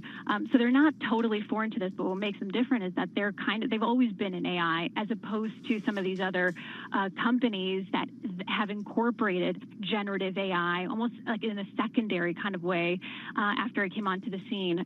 But yeah, you know, I think ultimately they're hoping to not just do language learning, to really kind of take education across the board and apply the language model that they're working with now. They have a pretty big partnership with OpenAI, but you know, it's not exclusive. They're open to other models as well. So we're only going to see this tool get even better. Yeah, I mean, I think about disruption. This is something that I could feel like could be used in a lot of ways. And I do wonder, all right, does that mean you don't need to have language teachers in school? Like kids just play around with this app and they learn? Yeah, phones in school seems to be going pretty well, Carol. What can I say? What can I say? But I do wonder, I don't know, what are their expectations?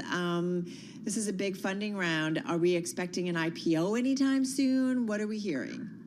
You know, that's a little early. I think right now what investors want to see is similar success in the United States. They want to see people picking up this app and, you know, not just becoming fluent in one language. One of the questions I asked the founders is, you know, you think about a dating app and how if you find the love of your life, you're kind of off the platform. What does this mean for their business model if people become fluent?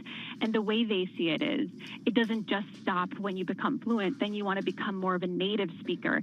And ultimately, it's the enterprise opportunity that is really appealing for future growth, because if you're a company and you're wanting to send your employees out to another country, they're going to need to learn the language. And so there's a big potential for them to grow in that segment. Jackie, I keep thinking that there's just going to be an app where I'm just going to hold it up. And so someone's going to talk to me in a different language and they're just going to like translate it and be like, oh, and then I'm going to speak and it's going to pick up and translate. But that happens already. I guess it does happen. You can already. do that. Yeah. It's funny you say that. So do I have to learn a language? Like that's why I kind of think about those apps. I mean, there's definitely some awkwardness with doing something like perfect. that. Like that's not by any means fluency. I know that, we're going to get to the point where this stuff happens in real time with the chip implanted in our heads, but that's not necessarily a future that I want right now. Sure. Jackie, you mentioned the idea of companies using this. We talked to Julie Hansen over at Babbel quite a bit, another language learning platform, and she mentions that use case quite a bit, that the corporate side of things accounts for a large portion of that company's revenue. So there's some real staying power there. There is. It's baked in users. You think about kind of what COVID did for a lot of companies. Now, you don't have to be based in the place where your company is headquartered. There's a lot of interest in going abroad. And so as that mobility has increased, people want to feel prepared wherever they are. And it's a major incentive for companies as well. For the company, or for the startup rather, the big opportunity